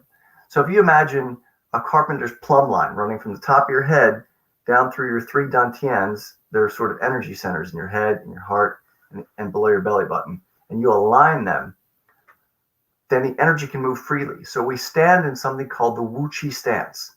And there's 10 key points to that. Number one, you want to imagine an invisible cord or an invisible thread or an invisible bungee cord is attached to the crown of your head. Your shoulders are relaxed and hanging. All of your joints are slightly bent and relaxed. Your eyes are relaxed and slightly looking down. Your spine is pulled straight by gravity. So there's no arch in your back. You're not sticking your butt out, but you're not crunching it under. It's nice, flat back. Your index fingers point straight. You breathe in and out from your belly, not your chest. Very often people don't even realize that they're chest breathers. And getting it down into your belly has so many positive benefits. We don't have time for it right now. The tip of your tongue should be lightly touching where your front teeth meet your gums, and your weight is just slightly to the front of center over your feet. So your upper waist, from the waist up, is full of yin energy. It's buoyant. It's like steam. Your lower body from below your waist is heavy. It's dense. It's full of yang energy. So now we've got that all taken care of. We're ready to begin. So now that our mind is sensitive to recognize and release any tension in our body, and the structure of our Wu Qi stance is excellent, and allowing the qi to pass through the meridians and the vessels, you're ready to begin your practice. So what benefits can you hope to reap from this? Well, according to Dr. Yufeng Lin at the Cleveland Clinic, Qigong reduces depression and relieves stress. It lessens chronic fatigue. It boosts the immune response. It improves well-being in people with cancer. It also increases bone density and leg strength, which in turn lowers your fall risk, which is great for the elderly.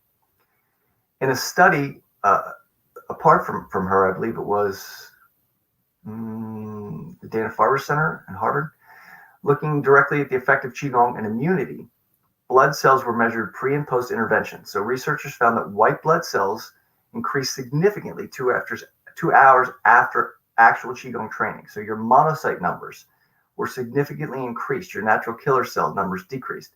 So the data indicates that a single Qigong intervention can increase the monocyte and lymphocyte numbers. A man named Kenneth Sansier, he's a former researcher from the Stanford Institute, he's the chairman for the Qigong Institute, has published a compendium of studies on the anti-aging benefits of Qigong. So it shows long-term balance of blood pressure in hypertensive patients. It helps control mortality and stroke, improvement in heart function and microcirculation, improvements in sex hormone levels, reverses symptoms of senility, and Qigong improves blood flow to the brain. So if you really want a practice that you can do anywhere, once you've learned it, you don't need any special equipment, you don't need any special clothing, you don't need any special anything, just room enough to move around you.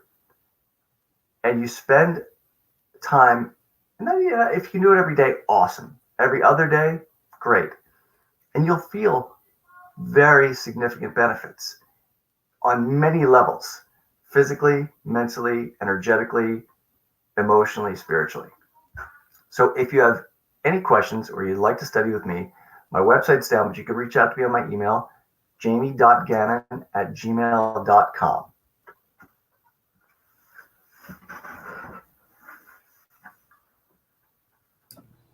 That was awesome. Really awesome. Jamie, I trained in martial arts for 13 years with a Korean grandmaster and Olympic champion. And we did Qigong, Tai Chi, Judo.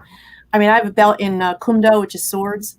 But the Qigong is very unnatural at the beginning because it feels odd. Some of these, especially the stomach breathing, you just don't realize how deeply you can breathe. It's not just from the waist up or the chest up. It's way down there. And what a huge difference it makes in your body.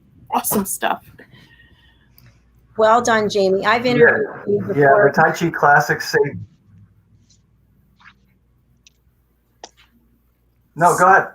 Oh, sorry. I was saying that I've interviewed Jamie before, and he has an incredible story that it's amazing what he's lived through and how strong he is.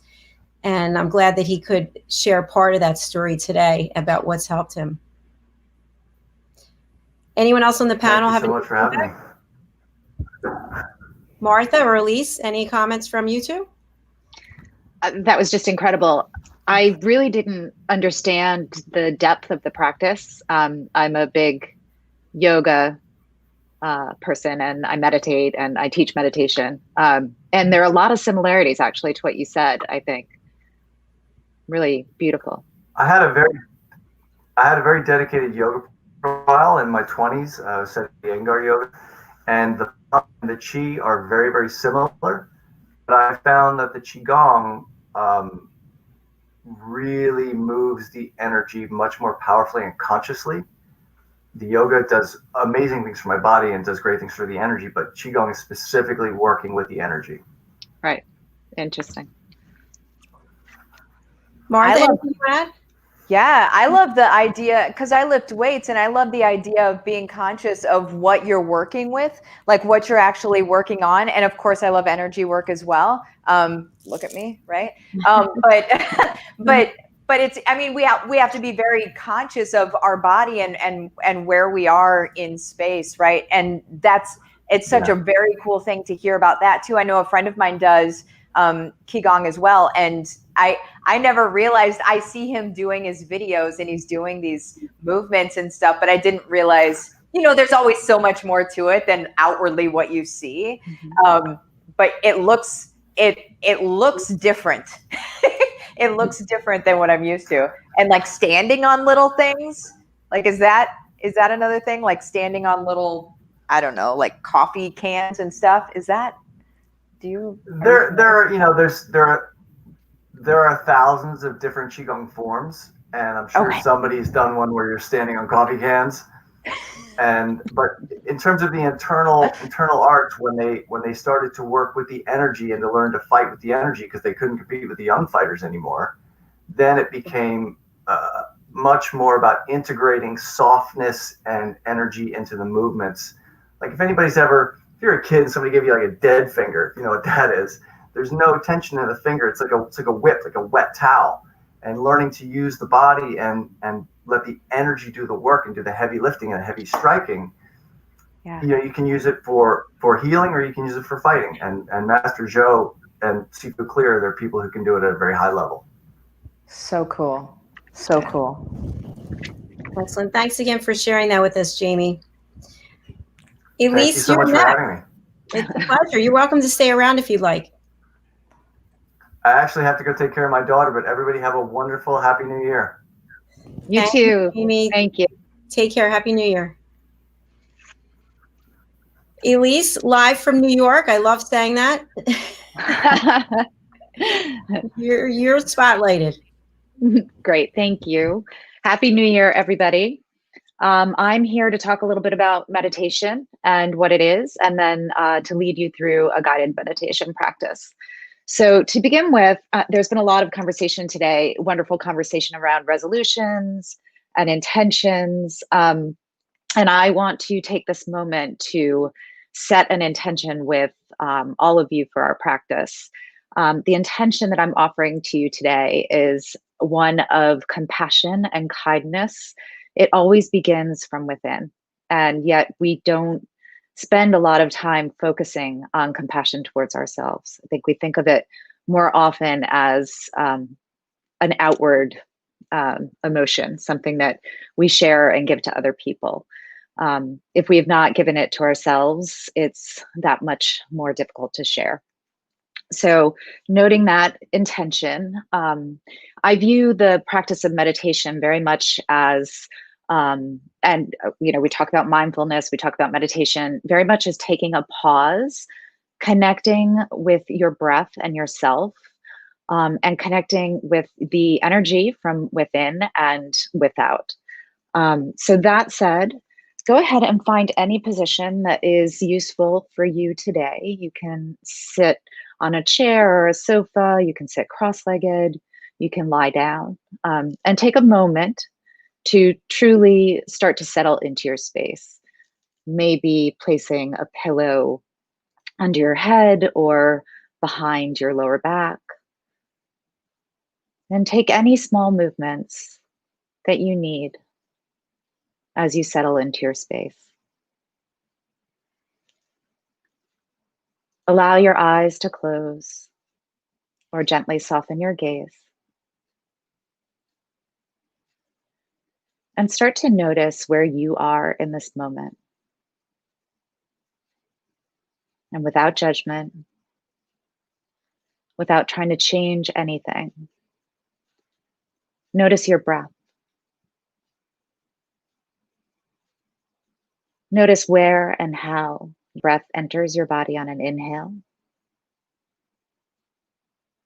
and where and how it exits. Maybe at the tip of your nose, if that's available to you, or at your lips, the back of your throat,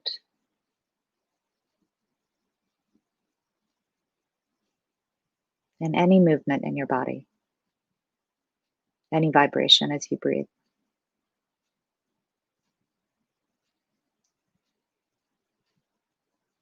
And start to notice what's happening around you, any sensations, any sounds.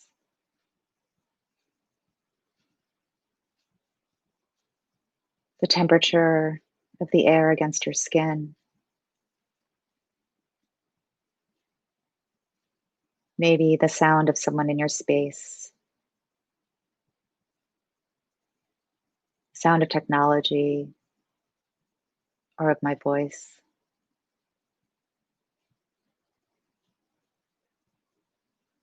Now allow yourself to go a little bit further. You hear the door opening and closing. Footsteps.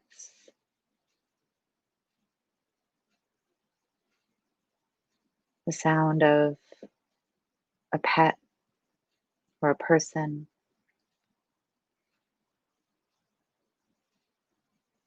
Bring your awareness to any sounds happening outside of your space.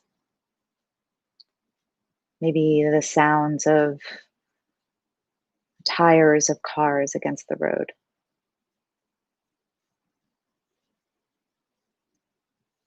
people talking, wind blowing through the leaves on the trees.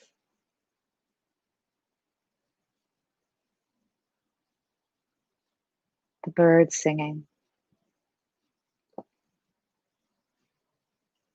The sound of the wind blowing against the outside of your window.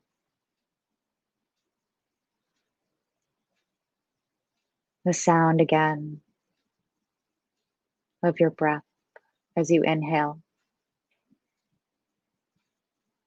and as you exhale.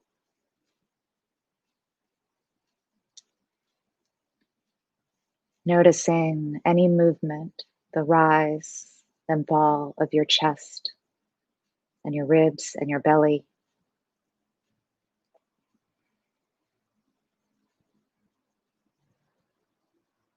No judgment, just being present in this moment.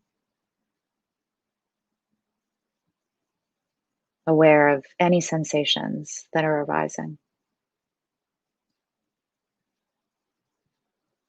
Notice if you're holding tension anywhere in your body,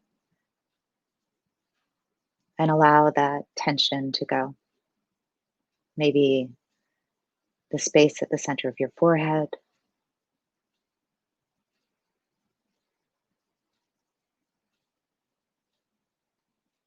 let your shoulders relax away from your ears. Relax your belly, the palms of your hands.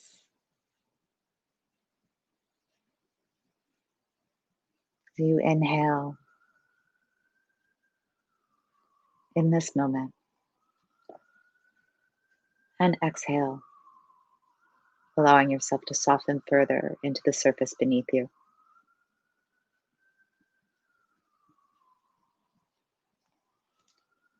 Take one hand and place it on your chest and the other hand on your belly. Noticing the movement that your body makes as you breathe.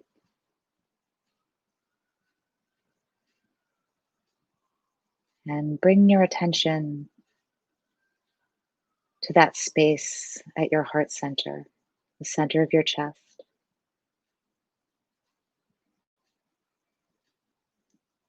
And offer yourself kindness and compassion.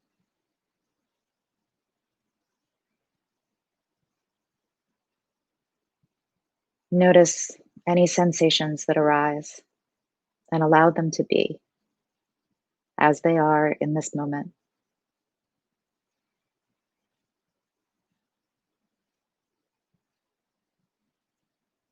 Not holding on to anything that you entered this practice with.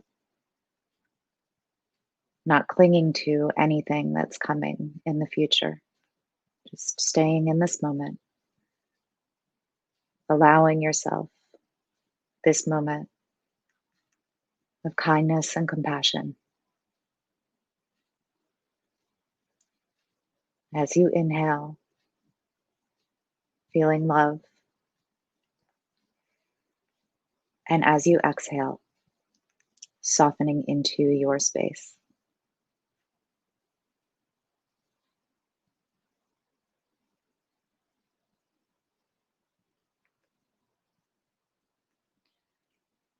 Notice if you can allow the kindness and compassion that you're feeling for yourself to grow within your body. Notice if you can feel that kindness expanding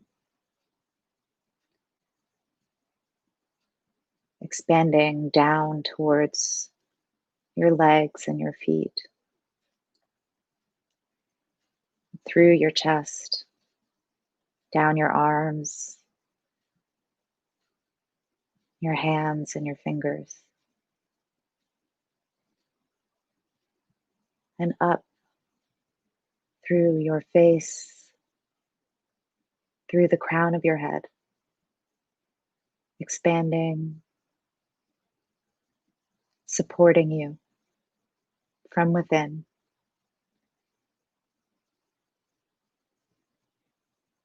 Notice as this compassion grows beyond yourself, how it holds you and supports you. Inhaling to grow and exhaling to soften.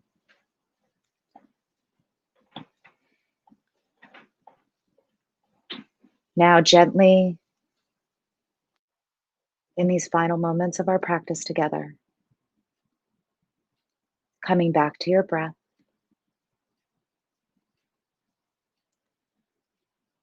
noticing anything that may have shifted, acknowledging that you don't need to judge yourself in any way.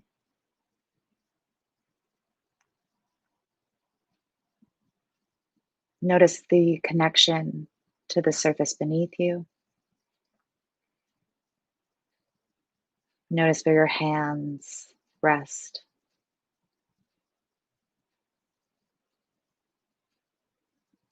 Notice any sensations against your skin.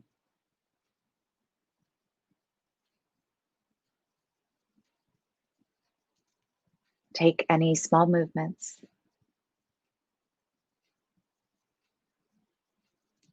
And as you're ready,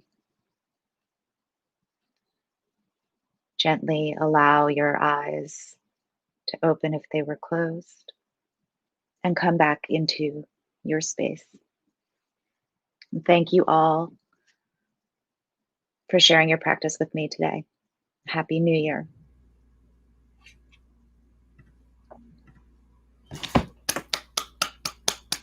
Beautiful job. Really, it's just, you're so talented. I tell you this all the time. You just have such an incredible presence and soothing voice, and your pacing. It's all fantastic. Thank you, Dr. Jacalyn. And thank you so much for giving me the opportunity to be here and to share this practice with everyone today. Yes, it was our pleasure. Martha, anything you would like to add? Oh no, that was just more peace than I've had in the last week and a half. I have a 6-year-old at home, so that was fantastic. That was excellent. Thank you so much, Elise. Elise, I know I have your banner here. Do you want to give your contact information for anybody who's listening? Sure. So I have a website that's focused on supporting women, largely through education, but I also sell jewelry. So I'm offering a 25% discount to anyone who uses the code Pause and Breathe today. And you can find my website at penelopesstories.com. And also, if you have any events that you want me to teach meditation at, I'm happy to do that as well. And you can contact me at Elise at Penelope Stories. Thank you so much. Really appreciate your generosity. Thank Okay, you. so Martha, we're on to you. Are you ready for your presentation? I'm ready.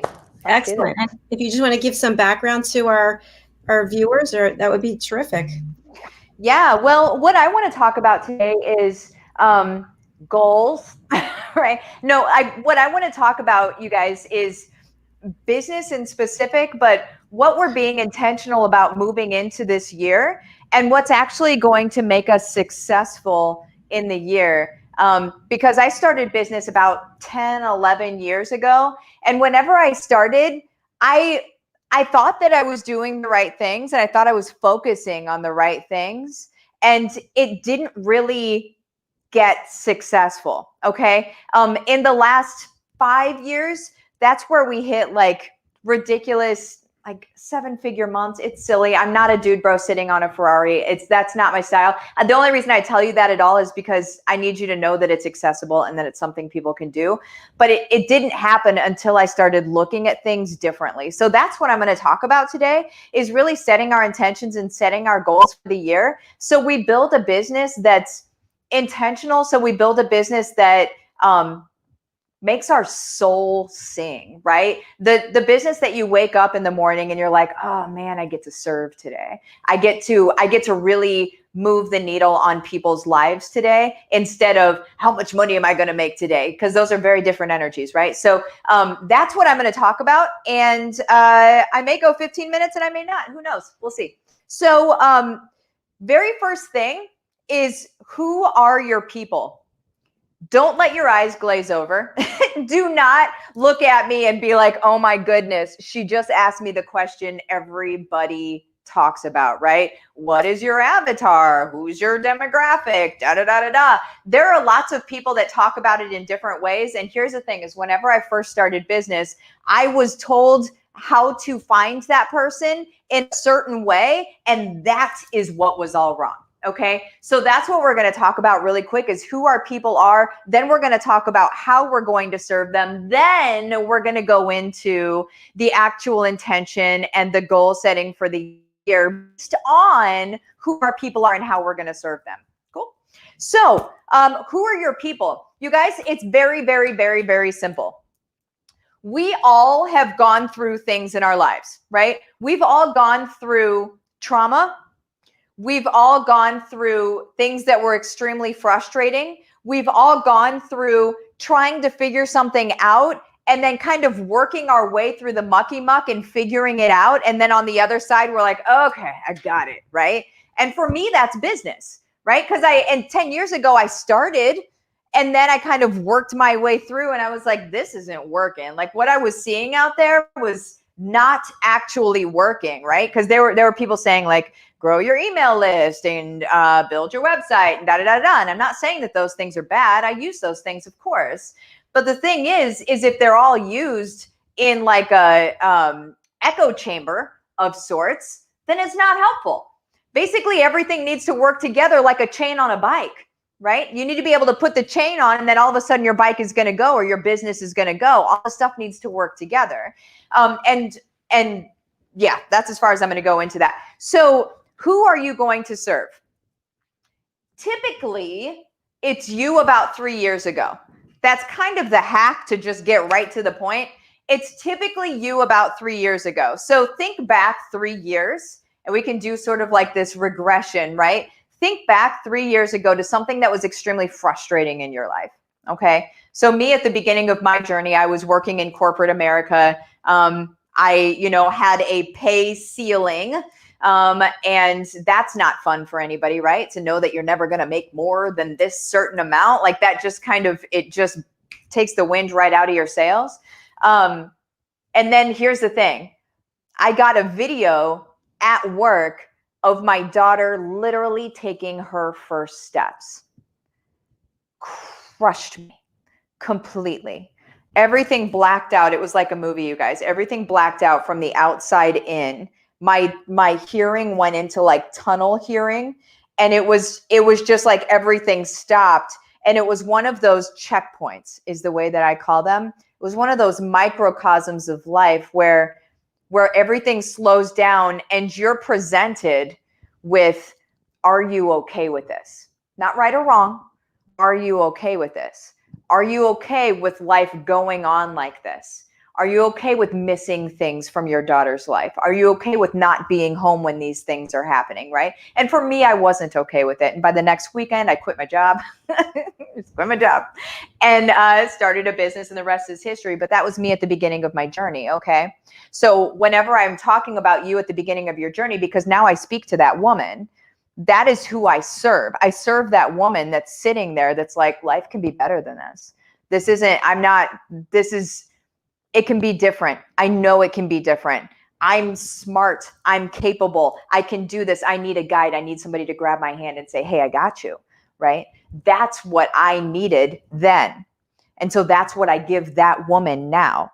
So if that gives you a little bit of understanding about who you're looking at, you're looking for you a few years back in the journey to be able to grab that person's hand and say, hey, I got you. I'm going to be able to take you through this thing. And sometimes it's trauma. I'm not going to lie. I'm not going to say that it's all rainbows and unicorns and super easy. Sometimes it's trauma. Sometimes, like, I have people that are in my programs and stuff, and they're working with people that have, like, they were adopted, and so there's a trauma that goes along with that. Suicidal kids, there's trauma that goes along with that. But now what they're doing is they're serving those people, and they're helping those people through their life, and they're helping them with resources and hacks and things that they have learned along the way. And they're going back, reaching their hand back into the proverbial fire that these people are in, grabbing them and pulling them out. And you guys, that is how we live a life worth living. That is how we live an inspired life. And that is how we live a life that whenever we make money, then it's great that we make money, and that's awesome. We're going to be able to give back to our community, do whatever we want to do with it, whatever, right? But you guys, whenever we're making money and it's just like, I'm just selling stuff and selling stuff and selling stuff and I get to make money, that isn't satisfying, okay?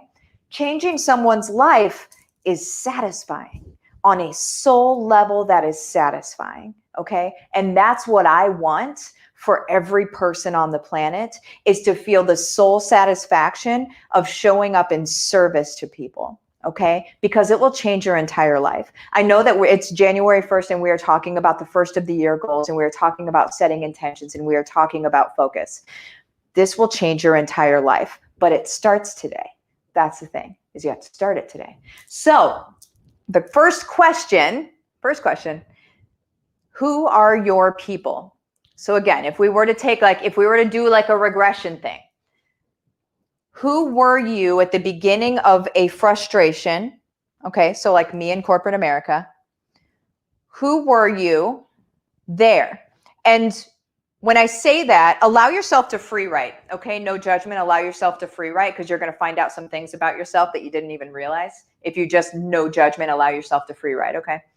But what I suggest doing is just visualizing sitting on the couch whenever you had free time as that person back then, sitting on the couch, TV's off, staring at the wall. You have free time, right? I don't know if you guys do that in your free time. I do that in my free time. I stare at the wall. Sometimes it's the only down thing I can do. But you're just quiet, right? You're just quiet, but you're back then. What you need to think is, what is your greatest fear back then? What is the frustration? What are you ticked about? What do you want to change? What do you wish somebody would just tell you how to freaking do? Like, it's almost like everybody has this answer and nobody's sharing it. What is it? What is the thing that you wish someone would just tell you back then? Okay. Now also think, we're gonna come back to that. Write that down. We're gonna come back to that. Okay. Now you need to think of who you were at that point. Okay. So were you married? Were you divorced? Were you widowed? Do you have kids? How many kids did you have? How old were they? You know, like school age, or like, what we're doing is we're really drilling down on that avatar that, quite frankly, is you. But a lot of people won't look at themselves as their own avatar or their own demographic. They don't realize it. They think that they're out here. And here's the thing. Let me call out this elephant just real quick, because you're probably thinking it. Elephant in the room right now is probably like, Martha, you're telling me to talk to literally one person, but my stuff can help everybody on the planet. Okay, here's the thing. Yes, it can. I'm sure it can. Okay. We cannot do overarching, general, blanketed messages, okay? Whenever we do that, we think that we're talking to everybody, and exactly who we are talking to is precisely nobody. Nobody is going to see that copy and stop and say, dang, she is talking right to me, right? Nobody's going to say that in overarching, general, not talking to any specific person copy, okay? You have to talk to that woman on the couch, or man, whoever, you know, on the couch in that moment of frustration. You talk directly to her or him. And that is how you're going to write copy, where they're going to be like, how's this, like, does this person have cameras in my house? Like that sort of reaction. We don't want to be creepy. We know they don't really think we have cameras in their house, but they're like, we obviously know them. And if we know them that well, then we also have the solution. You guys, that's those two things. They go like this. If we know their situation that well and we're standing outside the situation over here, we quite obviously have the solution. Okay? That's the kind of thing it just is like, oh, it's amazing. It's amazing stuff, because what you're doing is you're speaking to somebody in their soul. You're no longer marketing to somebody. You are speaking to somebody on a spiritual level. You get to help that person change their world. And then you get to like build businesses around it as well. There's nothing better on the planet. So, okay, we go back. This person sitting on the couch. How old are you? What's your demographic? Just call out your demographic, right? So how old are you? How many kids do you have? Are you married? Did you go to college? I don't really know that matters much anymore, if we're going to be very honest. Do you work from home, or do you work, or do you stay at home? Like, it's all of the things. Where do you shop? What are you scared of, right? What are you scared of in that point? Okay. Also, what are your dreams? Fears and dreams. Now, we don't talk about fears like most normal marketing people talk about fears. You usually hear people talk about fears in marketing in a way that is very manipulative and in a very pour salt on the wound kind of way. And we're not here to hurt people. We're not here to hurt people. We're here to speak to a fear to show them that we have the answer. Okay. So just to be very clear there. Okay. So what are their fears? What are their dreams? Okay. We really need to embody that person. And now I'm going to move into the next part. Where am I at on time? I'm doing all right, right? Oh gosh, I'm not doing all right. Okay. So who are your people? There's that. Who are your people? I call it your bat signal. You throw up your bat signal. They come like a moth to the flame, right? Because they're like, oh my gosh, that is my lady. She is me, right? Because you put it out there and you say, hey, listen, this was me. I get it. I get it 100%. As the lady sitting in the corporate job that got a video of my own daughter taking her very first steps. I missed my daughter taking her first steps, you guys. And I won't let other people miss that. I wish I hadn't missed it. But because I missed it, I can speak to that stuff, and I can speak to that woman that is sitting there that knows that life can be different. And so you can speak directly to your person. Does that make sense? All right. Next thing, how are you going to serve them? This is and then we're going to, I guess we'll quickly go into the word for the year. So how will you serve? So there's this woman or man sitting over here on the couch in their frustration. Now, how can you serve them? So you were there and now you're here. How can you serve? Can you do coaching? Can you do consulting? Can you create a small course for them, right? Can you create a community for them? I'm all about communities. I teach all about that stuff, okay? You can create a community for them to be able to nurture them and take care of them. You guys, it was in, stink. I'm not going to remember what magazine it was. Hi, I'm Martha, and I don't remember things sometimes. So there was some magazine, and it was a good one. That helps. There was a magazine, and it said that the one thing that women in business especially needed, the one thing that they found most important was a cheerleading section. They just need cheerleaders. So for us women, we naturally gravitate to community anyway, right? And so if we create communities for each other and then we cheerlead each other through these different frustrations and then we show them how we got out, you guys, there's no better life of service, period. I have lived a life of service now for 5+ years. I will never, ever, ever, ever, ever, ever, ever go back. Not only is it more successful here, but it's not just more financially successful. It's, like I talked about before, soul satisfying. And when you're going into this next year, what I want for you is to be satisfied in your soul with what you do for a living. We are not here for a long time, okay? That's the common misconception is, oh, I've got time. Oh, I can start that later. I can start that later. I don't mean to bring it down, you guys, but we don't know how much time we have, okay? So if you're going to change the world, and every single one of us has the capacity to change the world in our own right, okay, then you got to start.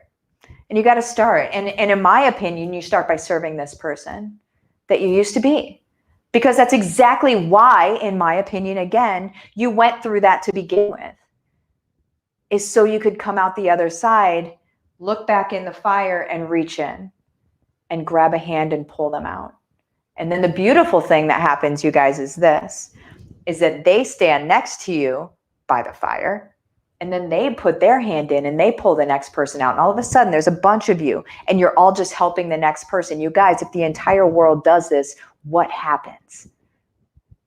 Nothing we've ever seen before, but I think we're about to. So there's that. So how will you serve? Now, what is your word for the year? So really, people say like, I'm going to do this word for the year. I'm going to do this word for the year. Mine was eyeballs. So that's not sexy at all. My eyeballs. Okay. And that's because my business is already at scale.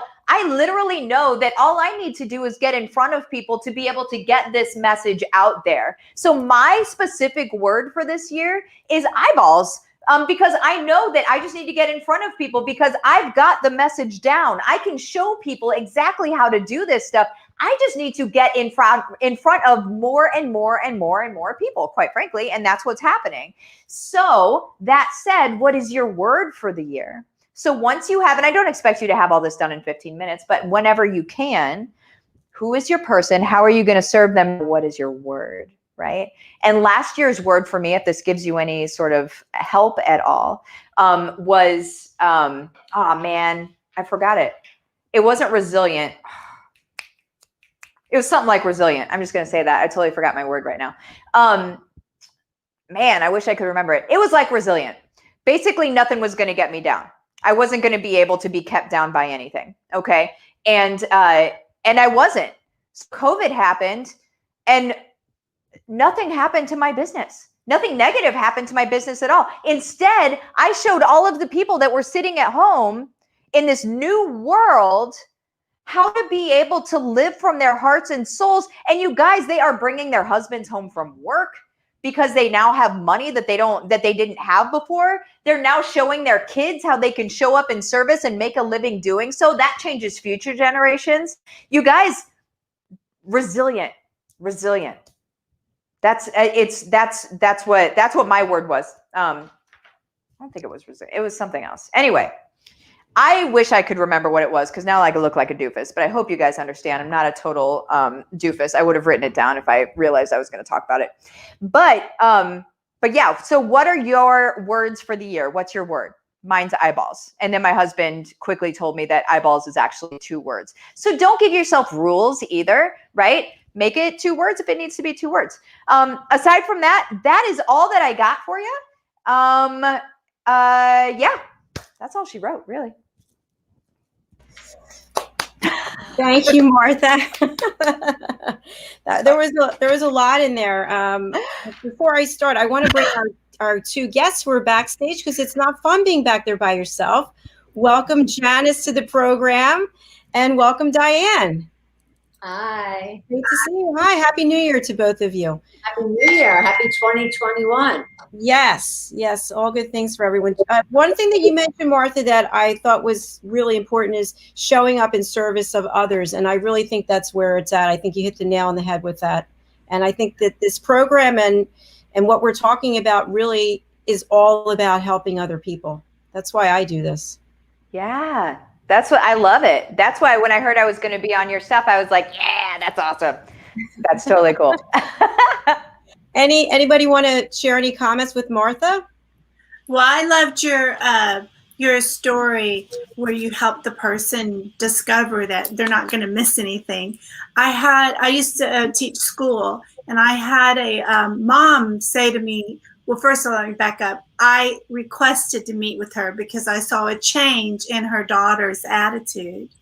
And long story short, the mother and I were talking, and she's like, I don't know what to do. Blah, blah, blah, blah. And I'm like, when did you put your child in childcare? And it turned out it was at 6 months because she wanted to climb the corporate ladder and make sure she made partner. Well, after much discussion, I must say she went home. She quit her job. She opened up her private law firm in her house. Her daughter became this beautiful person she was before. So I just really resonated with what you said. Yeah. So what you're doing is really powerful.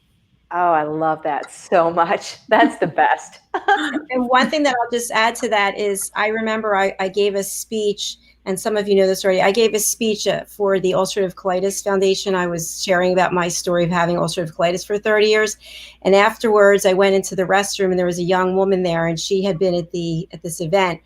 And she said that she didn't think she could make it because she's also a patient. She wasn't feeling well. But that when she heard what I go through and how I've managed to make a success of myself in light of any of that, she said that I gave her a reason to keep living.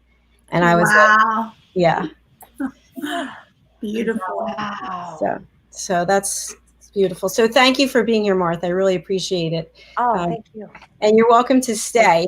We're going to move on to Janice. And Janice, are you in New York also right now? I'm in East Hampton. Okay, beautiful. How was your New Year's? Quiet for obvious reasons, but nice. Good. I'm glad to hear it. Are you ready to start with your presentation, Janice? I'm always ready. I know you're ready. Here we go. All right, the floor is yours. Take it away. Hi, everybody. Happy 2021. Say hello to America's top matchmaker. If you have not heard of me, my name is Janice Spindell, and I am the mother of the mother-daughter, relentless, tenacious matchmaking team, Janice and Carly Spindell. I have been an icon in the industry for the last 30 plus years, and my older daughter, Carly, joined me somewhere around 10, 11 maybe years ago. I lost track. And we are headquartered in New York, but we deal with men clients all over the world, and we are global, and we love what we do. Martha was talking about if it's good for your soul, that would be putting it mildly. The fact that we find people love and we bring babies into this world and we're not an obstetrician is pretty spectacular, to say the very least. We are over 4,000 couples married. I have 2 New York Times best-selling books out there, which are very easy to get on our website, JaniceSpindellMatchmaker.com, or of course on Amazon or anywhere for that matter. And I've been told they're very, very, very, very, very helpful because women hear me whispering in their ear after they've read them. All about confidence, ladies. If you ask me what the most important thing to a man in a woman is its confidence. When I ask that question, when I'm in a room with 500 people, you should hear some of the answers that I get. Nowhere even close to what the answer is.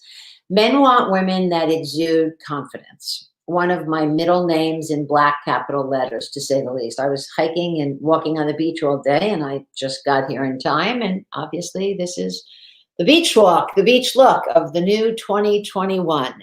So nothing phases me. I don't ever have to always be camera ready to meet somebody, to do something, to talk about something. It's just who I am, what I do, and I can do it in my sleep.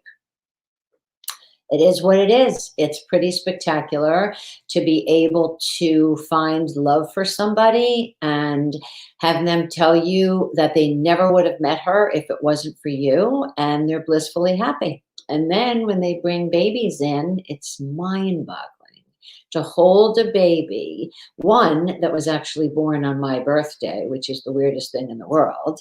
And if it was her mom, when I went to play with them, now there's two of them. When I went to play with them, her mom said, you know, Daniela, you wouldn't be here if it wasn't for this lady, and you're actually born on the same day as she is, which is so strange.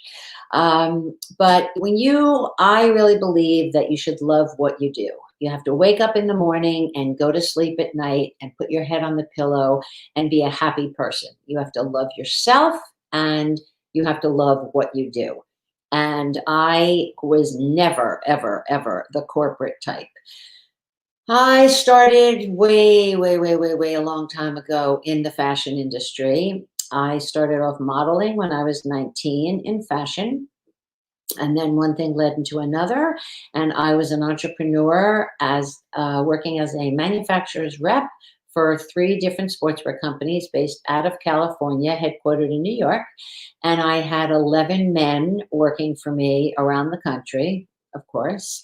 I was young, single, loved life, happier than happy, traveled all over the world. Every city I was in, I had a guy I dated. It was just terrific. And I did that for a third of my life. And when I did that, I was always a people person. I've been gifted with the gift of gab.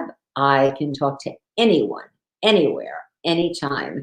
I can get a bug to have a conversation with me. And I find out things about people in probably 5 minutes. I can tell you probably 3 months worth of a profile of the people that I meet. It would take somebody that long of dating them and to find out what I find out in 30 seconds, because I cut right to the chase and I find out what I need to find out and then I move on. Having said that, I started fixing up a lot of my men friends who were at that point, this is a long time ago, powerful people in entrepreneurial successful businesses. There was no such thing as Wall Street. There was no such thing as hedge funds. There was no such thing as investment banking or investment bankers. You know, you were a doctor, you were a lawyer, you were an entrepreneur. Maybe you were in real estate and got involved with shopping centers just 30 some odd years ago.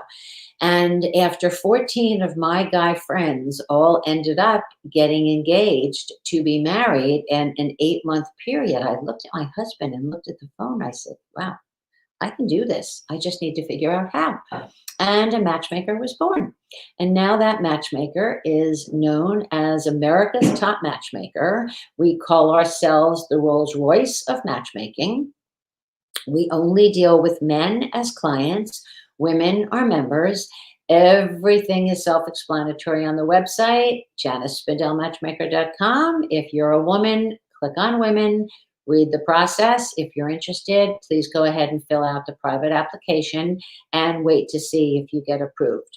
If you're a man, depends. Usually men will call the office right away and I will go through a screening process with them and then set up what we call a simulated date, which is basically breakfast, lunch, or dinner.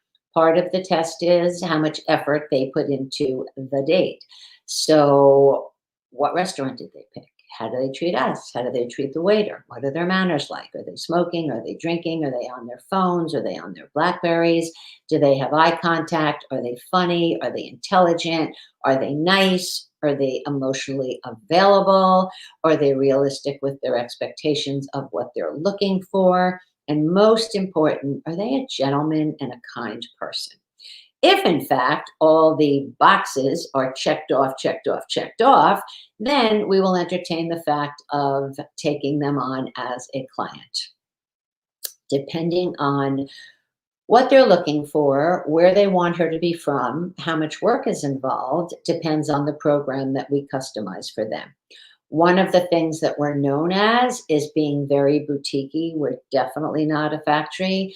We're very boutiquey, very hands-on, very one-on-one matchmakers. I've been on the phone, I don't even know for how many days, catching up with men, obviously wishing them a happy new year, finding out what's going on. I just hung up with a guy in Arizona who's 27, who actually met somebody on his own about 2 months ago. He thinks she's the one. Michael, in 2 months, you don't know if she's the one. Calm down. And you have to be with somebody for 4 seasons in order to see if they really are the right person. So we definitely consider ourselves relationship experts, sex therapists, if we have to be, a shoulder to cry on, the mother, if they need us to be their mother, and, they're dating gurus. So we wear a lot of hats. We get very involved with our clients. We love what we do. It's pretty spectacular that the dynamics of the generational differences between Carly and I really work well. A lot of times we play good cop, bad cop. Obviously, I think you can figure out who's usually the good cop and who's the bad cop. And because she's a millennial, we think differently, we do things differently, we match differently, but yet it all works and it all works together. And to say the very least, it's still my name on the door. So I'm the one that calls the shots. But it's fabulous, fabulous, fabulous being able to work with your daughter, travel all over the world on business with your daughter is the gift that is above and beyond anything else to be grateful for, to say the least. Sadly, we were just called a guy in LA and realized the last time we traveled was last February when we were in LA. And because of obviously the virus, we haven't done any traveling and any in-person dates. Everything as of March became virtual. You have to be creative. You have to do whatever you have to do in order to have love be COVID proof. Love is recession proof. Love is COVID proof. Love is basically everything proof. So all that being said,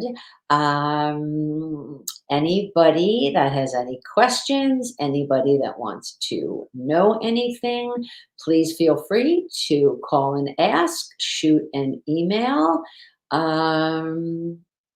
What else do you want me to tell you?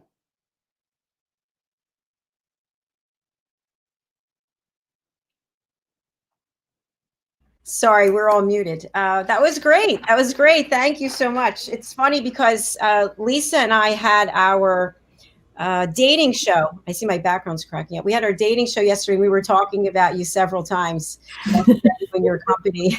And, you do such a great job, and we're just promoting you. Thanks. You're welcome. So, Diane, meet Janice. I don't think you've met. Yeah, nice to meet you. Diane is an international children's book author, and she's in Texas. So, Diane, any comments for Janice? Lisa? Oh, you're on mute. Sorry, you're on mute. Oh, I saw you on the other presentation as well, and it's just a fabulous service that you provide, especially this day and time when everyone works so long and so hard. You just want to go home and just crash, and so it's really hard to meet that very special person you're meant to be with. So kudos on you for realizing what your gifts and your talents are. Thanks. It's great. Lisa, anything for Janice? No, I mean, this is the third time I've heard you, I think within a couple of weeks, and there's all these great lessons, Janice. I can't wait until I am able to go out and, I'm available, and hopefully you can help me. Into the dating world. Yes, for sure. So, well, we'll move on then to our next guest. Janice, thank you again. I really appreciate it. Thanks. My pleasure. Everybody have a wonderful 2021. Let this be the best year ever in every way, shape, and form. Absolutely. Take care of yourself. Bye-bye. Okay, bye-bye. Okay, we're going to welcome our next guest. Well, we changed there. I don't know what happened. Okay. Welcome to the program, Ginger McCoon. Hi, Ginger. Hi, how are you? Great. How are you? Great. That's fantastic. Oh, look, we just got another comment from Rob. Wish I had met Janice about 35 years ago. Yeah. Wow. That's a good compliment.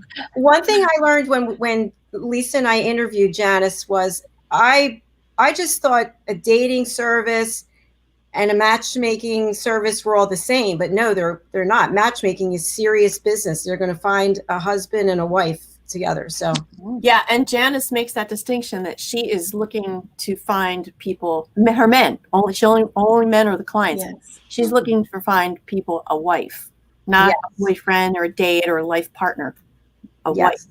Absolutely. Yeah. So Ginger is our next presenter, and I had the honor of interviewing Ginger a week or two ago. Yes. Yeah. Yeah, and I started off the presentation on mute. So the interview on mute, and I look at like Ginger, and meanwhile I'm the one who's on mute. So we're gonna have everything going. We're not gonna have any mistakes. So Ginger, if you're ready, I'll turn the floor over to you for your presentation. Okay. Thank you. All right. Have fun. Okay. Hello. So my name is Ginger McCune, and I live in Overland Park, Kansas, and I am owner of Midwest Nutrition. Midwest Nutrition is a business that I was able to start about 10 years ago. I went on a weight loss journey because I woke up when I was about 58, 59 years old, and I just realized I didn't feel as healthy as I was before. And so I kind of went on like my own personal journey just to try to figure out, what was going on, because I was almost 60, and you start hearing some of these stories about, well, you're this or you're that. And so I went to the doctor, had some tests run, everything was fine. But he kind of proceeded to tell me that, well, you're almost 60, so this is kind of your life. So, probably going to have low energy, probably going to, might have a little depression going on. You're just probably going to just be overweight. And I told him thank you, because I really was not happy with that decision. And so I kind of went on my own journey and kind of did some research.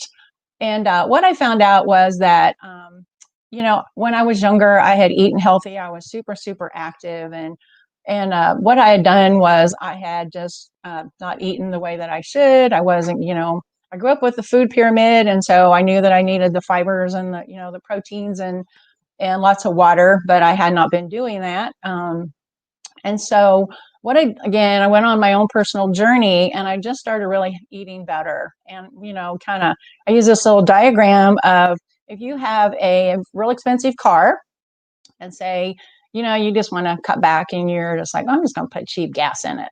Well, what's going to happen was what was happening to me, because I was probably eating more sugar than I should have, not drinking enough water, just not eating the right kinds of food. So back to the car description is, if you put cheaper gas in your car, what's going to happen is your car's going to go for a little bit, and then it's just going to start running slower and slower and slower. And so so that's kind of what I did, is I learned how to feed my body better. I got more energy. And what I did was, since I was not a gym person at the time, because I was so intimidated by going into a gym, I decided I was encouraged to walk. So I started walking, and I started out a mile. And then pretty soon, a couple weeks later, a mile a day. A couple weeks later, I was up to 2 miles, 3 miles. And so now, right now, I still do walking, sometimes about 5 miles a day, 4 to 5 times a week, depending on the weather. But what I did also took up was kickboxing, which was a lot of fun, very intimidating for me at first, but I just loved it. And so, met a lot of really fun people that way. And I just realized that I can do more than I thought I could do, right? And so just adding those, eating better, feeding my body what it actually needed, getting a little exercise in there. In about 6 months, I had lost 60 pounds. So big transformation, right? And I always say that wasn't just weight loss. That was a new lifestyle change for me. And so I just kind of kept on that journey. And now I'm down way over 80 pounds. And this has been about 10 years ago now. And so now, and what happened was, I had a lot of people that people start watching you, right? Because people kind of are suffering from a lot of the same things, the low energy, not knowing what to do, and just really not happy with themselves. And so people were watching me. And so then they started asking me what I was doing. And I just started I became a coach when I really didn't know what I was doing. And, just started helping people. And it did just really turn into a business for me. And that's how I became part of Midwest Nutrition. And we've had that open we're working on year 11 now. So, and what we do there, which is great, I really enjoy that. I do one-on-one coaching, just really teach people how to eat. First of all, we'll do like introduction, right? Right now, COVID, we used to do everything in person. Now we've had to kind of go to online stuff with all the new, I found there's lots of face-to-face online Facebooks and things like that I didn't even know about existed, right? Marco Polo, all these things. But what I'll do with them now is I will sit and ask them, kind of talk, what are some of your struggles that you've had in the past, and what is a struggle now? And, we just start making small changes. And so people will, they'll kind of lose a few pounds and start really feeling better. And then we just start making more and more changes, right? And then they have a lifestyle change also. Now at Midwest Nutrition, what we really get to do is reach more people as we do a 10-week online weight loss challenge. Now what that consists of is it's 10 weeks, and we used to do it in person nutrition classes. And like I said, now we have to do it online, but it's still something that, we can still get results with people. So week 1 is introduction, where we'll have them send in their first weigh-in, and take before and after pictures for us. Because anytime you go on a weight loss journey of any kind or nutrition journey of any kind, you're going to see results, and you want to be able to document that, right?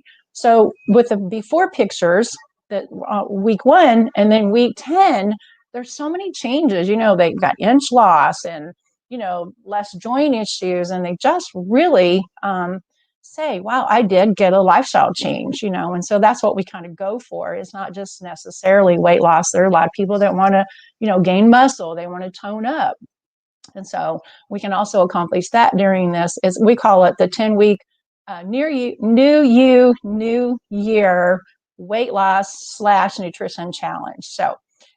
So week 1 is first weigh-in, before pictures. We have a conversation and see what some of your struggles are and what goals would you like to accomplish. And then week 2 through 9, each week we'll talk about a different nutritional topic. Like we'll talk about protein and, where do you get protein and how much protein do you need for your body type, right? We'll talk about fiber. How great is, how much our body needs fiber. We do a class on water, because that is very important. I think a lot of people think, just by drinking pop that they're getting water. Well, you need the pure water, right? Just complete water with nothing in it. And you should, unless you have certain problems, like dietary problems, or, you're on, your doctor says not to drink, too much water, like because you have kidney or bladder issues. You should drink about half your weight in ounces of water per day just to keep hydrated, right? Because there's so many ways that throughout the day that the water, that we perspire and, when we exercise and, to process our food, there's just so many ways that the water really goes out of our body. With our bodies being 70% water, we really need to replenish throughout the day. We talk about exercise. We'll do a class on exercise. We do a class on heart health. We do a class on carbs. We do a class on fats, and that's some of those two right there are some of the things that people will just cut right out of their diet. And I feel like, your body needs some of those. And so we coach on that too. But, we have 8 weeks of classes where we actually teach on a subject each week. There's an interactive Facebook page where you can get on there. We send out the invitation to join. There's no bullying on the site. It's everybody cheering each other on. Now, who doesn't need that, right? Because if you try to do it on your own, you can do your own cheerleading for a little bit, but it's so much more fun, with other people working on the same things and everybody encouraging each other. We'll post recipes. We post light exercises. And like I said, there's no bullying. It's just everybody cheering each other on. And that is actually starting next week. The whole 10 weeks is $25. So we try to make it to where everybody can afford it. And we already have lots of challengers in it.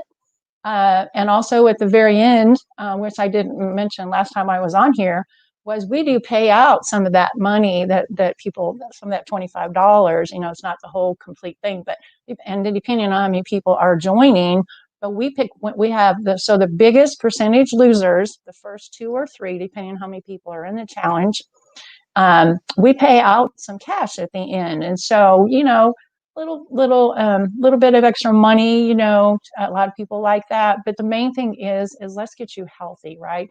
Let's start making some lifestyle changes that will make you feel better.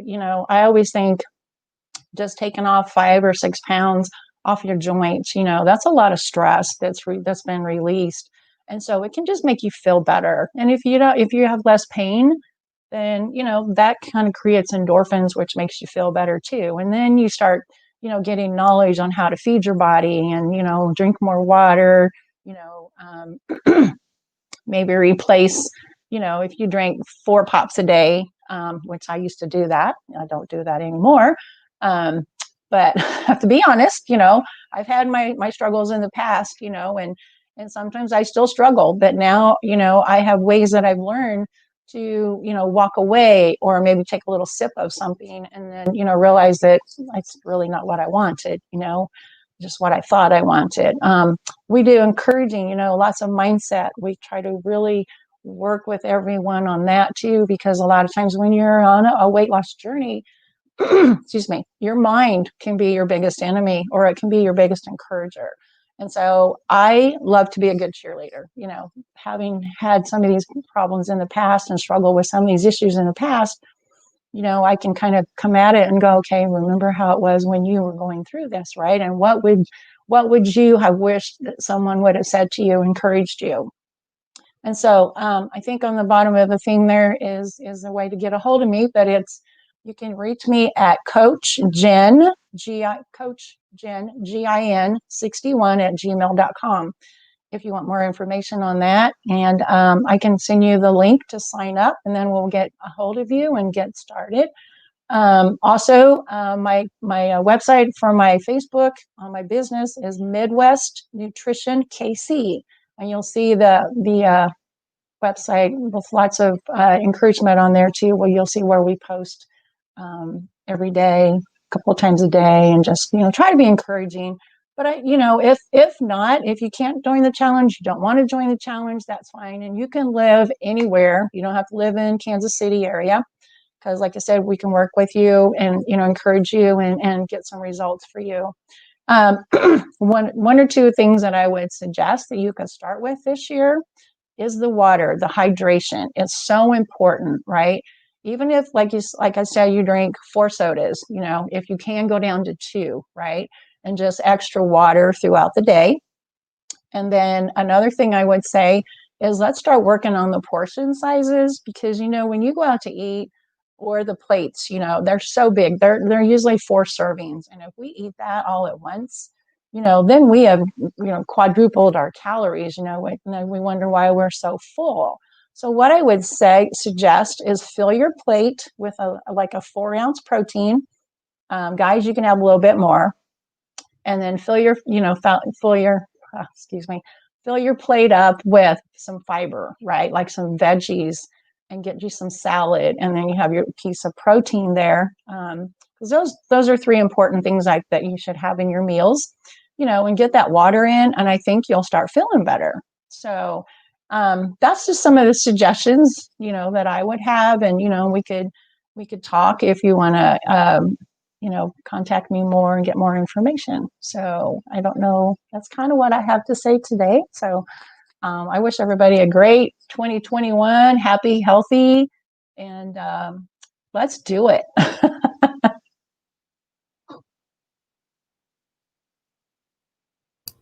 Oh, you're muted, Jacalyn.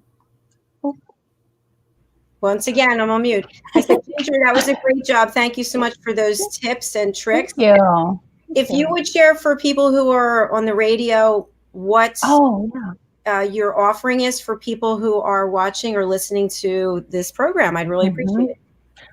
Okay, so the challenge, you mean, for the challenge? Yes. Mm-hmm. Oh, okay. So it's a 10-week challenge, and it's the introductory week 1. Last week is week 10 is where we do the final weigh-in, the final pictures. And that's how we decide our winners. The whole challenge is only $25, which we try to make it, really good for everybody. But we'll talk about a different nutrition topic. So week 2 through 9. So 1 week we'll talk about carbs. 1 week we'll talk about fats. 1 week we talk about fiber. We talk about protein. We talk about water. We talk about exercise. We get into a little bit of heart health. And just, and then lots and lots of one-on-one coaching through the Facebook page. That's just part of the challenge. There's no bullying. We don't want any of that, right? We want to encourage each other, because when you start talking about weight loss or images, that's not a good, it's a hard topic for everybody. And so we want it to be a safe place, an encouraging place, a happy place, where everybody can encourage each other. We'll post recipes on there. And they can post recipes on there too. Or if they have a great exercise that they've been doing, they can pass. So it's very interactive. But the main thing is I can work with anybody. They don't have to live in the Kansas City area, because it's all online. So it makes it easier for everybody too. Fantastic. And congratulations again on your weight loss and your success with your business. That's really terrific. Thank you. Before we give any feedback or any comments, I want to welcome our next guest, who's backstage by himself. Welcome to the program, Nick Patrick. It's nice to see you. So it's a pleasure to be here. It's a pleasure to be here. Thanks for having me. Happy New Year to you. Happy New Year to you as well. So Diane, Lisa, and Nick, I don't know, you just logged in, so I don't think you heard Ginger's presentation, but anything you want to ask her or any comments? Yeah, Ginger, what do you think? You made a very good case about soda.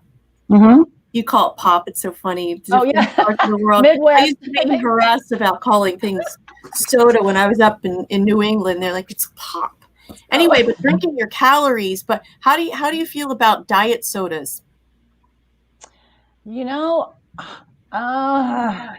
I would rather just see people drink water, just flavored water. You can put aloe in it. You can buy some of the little things, that fruit flavor it a little bit.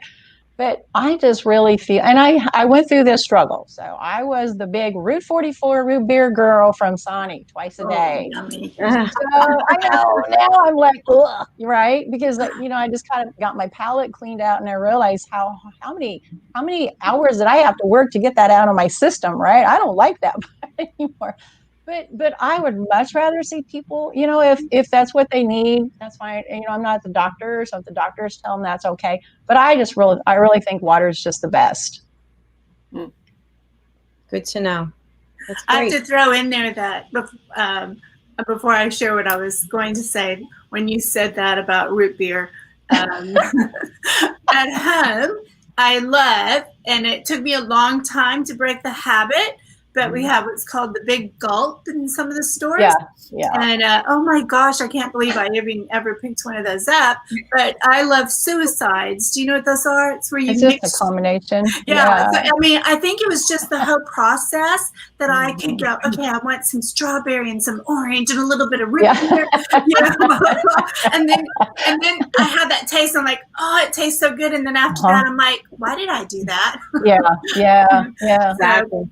How about you, Nick? Were you a soda guy? Nick? I'm sorry. Are you a soda person? I am not. I am actually not.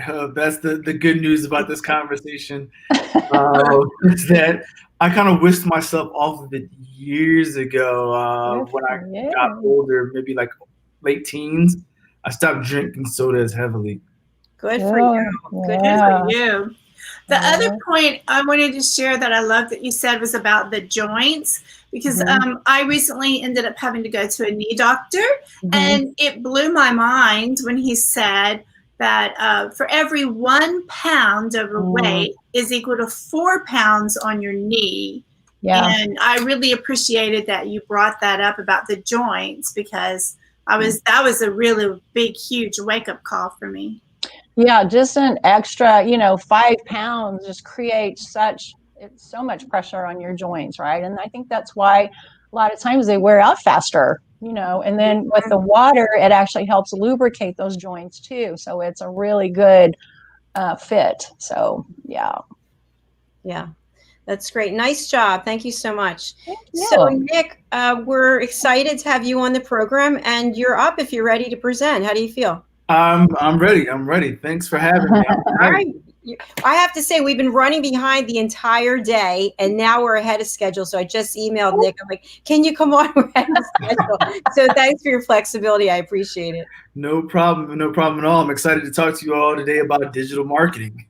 Oh, yay. Yeah, can't wait to hear it. The floor is yours. Take it away. Absolutely. Absolutely. Thank you so much again. And I want to talk to everyone today. We're all business owners, many of us small business owners. And I want to discuss about how to scale your digital marketing. How do you scale up so that way you're not having a problem with people coming to you in the daunting task of asking for thousands of dollars per month to do social media or to do pay-per-click marketing. Instead, I'm going to talk to you today about how do you scale up from a small scale budget to now to the point where you've gotten to you can actually hire out to an agency or to a consultant or even hire in-house for a full-time digital marketing manager. I've been doing digital marketing. My name is Nick Patrick. I'm the owner of Trendy Media. I want to start off by saying that, introducing myself. And I've been doing digital marketing for a little over 10 years now. And what I noticed was that no matter what scale the company was at, whether it was big or small, the ones that were losing money really had some commonality amongst all of them. They were doing the same 5 things that they were suffering from. And I broke it down into this. They either had a poor or non-existent website. They may have never actually developed a site, or they have a coming soon attached to it, and it's been coming soon for over a year or for a long period of time, but never actually deploying. Or they have a site in which it is not mobilely optimized, where it doesn't have the best user experience among all of the devices. So it may only typically work for desktop. And what happens is once you go to it on a mobile device or a tablet, you start to see about half the screen cut off there, and letters and sentences just stop. That's a sign that site is not mobilely optimized, and that's something that Google does not like. So we'll have an issue with ranking you properly. Why? Because it is not the best user experience. Then secondly, they have a poor reporting structure. They may not have Google Analytics on their site at all. Or if they do have it on their site, there's no conversion goals that have been set up. So they can't even measure in terms of what is successful and what's not successful. They have number 3 is there is a set and forget type of experience. So they've created these campaigns. They may have started them. They're running ads to their site, but they just left it there. They never went back, and then they're losing tons of money. Why? Because they never made adjustments. They never looked into it on a weekly basis, let alone a daily basis, to say, okay, here's where I can make some adjustments on the fly, or we need to adjust this area. Maybe we're spending too much in this location or towards these devices. They had a set and forget mentality. Number 4 is they have no content development.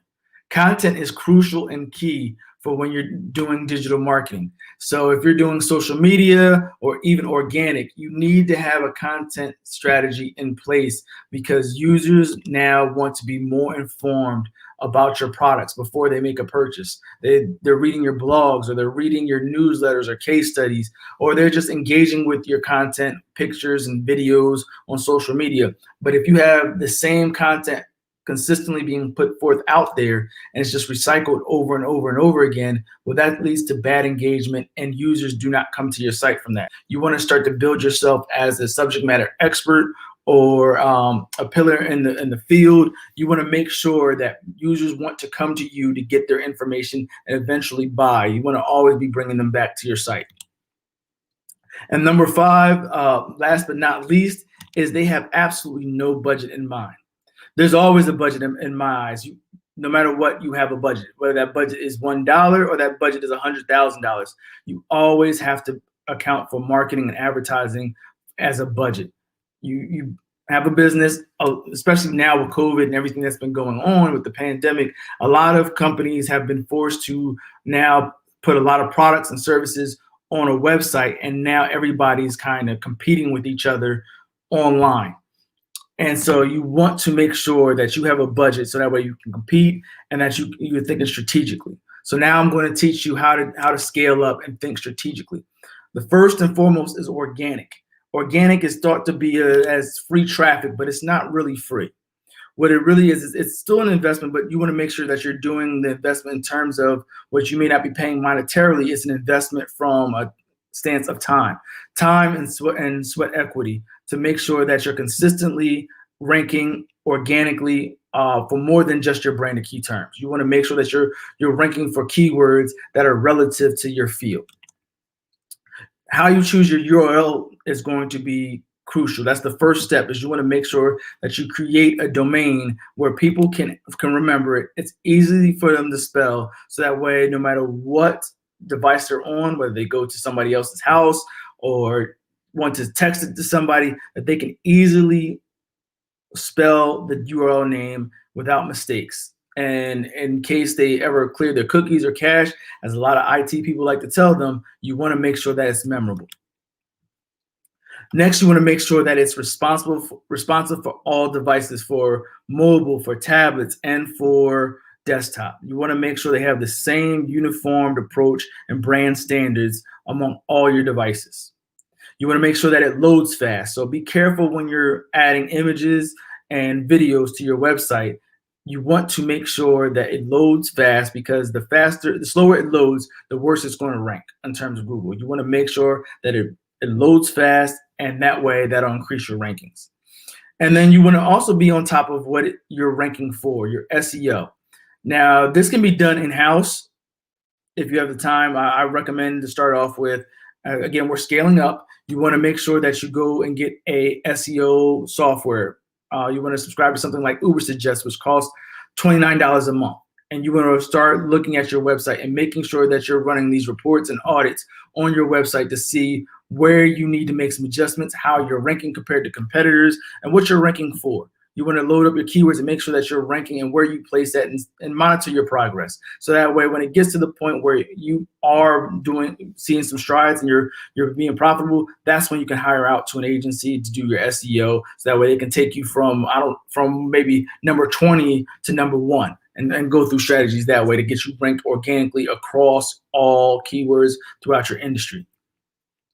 When you're in regards to social media, if you have a social media presence, you have to also remember that roughly 5% of your following is going to be reached organically.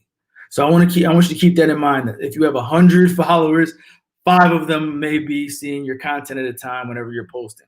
So always keep that in mind when you're posting and you're not putting forth any budget or promoting. You have to monitor in terms of researching hashtags, making sure you're having videos because they get the highest level of engagement. You want to get as much engagement as possible. That's likes, shares, comments. So videos are great for that. And they get the most amount of reach, more than any text or image. And you want to put captions with your videos because they've shown studies that majority of us watch these videos that come down on our news feed without the sound. So you want to make sure those captions are there, so that way it entices us to engage with the video and turn the sound on to hear what it is that you're discussing. And then you want to have a reach out type of strategy to reach out to and engage with potential customers. You want to make sure that you're out there prospecting. It's just like when you're emailing or when you're doing face-to-face and door-to-door. We're going to do that online now. You're going to reach out to people who are discussing these topics. You're going to like their posts. You're going to research the hashtags. You're going to engage with them. You're going to follow them to try to get them interested in you and introduce yourself. So those are keys to building organic. But you want to make sure that you back that up. We do want to start off with a small paid approach. I recommend, if you're scaling up and you're doing something like, say, you set for $200 a month. That's what you're going to be your advertising spend. So now how are we going to utilize that $200 as most efficiently as possible? You want to start off with the most cost-effective way is social media and through Google's display network. That's where you can reach the most amount of people for a small amount of money. So the first step in that approach is to make sure, again, that Google Analytics is on your site. And we want to load a Facebook pixel on the site as well. If you're not familiar with how to do this, what you want to do is you want to go to a service like Fiverr or freelancer.com, places like that, and try to find a web developer that can walk you through the steps or assist you for relatively low cost, because you want to make sure that these pixels are placed on the site and into the code, so that way you can track the conversions. After that, you want to register for a Facebook ads account. And then you also want to get another ads account with Google and Microsoft. The way I set it up, if you're at the first step process, let's say $200 a month, you want to split that up. I would recommend splitting that up between Facebook's ad platform, which also controls Instagram, and Google's display network.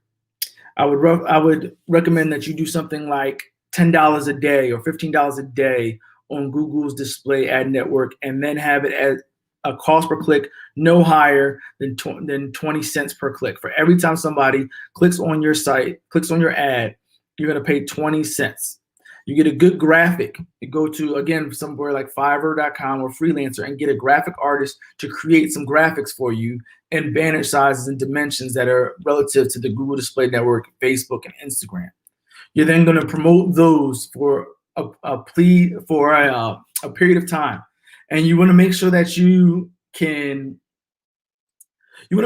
going on and looking into the daily, because you want to know that you're not overspending. When you're working with Google's display network in particular, you can get a lot of impressions on $20, and a lot of people will be clicking on your banner ads as well.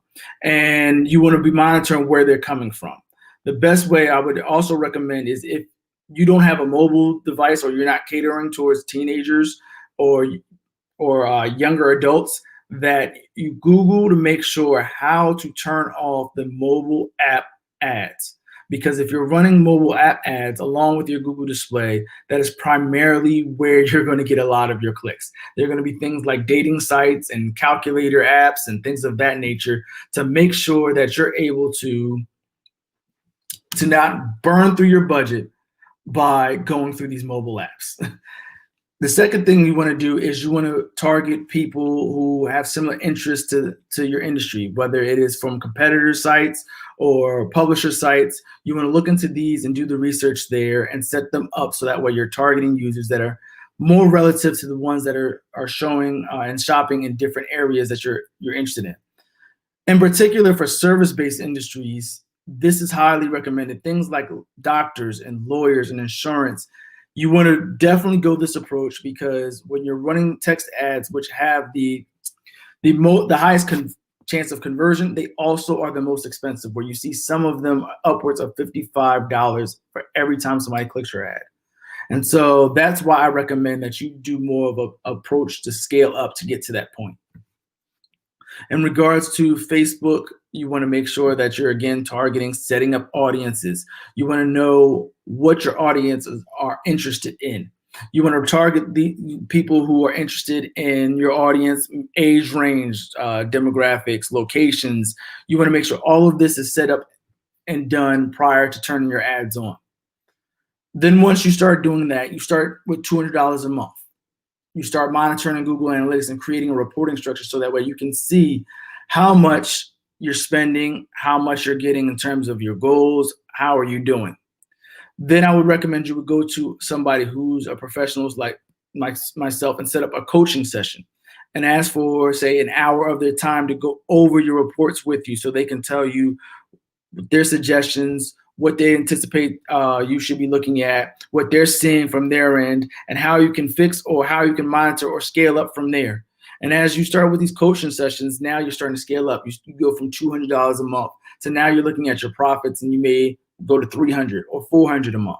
And once you get to the point where you're ready to bring somebody on board, you reach out to your coach or you reach out to another agency, and that's when you bring them on board and start talking about services.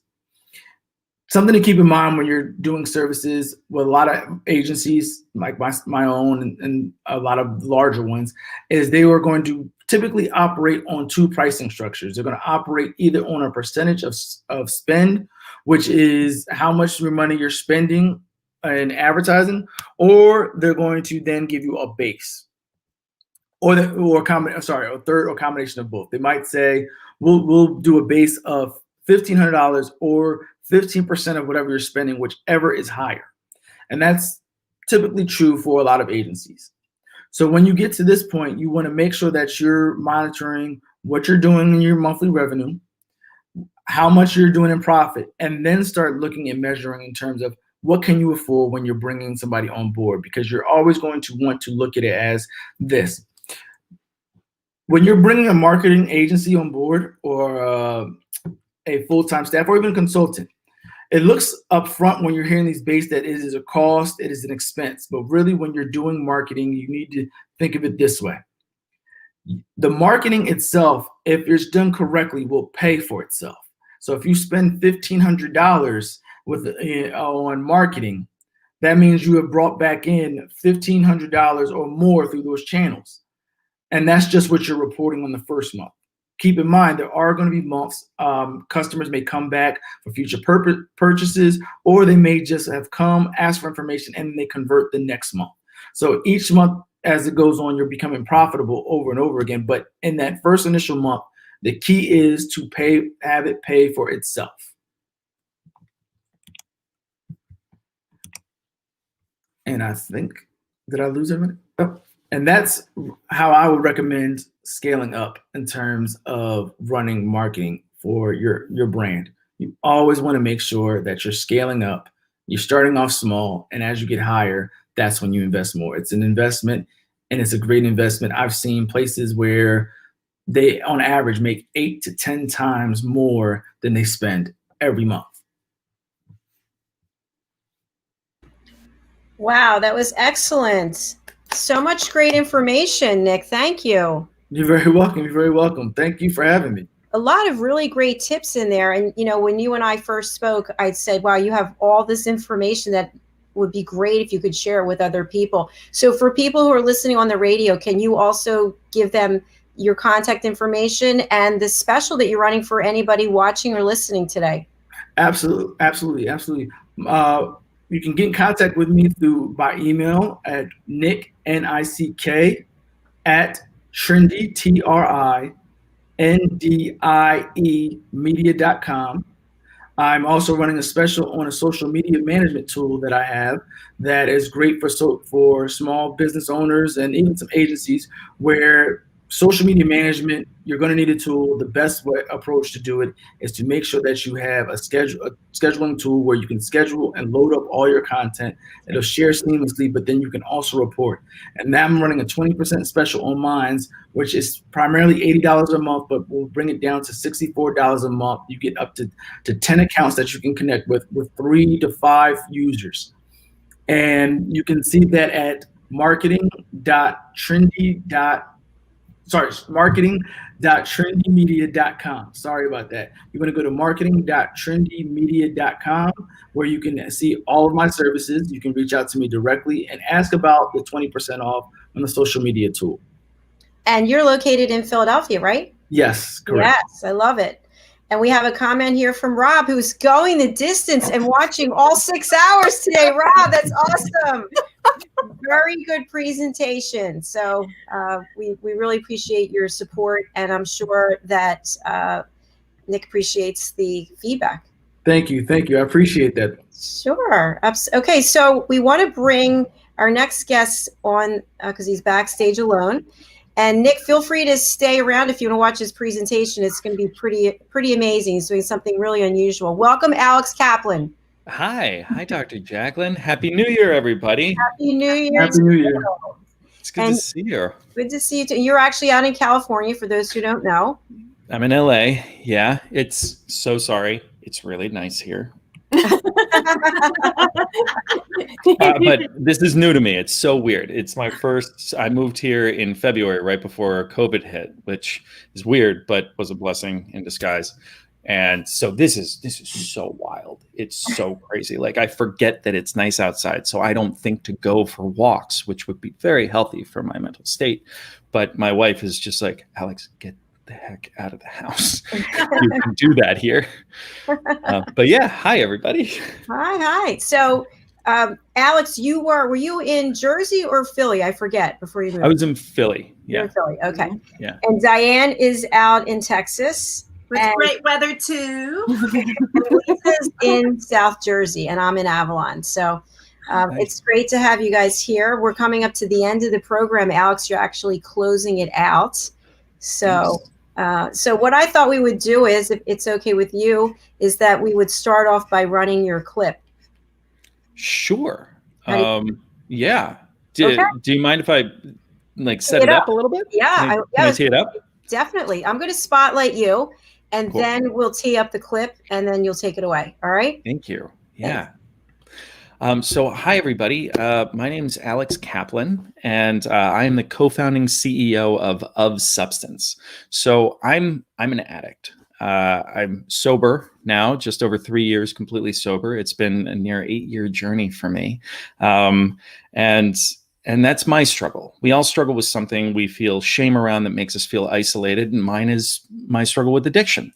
I also happen to be a filmmaker, so I believe in the power of story. Specifically, I believe deeply in the power of narrative cinema, high quality, immersive entertainment, well scripted, well directed, well acted, fun, engaging, entertaining pieces that disarm us intellectually so that we can engage emotionally and connect and empathize with strangers in their worlds. You know, the things we watch and we enjoy, romantic comedies and thrillers. So I am the co-founder of Substance, which is an innovative nonprofit working to overcome the shame, blame, and stigma surrounding addiction in a whole new way. We make premium, original, entertaining short films, from rom-coms to thrillers and everything in between, about addiction, turning immersive cinema, movies you really enjoy watching, into approachable tools for behavioral change. And so we've made a few of them already that have already been working. We run workshops. We're working to develop curriculums and programs to go into education, to go into treatment. And also all of our films are available for free as a resource on our website at ofsubstance.org for anybody to go to. If you're struggling with addiction or know somebody who struggles with addiction, you can watch our films to remind you that you're not alone, you're not crazy, and that other people get it. And to help us understand one another a little bit better. Our films allow you to walk a mile in somebody else's shoes so that it might change your perspective for just a moment, so that we can start to transform the way we feel and think about others in our lives, about ourselves, and about our beliefs in what's possible. So I'm so grateful to be here. Dr. Jacalyn was nice enough to tee up one of our main films. It's one of the first films we ever made. It's only 4 minutes long, but it's engaging, and I really hope you enjoy it. So this is Trapped. Oh. Oh. Oh, I'm so sorry. I gotta get back to the office. I'm already late. I was thinking about stopping home tomorrow. Yes? Oh, Mom and Dad would love to see you. They won't believe it. In a good way. No, I mean, know. I got it. Don't worry. But this was great. It's so good to see you, Ames. You look great. You sound great. I can't even begin to tell you. I know. Thanks, Matt. Amy, I'm so proud of you. How far you've come. I can't even imagine how hard it must have. Ah, you look so good. Can we do this again, ASAP? Yes, absolutely. Okay. But get out of here. All right, okay. Bye. Let's chat this Yes, week. yes, And we'll go. set something. Okay. Go. All right. Bye. Bye. Bye.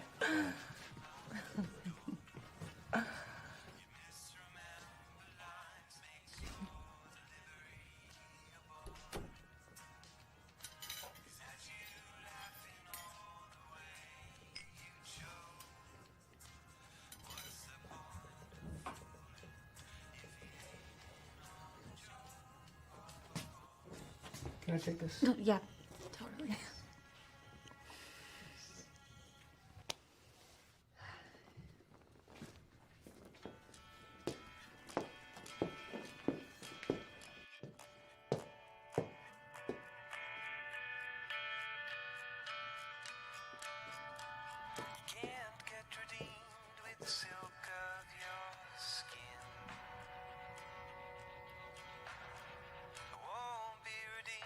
If I gave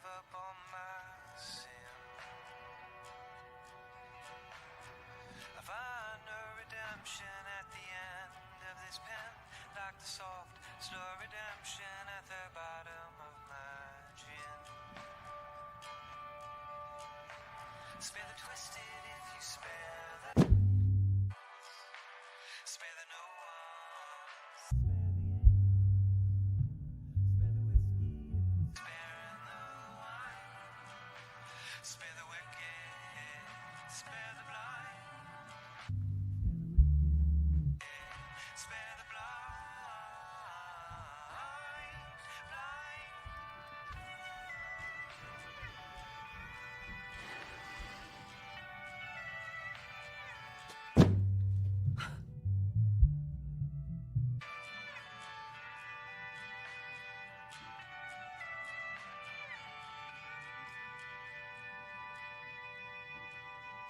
You're a hungry ghost with your past. Your appetites are backwards, you better change course fast. A quick dry wash keeps a clean glass where a holy rolling ocean needs a solid sail.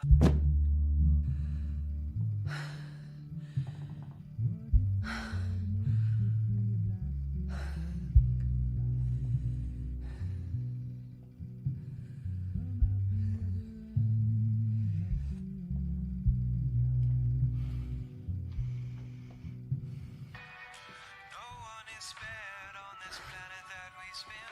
The unfortunate redemptions at the bottom of my gin.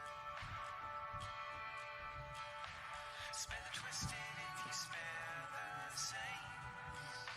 Spare the one, spare the aim. Spare the whiskey if you're sparing the wine. Spare the wicked, spare the blind. Spare the twisted if you spare the sane. Spare the wicked, spare the blind, blind.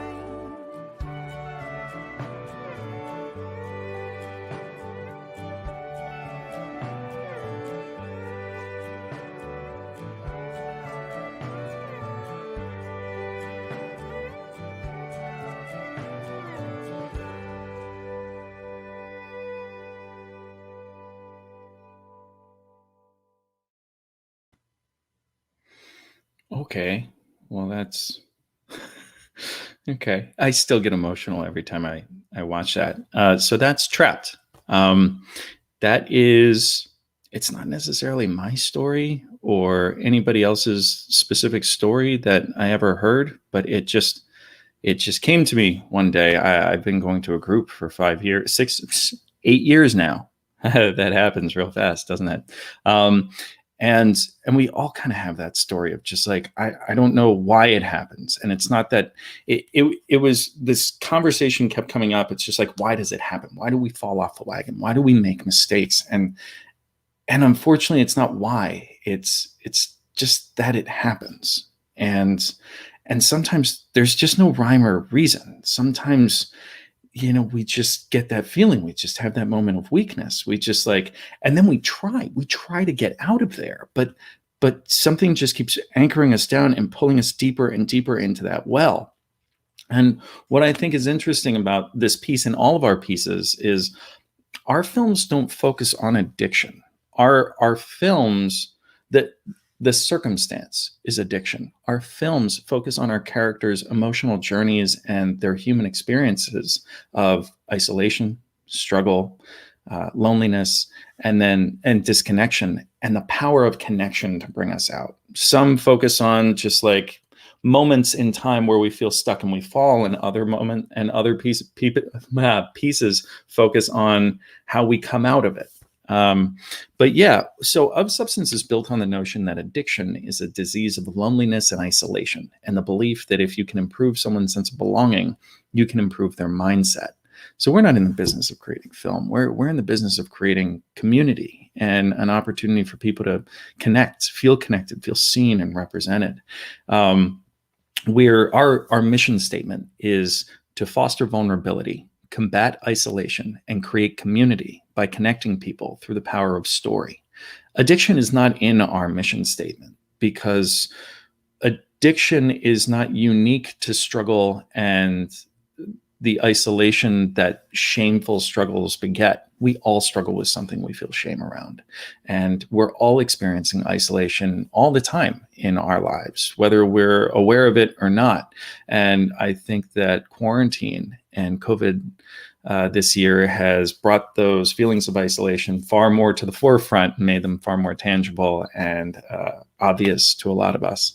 And we're at this moment in time where it's a little bit easier to take a moment, take a step back and look at other people and appreciate and recognize the struggles they might be experiencing, the isolation they might be feeling. And so I know this whole this event is about setting intention and ideas for how to lead into 2021. Hey, it's 2021. That's crazy. And so I'd like to talk about vulnerability. In everything that we do at Of Substance, we lead with vulnerability. It's our number one core value as a company, which sounds so weird, but it's the number one thing that I've learned along the way of getting sober. The journey of getting sober and finding sobriety is a lifelong journey that never ends. It takes daily vigilance, but there's tools and there's skill sets that you pick up along the way. And I found that the number one most powerful practice for me is practicing vulnerability. Vulnerability in Webster's dictionary is very negative. It's to open oneself up to potential harm or pain, which is just a negative perspective. Brene Brown, huge fan of Brene Brown, if anybody else is. She talks about vulnerability as opening oneself up to be seen, to be open and unguarded, which allows for deeper transformation, for growth, for exponential progress and evolution. And I think that if there's one thing I can speak to or push for people to dig a little bit deeper into as we go into 2021 is practice vulnerability. Be open with yourself. Be honest when you look in the mirror. Be more open with other people. James Joyce said that in the particular lies the universal. And to me, what that means is the more open, the more honest, the more vulnerable, authentic, genuine, and true you are about the things you deeply feel, think, and believe at your core, the more surprised you'll be that the majority of people actually can identify with that. So there is power in vulnerability. You know, we all put on these facades. We put on this gray mask to fit in, and we put on what we think everybody else wants to see because we live in this very commercial world.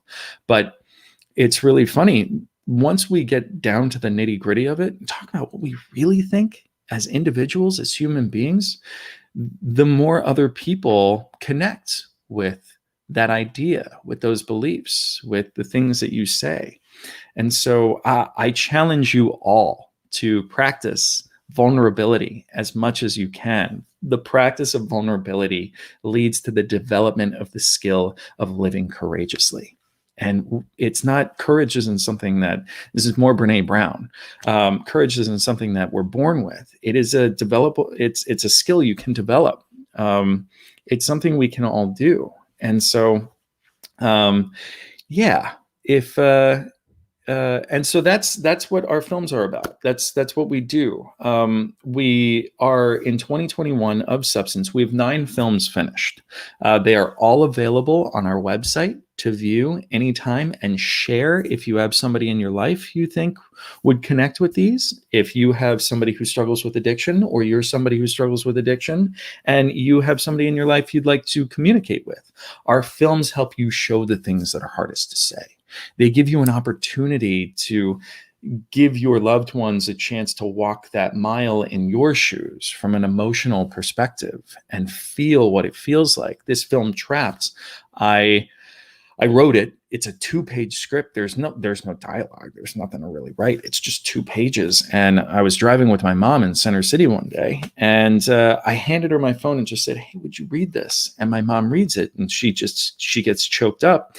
And she says, "Is this really what it's like for you?" And I said, "Yeah." And we start crying together for about 10 minutes in the car. She just read the script, but she had this visceral feeling and understanding differently than she'd ever had before from anything that I had ever told her before, by inviting her on a journey, an emotional journey that she could identify with.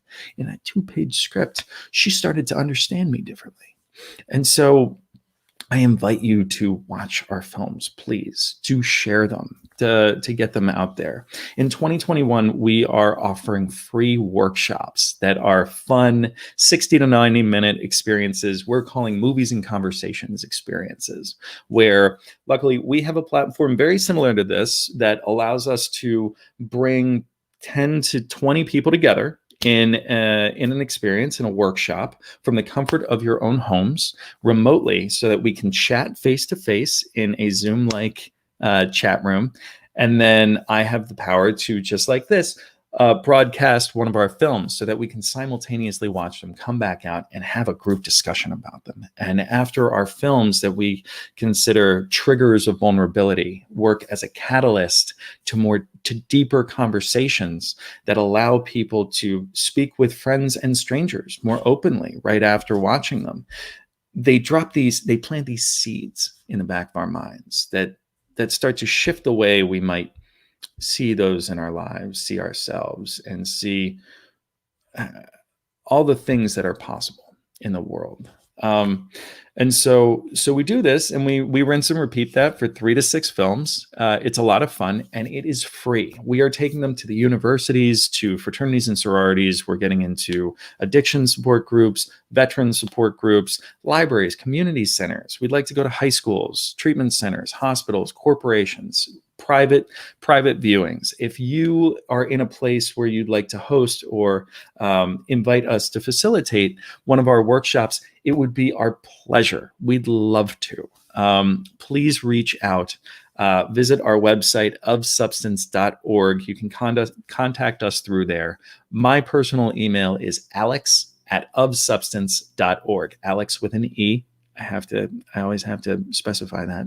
alex@ofsubstance.org. Reach out, say hi. My brain's a little scrambled right now. Today is the 22nd day of our campaign raise. It's January 1st. We were working to raise, we're raising $50,000 to launch us into 2021. And in 21 days up to yesterday, we were able to raise $22,000. And so I've been writing thank you notes for the past 72 hours, which has been the most lovely way to come into 2021, just expressing gratitude and gratitude and gratitude. But yeah, something that we do is, so I've been going to support groups to get sober for the past 8 years, specifically a unique group that I found. Other things didn't really work for me, and I found this group that's all about positive thinking and reinstilling positive reinforcement. And so it's all about addiction is a disease characterized by relapse. You're supposed to fall down. If you don't fall down, you're an anomaly. But that's like anything in life. We all stumble and we all fall. And I got really lucky. I consider addiction my superpower and not my weakness. It gave me an opportunity. It forced an opportunity upon me to develop the skill of falling and picking myself up better and better and better and falling forward. You know, life is like football. It's a game of inches. You're going to fall down, but you better make sure that ball is as far down the field and close to that goal line as possible every time you fall, because you're just going to get back up and you're going to keep going. And the sooner we get good at that, the better. And I wanted to leave you with this other idea, right? We're all about connection. We're all about the power of community and others, right? To help us, to support us, to support, to generously give to. And I was in my group about 2 or 3 years ago, and one of my mentors in the group, who had only been there a couple of years, and I'd been there for a while, he asked the group, "When did you start to believe that you could do this?" And it stumped us all. We didn't know what to say, and so everybody fumbled a little bit, and it made me realize that I didn't believe I could do this. You don't believe you can do something until you do it. And that's the power of the community, right? The community is always there to believe in you until you're ready to believe in yourself. And if you can give one gift to other people in your world, at work, your family, your friends, this New Year's, it's being there to support them, to lift them up, to compliment them, to enamor them, and to let them know that you believe in them even when they don't believe in themselves. And so if you lead with vulnerability and generously give all that you can in believing in yourself and in others, it's going to be one heck of a 2021. And with that, I think that's all I got. Excellent. So, it's just so moving, from the film to your reaction to the film, and everything that you shared about vulnerability. I'm just really touched. Thanks, Dr. Jacalyn. Thank you so much for having me. Thanks for sharing the film. This is I'm happy to play it on my shows. I think it's terrific. Thank you. Yeah. Thank you so much. Let's open it up to Lisa and Diane. Yeah, the caliber of the performance is extremely good, which from a credibility perspective makes it, I mean, it's already a compelling topic, but it's pretty authentic, which, I mean, what better? So, Alex, you're doing a really, really important thing. I like to believe that the tragedies and the difficulties that we endure kind of groom us for service. And it sounds like you're putting your tough stuff to really good use that will benefit thousands and thousands of people. So sorry you had to go through that, but I'm proud of you for doing with it what you're doing. So hats off to you. Thank you, Lisa. And your family and your lovely wife who's supporting you as well. And we've got a comment from Rob, who's gone the entire distance. I hope I get to meet you one day, Rob. Thanks, Rob. Well, thank you, Rob. If I may, I'm so sorry, Diane. It's so funny that you said that about service, Lisa. That's a big thing of what we do at Of Substance. Of Substance is all about, in everything we do, it's about creating opportunities for people to connect. So our business model is about creating short films. Short films are highly economical. It's about telling more stories and making more content, not because we want to make as much content as possible, but because that's our responsibility to the people we're trying to help. Is just like, not every story is going to land with every person, and that's okay. So we have to make more films from more perspectives. But that's what's so fun about the model is 6 of the films we made, we shot 2 a day when we shot them. And so the idea is to create opportunities for people to be a part of bringing these stories to life. So as we share more films on the site and in our curriculums, we invite people to share their stories with us and then be a part of bringing them to life and coming to set and bringing your families and bringing everybody else. The idea, this is not the business model, but we made about $1 million worth of film for $10,000 because we reached out to people. We're not a film company looking to make money. We're a nonprofit looking to make impact. And so we invite people to be a part of that. I would reach out to a cinematographer and I'd give him my long spiel. You can tell how long-winded I am. And 20 minutes into me talking about, I have no money, this is what we're doing. He'd be like, Alex, shut up already. I'm in. My mom's an addict. My brother's an addict. I don't know how to communicate with them. I just want to help.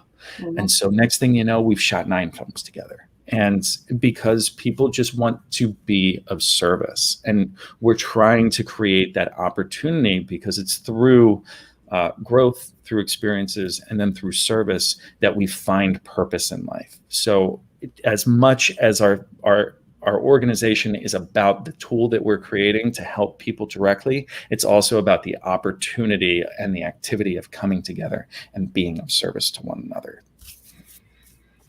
Thanks. Sorry, Diane. No. I love your superpower, by the way. And I am sorry you had to go through it, but I understand it. And I wish one of my brothers was still here on Earth to have had the opportunity to work with you. But on his own, he was able to get to the point that he was able to turn around and tell other people and help them just through his own story. So he would just love you. I heard you the last time too, and I hope I get to know you. But I love where you're also going. Could you go ahead and share how you're going to branch out and help people with eating disorders and other things too? Because it's really powerful. I'm so lucky to have you three. You just set me up, Diane. Thank you so much, and I can't wait to get to know you too.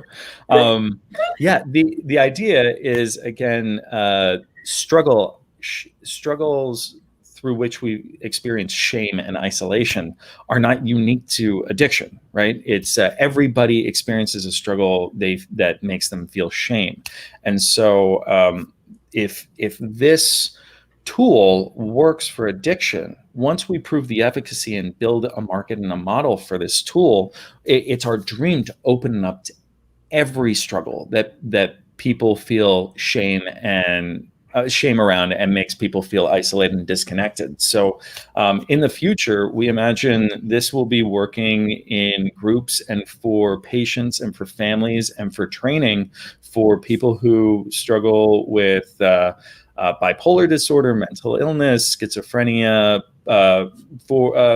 These films will go into LGBT communities for eating disorders, for gambling, for sex addiction, workaholism, absolutely everything under the sun, from menopause to bullying to getting your first period to aging to absolutely everything. I'm dead serious. I think that like it's nothing is inappropriate. Everything is just a human experience, and this is just a different way of we're reimagining the way we utilize immersive entertainment so that we can grow from storytelling in a deeper and more instantaneous way. That's the power of this, is we think this is very quick and very fast. So yeah, we're working really hard to stand up the company, improve the tool, improve the efficacy with addiction, but we're raring to go for absolutely everything else, and we really can't wait. You don't have to prove anything. It's already proven. It's just a matter of momentum. It's that simple. You're fine. Thank you. Thanks, Lisa. We're really excited. I mean, like we raised $22,000 in 21 days, and that was just like some friends and family, and we're ready to go. I very luckily 8 weeks ago was introduced to a mutual friend. We went to the same college together, and everybody's been saying for like 15 years, you guys need to know each other, and we never did. Mark is now going to be leaving Pixar after 6 years to join me as my COO. He's putting in his 2 weeks on Monday, and I can't imagine anybody on this thing is from Pixar or is just like somebody who shouldn't know about this. So I figured I'd just out him right now. But yeah, so we're diving in hard, and we're out here in LA. Mark is pretty set up. He's nicely connected with a lot of good friends. I have some connections as well. I moved out here to LA because I think that this has the potential to be Hollywood's nonprofit, right? Where Hollywood is the only industry where you can be at the very top, out as an addict, and still at the top.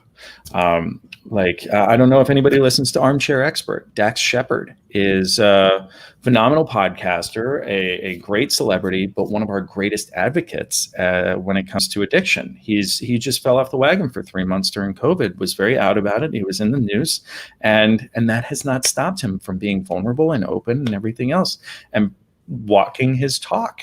And so we are actually just 1 degree of separation from Dax, and we're going to be reaching out in February, and we're going to try to get it rolling. But like Jason Bateman, Edie Falco, Alec Baldwin, all sober, and a plethora of people. It's remarkable. Brene Brown is sober.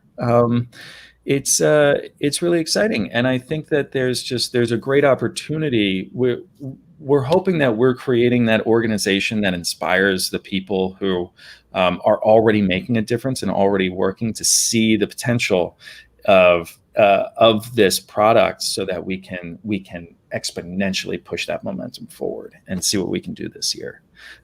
We're already in talks with some people in Silicon Valley about curriculums, digital curriculums, different things that we can do. Students can go on their phones and connect and share their story either through text or do a video after watching our films. We're designing unique and forwardly thinking programs that should be a lot of fun. Where the big thing is getting sober, you learn to fail fast. So we're just running at the wall full speed to see where the weakest point in it is. As I smash my head. Oh, I'm just so thrilled that you're here, Alex. I really am. Thank you. Thanks for having me. The work you're doing is just, we all know someone who's been touched by addiction and people who are no longer here because of addiction. So keep up what you're doing. And for those of you out there watching, please get in touch with Alex. His contact information is live streaming. But Alex, if you could give it again for people in the radio. Absolutely. Hi, everybody. Hi out there in Radio Land. My email is alex@ofsubstance.org. That's ofsubstance.org. Our website is ofsubstance.org. All of our buttons are there. If you're interested in donating, please do. If you'd like to connect with us, there are buttons all over the place to contact us. Our films are on the site. Watch them, share them, and we've made everything as easy as possible. Our partners are up there. Get to know us. Please, we invite you to become part of our family, part of our community. Visit ofsubstance.org and you can find everything. Outstanding. Thank you again for being here, Alex. Diane, any final words from you? Just I hope everyone has a happy new year, and everyone you've had today, I've learned so much from them and have been inspired, and you are amazing. Thank you for putting this all together, Jackie. My pleasure. And Diane, your contact information for people in Radio Land? DianeFloydBame.com. Excellent. And Lisa Manioki. All right, I have final words. Yes, let's hear them. And they're for you. Oh. Because, for 2 days this week, you assembled a group of people who brought really important services that were actually pretty diverse, and yet all in one place. The common themes were to eliminate isolation, that nobody should do whatever it is they're doing alone when there's moments of struggle and even growth. Doing it alone slows it down and makes the process just so much more lonely. So you found people all over the country to show up, even on New Year's Day on a holiday, and come and learn and be comforted and get some tips. So that alone is a great service, and you should be really proud of yourself too. You did really well. Well, thank you. And thanks for being here with me both days for the entire time. Lisa Manioki. Thank you. And Diane, thank you for coming back. You've been here through a lot of it too. I really appreciate it.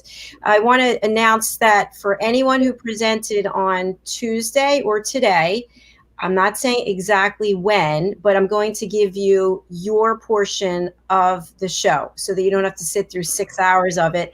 And I'll send that to you. It's a lot of editing to do, but I promise you I will get it to you. The other thing is, because we've had such a good response to both shows and people who wanted to be on the program and we didn't have any more space, we're going to be doing this once a month. So we'll pick one day a month, and then anybody who wants to do it, you can schedule in advance, and just try to get the word out there for everybody who wants to share their story and help people set an intention throughout the year. Because as we just discussed, we have great intentions, we're well-meaning, but then things come up and we get off course. So we need to continuously remind ourselves of what we can do to stay focused and stay sober and stay with an intention. So look for the announcement once a month. And they're the only announcements I have, other than thank you everyone for being here today. Really appreciate it. I wish you a very happy, safe, healthy, prosperous 2021. Happy New Year to all. Happy New Year to everyone. Bye-bye. Bye. Happy New Year.